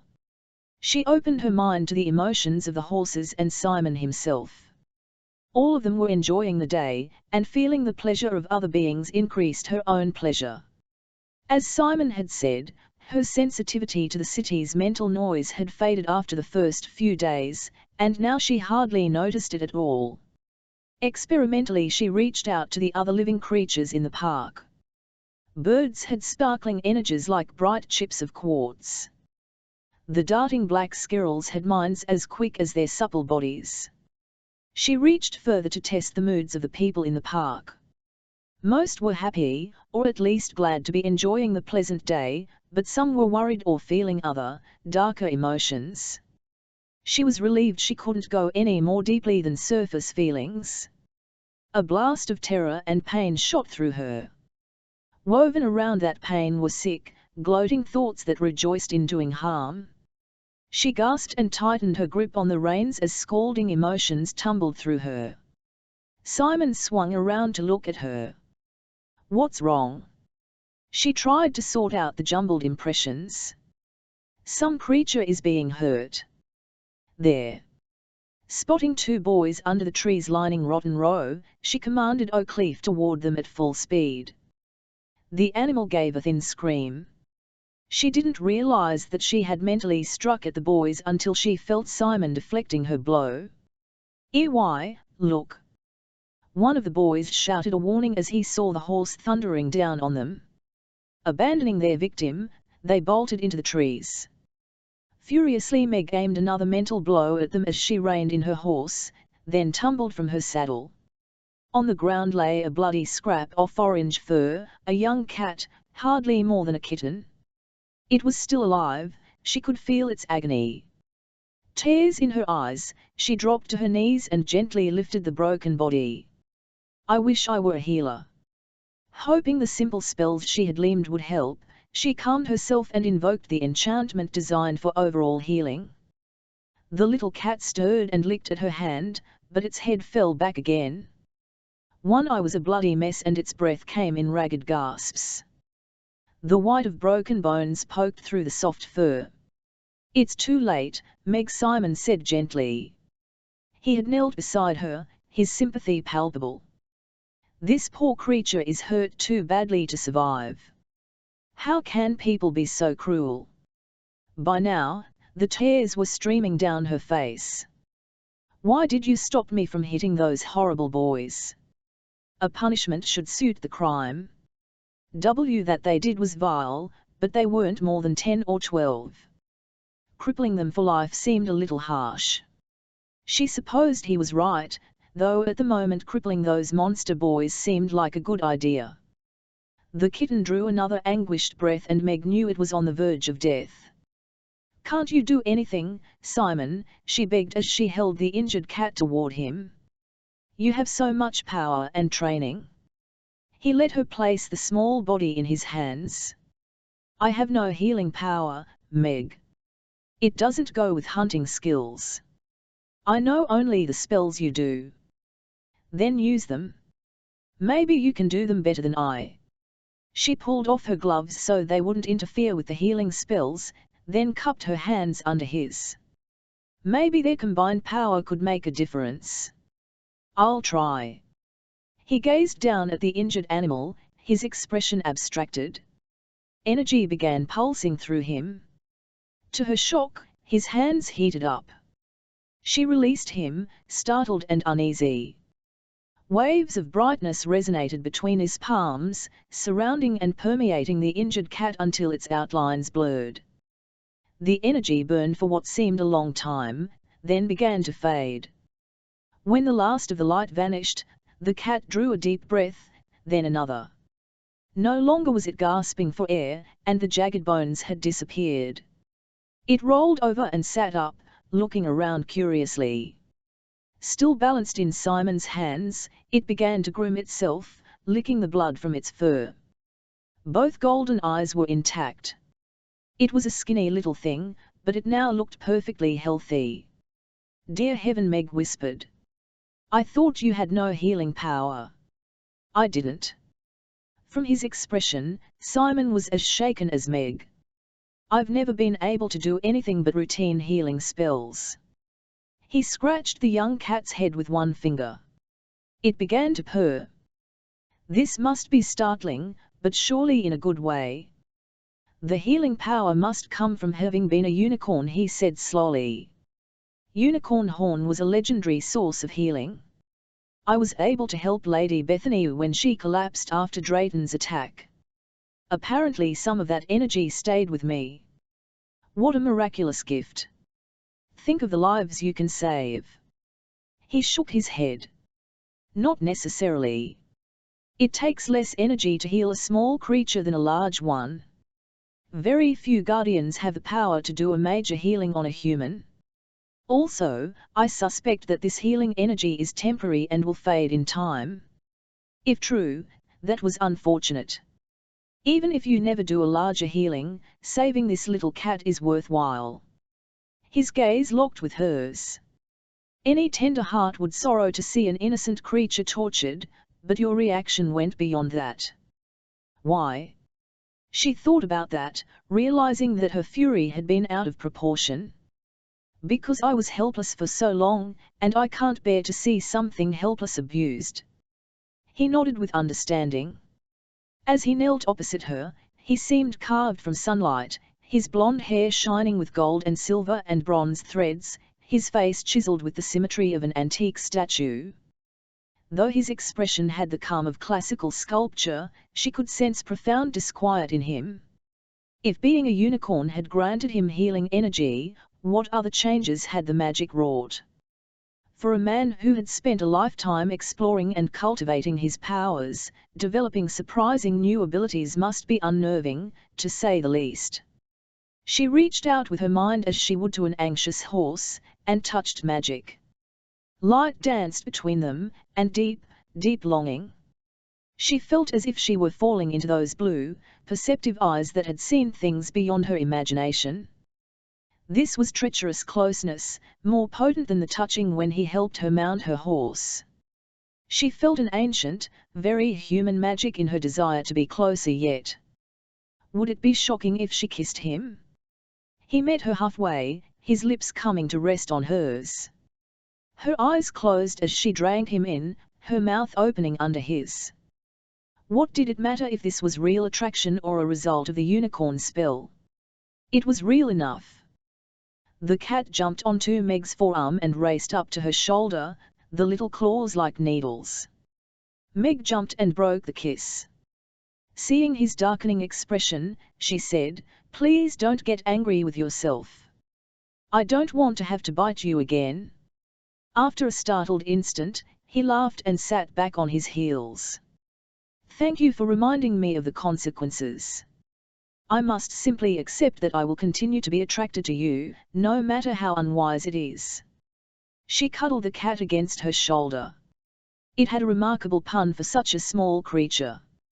"I'm having trouble remembering why acting on attraction is unwise. I feel it would be double-tongue to exploit your innocence, and you want to preserve your freedom while you discover your true self," he said succinctly. "Plus, there is the power of your virginity, which is too valuable just now to waste on mere pleasure." "I suppose you're right." His reasons were sound. Yet as her gaze lingered on his warm, expressive mouth, she realized how frail the logic of the mind could be when compared to the passion of the body. Grasping at a change of topic, she said, "I'm taking this little fellow home. Is that all right? I'll have a word with Otto and tell him that the cat is not to be chased." "Have you a name for him yet?" "Lucky," she decided. "Because he is." Simon smiled. "Why do I think that Lucky will be the first of your own private menagerie?" She smiled back. "Because he is." Chapter 13. Mr. and Mrs. David have arrived, the footman announced. "Send them up." Simon stretched, glad to have an excuse to push the paperwork aside. An earl with vast holdings faced a never-ending stream of documents and decisions, even with first-rate employees handling the brunt of the work. White and his wife entered the study, the man's hand protectively behind her waist. She looked very small next to her husband's gangling height, but the intelligence in her eyes was unmistakable. Simon was intrigued to see light glowing gently around her abdomen, the sign of a new life growing inside her. In the past, he would not have noticed such a thing unless he looked for it. Perhaps greater sensitivity to physical states was another manifestation of unicorn healing magic? Since she was also painfully nervous, Simon rose and bowed. "It's a pleasure to meet you, Mrs. W. White. I'm glad you chose to accept my invitation." "David made me come," she said, then blushed. "It's true that earls are fearsome creatures," Simon said, amused. "But perhaps we can talk later as mathematician to mathematician. I was impressed with your work." Her eyes widened. I should like that. David can build anything, but he's not so strong on mathematics." "Then we shall talk theory later. Please, be seated. Have you had time to read the contracts?" White nodded. "Yes, and they seem very fair. I will be happy to sign." "Very well. I'll call in my secretary later and he and Mrs. White can also sign as witnesses. So much for the legalities. Is your current workshop adequate, or will you need another?" "I've been working in our sitting room, and that's well enough for now." Simon frowned. Surely Mrs. W. White shouldn't be exposed to noise and mechanical work in her present condition. She gasped and turned beet red. "How did you know?" Knowing was easy, but it was unlike him to blurt out such a thing. The Unicom energy was still uncontrolled, which was disturbing. "There is a glow about women who are increasing," he said, assuming they would take that comment as metaphor rather than literal reality. "I am serious about a separate workshop. You have done wonders with minimal resources, Mr. White, but scrimping is no longer necessary. You need a decent workshop and tools, near your home but not in it. God forbid you should have a steam boiler explosion in your sitting room." Mrs. White looked alarmed. "His lordship is right, my dear. Didn't your friend Bobby say that a house and separate shed are available on his street?"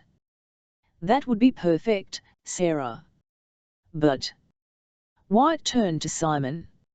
My friend Bobby lives in a neighbourhood with many craftsmen who have come to London from Birmingham, my lord. There would be plenty of mechanical help when I need it, but renting there would cost easily 3 times what I'm paying now. I'm not sure that's the best use of your money. Rarely did people worry about spending an earl's money. White's concern was refreshing.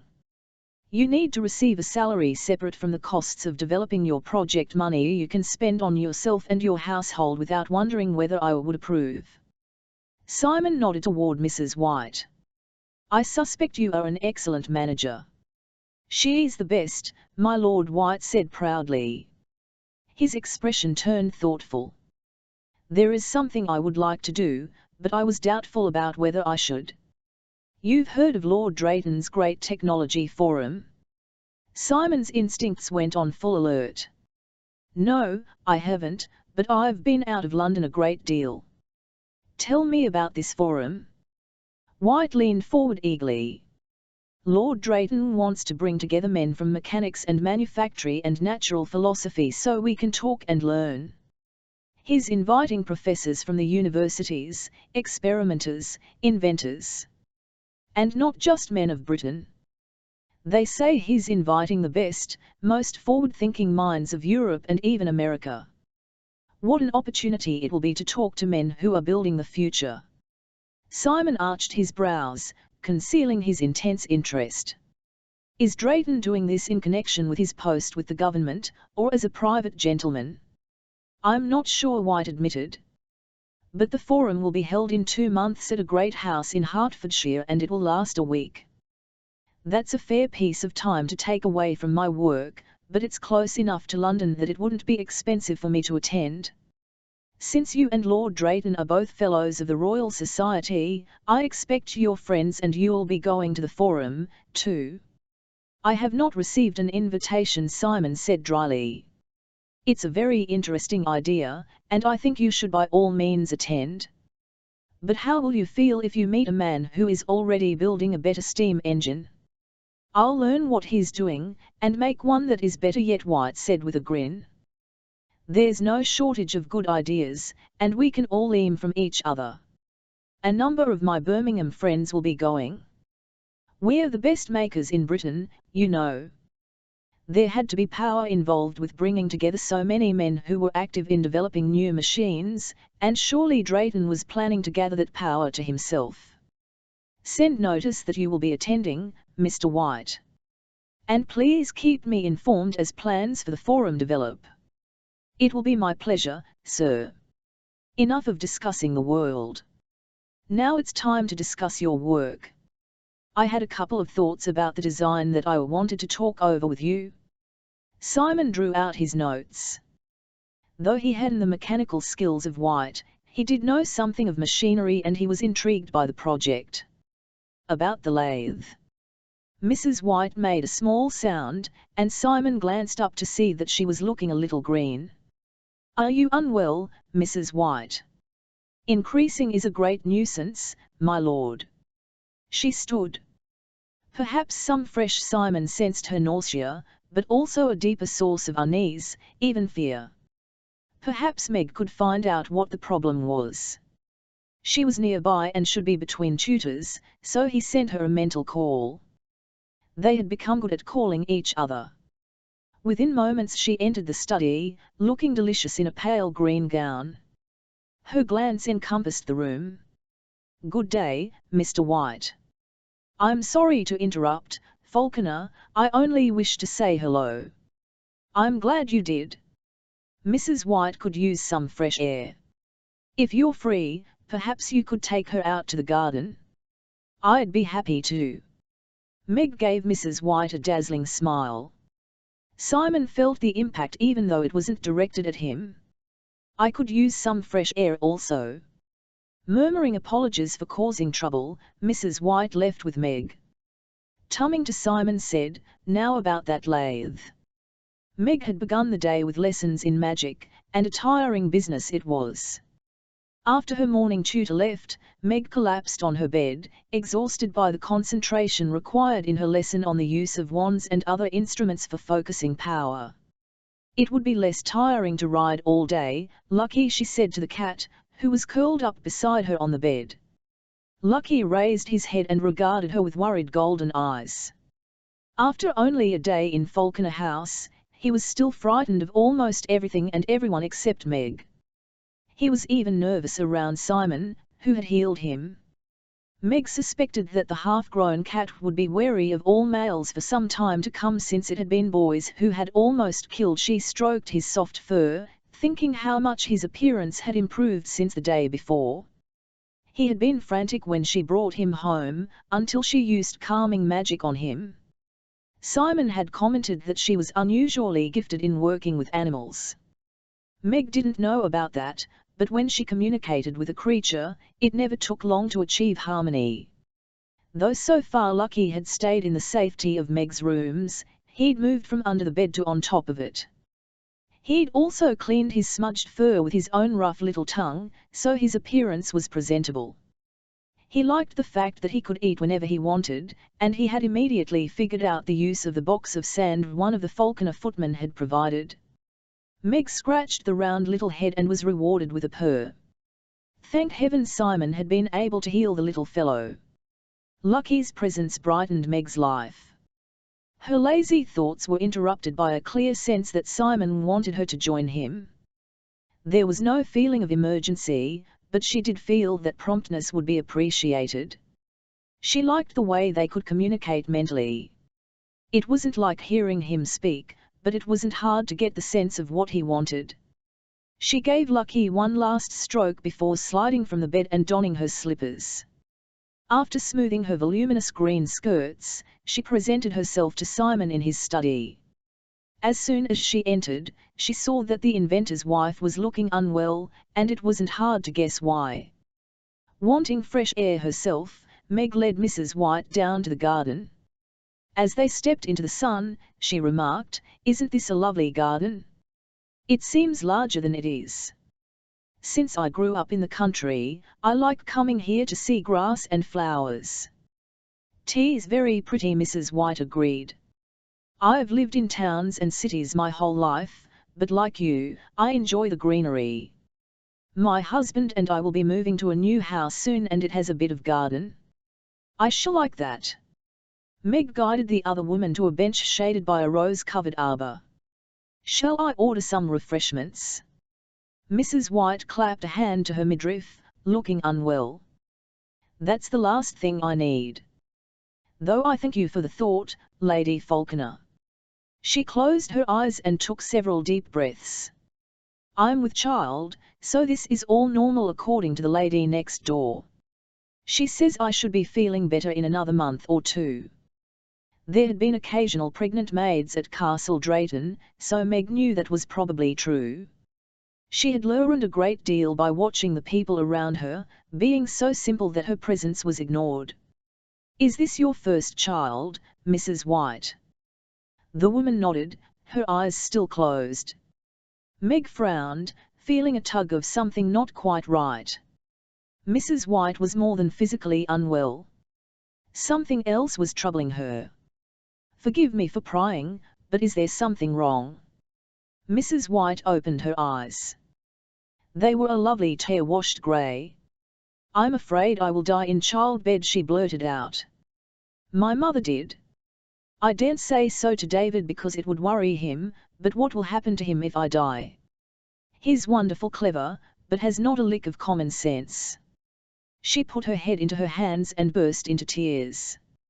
Meg laid a hand on her shoulder. "No wonder you're upset. Not to mention that carrying the child makes one want to cry even if there's nothing wrong. Do you have children?" "No," Meg said, startled by a thought that seemed very alien. "Falconer and I have only just wed. But I've known other women in the family way, and tears always can be very close to the surface." Mrs. White pulled a handkerchief from her pocket and used it to blot her eyes and blow her nose. "I'm sorry to inflict the tears on you, my lady. It's just I wish so much that my mother were alive. I would feel less afraid, and I'd have her to cry on. Guessing that Mrs. White needed a friend, Meg said, "Bother the title. I haven't been a lady for very long. My name is Meg, and better you should cry in front of me than your husband." The poor man looked worried enough when you left the room. The other woman laughed a little. The prospect of fatherhood has him awed and terrified.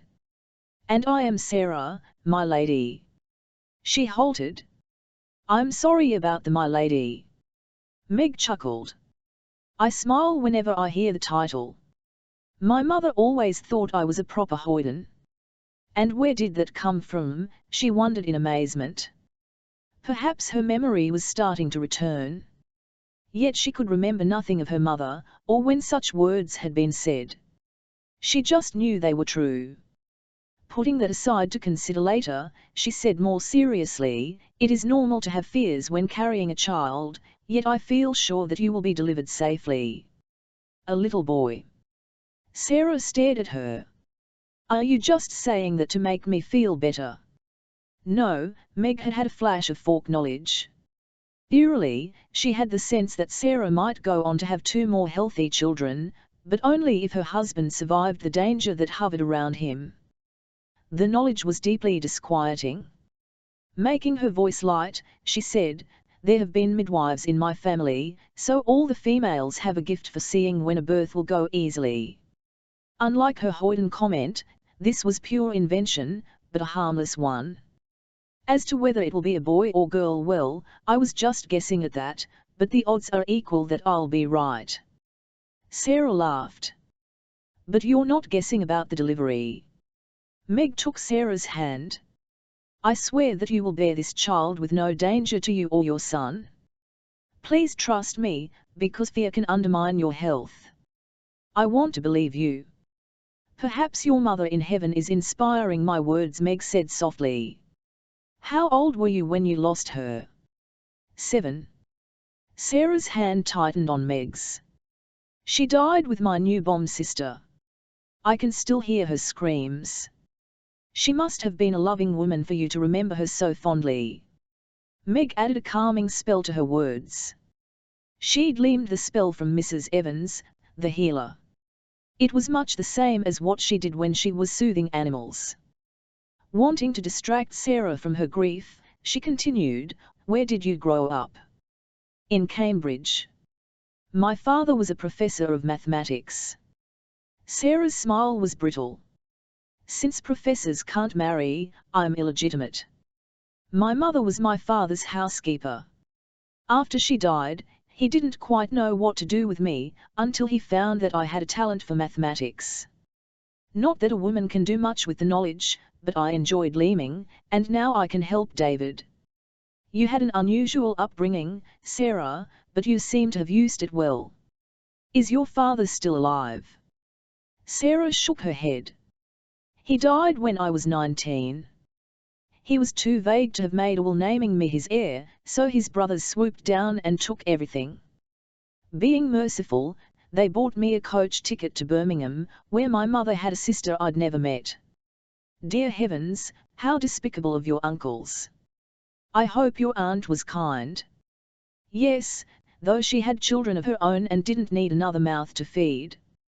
Sarah smiled and her face lit up as if she'd swallowed a candle. "But then I met David, so it was all worthwhile. He was willing to take me without a dowry, and no woman could have a better husband." "You are both blessed," Meg said softly. "So we are." Sarah clenched her hands together in her lap. "There is something I think you and Lord Falconer should know. David and I are dissenters, my lady. Neither of us will change even if it means that Lord Falconer rescinds his funding." It took a moment for Meg to understand Sarah's concern. Dissenters from the Church of England were banned from many activities, including public office and attending the most famous schools and universities. Some employers wouldn't hire people who were chapel, not church. Somewhere in her lost past, such questions were important, though she couldn't remember any details. I can't see how that would affect your husband's ability to build a steam engine or yours to do calculations. Sarah relaxed. You don't mind. In my father's house are many mansions, Meg quoted, and then wondered where that had come from. I think God is more concerned with how we live our lives than in the details of how we worship Him. Sarah's gaze was level. I could never have imagined a countess like you. Well, I haven't been one for very long. Was still not one, in fact. Perhaps in time I will become haughty and intolerant. Sarah laughed. I can't imagine that, either. Thank you for your kindness, Meg. You seem to be feeling better. I've heard that tea and dry toast go down easily when one's stomach is delicate. Does that sound appealing? Actually, it does, Sarah said with surprise. In fact, now that I'm feeling better, I'm ravenous. Then we shall see that you are fed. Both of you. Meg ushered Sarah back to the house. She hoped that today she had made another friend. Chapter 14. After Sarah and Meg shared tea and cakes, Meg returned the other woman to Simon's study, where the men were still happily discussing things mechanical. Simon gave her a warm smile that made her embarrassingly aware of the brief kiss they'd shared the day before. She wasn't sure whether to be glad or sorry that Lucky had interrupted them before matters had gone too far. The attraction between them was the sweetest thing she'd experienced since waking up to herself, but it was best not explored. Especially not in a public park, where anyone might ride by. Thoughtfully she returned to her rooms and settled into the comfortable wing chair she used for meditation. It was time to explore the interesting bits of knowledge that had floated into her mind when she spoke with Sarah. It was surprisingly difficult to slow down a mind, she had discovered. To concentrate, she started by focusing on the quill pen on her desk. It was much easier to lift now than in the beginning. She could move slightly larger objects, too, but suspected that this particular ability would never be more than a parlor trick. It would be much more useful if she could lift a book and bring it across the room to read, but she doubted she would ever be able to manage that much weight. When her thoughts were as still as she could make them, she let the word Hoyden float into her consciousness. Immediately she found what seemed like a true memory of her mother calling her that in a loving, rueful way. Filled with hope, Meg tried to conjure a face, a tone of voice, a location, anything to expand the memory. She failed, yet she had a powerful sense that more memories lay just on the other side of an invisible barrier. Maddeningly, she couldn't reach them. Might that barrier be part of Drayton's magic? She explored the mental block and found that it had a stretchy quality, like fabric. There was some flex, but the block was impenetrable and it seemed to extend in all directions. She let her mind drift along the barrier, and ran smack into Drayton's consciousness. She gasped, feeling as if she had fallen into a pit full of vipers.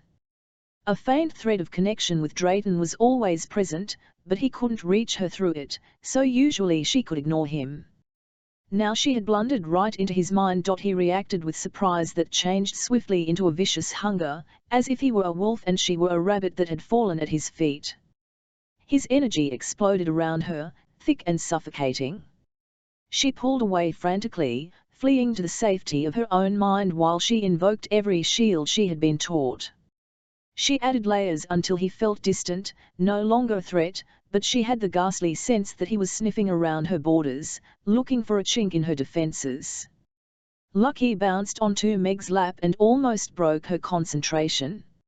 After a rattled moment, she steadied her shields, at the same time cuddling the cat close. His physical warmth and affection helped counter Drayton's assault. As his siege continued, a faint bum of power began flowing into her. Not Drayton, something friendly. Simon? No, the flavor of the power was nothing like him. Lord, she was absorbing feline energy from Lucky. Though slight, the flavor was ancient and feral. Gradually it filled her, like wine pouring into a goblet. The next time Drayton prodded her, she slashed out with a predator's fierceness, raging to tear his spirit to ribbons. He vanished between one heartbeat and the next. Disoriented, she opened her eyes. Surely he hadn't disappeared from existence? No, she could still feel the faint thread that connected them, but he had broken the larger connection to her mind when she attacked him. How had she used Lucky's energy? He was just a small cat, so it wasn't a lot of power. Maybe Lucky had inspired something inside her? Or maybe some essential feline wildness had briefly transformed her. The more she learned of magic, the more questions she had. For the moment, she was too drained to think about answers. She set Lucky on the floor and got to her feet, swaying. It took all her remaining strength to reach her bed. Too tired to push aside the covers, she flopped onto her back on top of them. The cat jumped up beside her and curled into a ball above her right shoulder. His purr rumbled in her ear. She closed her eyes, thinking that in a week she would meet Drayton face to face at the council hearing. Please God, he would be condemned and stripped of his power. She would never feel safe as long as he was alive and a mage. Meg? Are you there? Simon knocked on her door, wondering if she might have fallen asleep. It was past the time they usually met for a pre-dinner. Uneasiness tugged at him. When there was no answer, he opened the door and entered her bedroom. Meg was sprawled on her bed, so still and pale that he wondered if she was dead. No, he felt the pulse of her energy, but this was not a healthy sleep. The little cat was curled up beside her, and it glanced up with worried golden eyes as Simon sat on the edge of the bed. When he took Meg's hand, it was icy cold. Meg, wake up. Though he pitched his voice to penetrate, there was no response. Meg. As he scanned her with inner vision, he placed his hands on the sides of her head and channeled warmth and what he hoped was his newfound healing energy. Though she stirred, she didn't wake. He found the unbreakable thread of connection to Drayton, but the knot he'd tied still held. He could find no other energy hooks buried in her, nor were there any signs of physical injury. Her eyelids flickered and opened. She stared up at him from point-blank range, her changeable eyes winter grey. What, you fell into a trance of some sort and I needed to warm you, he explained, still cradling her head with his hands. Did Drayton do this? As I visited with Sarah, I had a memory of my mother, so I meditated on that. I found a sort of barrier to the past. Then I tried to explore it. I was suddenly right in Drayton's mind. She managed a rusty laugh. Exactly what you warned me not to do. No wonder you went into a trance, he said grimly. Drayton created the original barrier, so studying it took you to him. Did he steal your energy again? Her brow furrowed. I don't think so. I retreated and threw up my shields, though he was still there, like a fox outside a chicken coop. Then Lucky jumped on my lap and I started to feel his energy joining with mine. I became very feline. The next time I felt Drayton closing in, I leaped on him like a tiger. Her smile was uneven but real. There really aren't good words to describe how magic works, are there? Of course I wasn't a tiger, I just slashed at him mentally. He vanished immediately. I got the impression that he was shocked and perhaps somewhat worried. Apparently you were able to merge with some cosmic essence of cat energy and use it to drive Drayton away. Maybe it's a form of wild magic. Dealing with it unexpectedly left you drained. Since she was better, he released her head and placed his left hand over her midriff, just above one of the body's 7 energy centers. Do you still feel cat-like? She considered. No. I've always loved cats and I sense them well, but the same is true with most animals. Except insects, it's hard to tune oneself to an ant or a beetle. Gently he massaged her midriff with a circular motion. You don't feel a desire to purr or chase a string? She caught her breath, her eyes widening. What you're doing makes me want to purr, but I don't think that's a result of mentally sharing feline energy. He paused in his massaging to touch her cheek. You're much warmer now. Do you feel better? She stretched with a sinuousness that made his mouth dry. Much better. I can feel your energy flowing through me like a tonic of sunshine. Knowing he must get away from her, he started to rise. She caught his hand. Please don't go away. It felt good to have you touch me. She swallowed. I miss being touched. When I first went to Castle Drayton, there was a cook who would sometimes hug me. Her mouth twisted wryly. She always said poor little mite. But a hug from pity was better than none at all.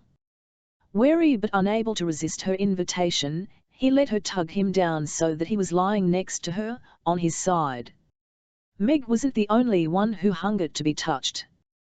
He placed his hand on her midriff again, feeding in more energy since hers was still low. We must talk to Lady Bethany about this ability to channel animal energy. There should be a way for you to use it without exhausting yourself. She raised her opposite arm to pet Lucky. I wonder if I have to be touching an animal to resonate with the energy. Is Otto nearby? I could try with not today. You need to recover. He continued making lazy circles on her midriff, acutely aware of the softness of her body and the lavender scent of her silky, unpowdered hair. Even with you gone, Drayton still seems to have more power than I would expect. Do you know if he had any other energy slaves like you? She caught her breath, startled. Not that I know of, but it's possible. Maybe here in London? That would help keep him strong. She started to push herself up. How can we find out if there are others? If so, they must be freed. Simon pressed her gently back to the bed. You're right that we need to investigate that. I don't know why I didn't think of it before. But not just now. You need the rest, and I'm enjoying being this close to you. I like it, too. She turned her face for a kiss.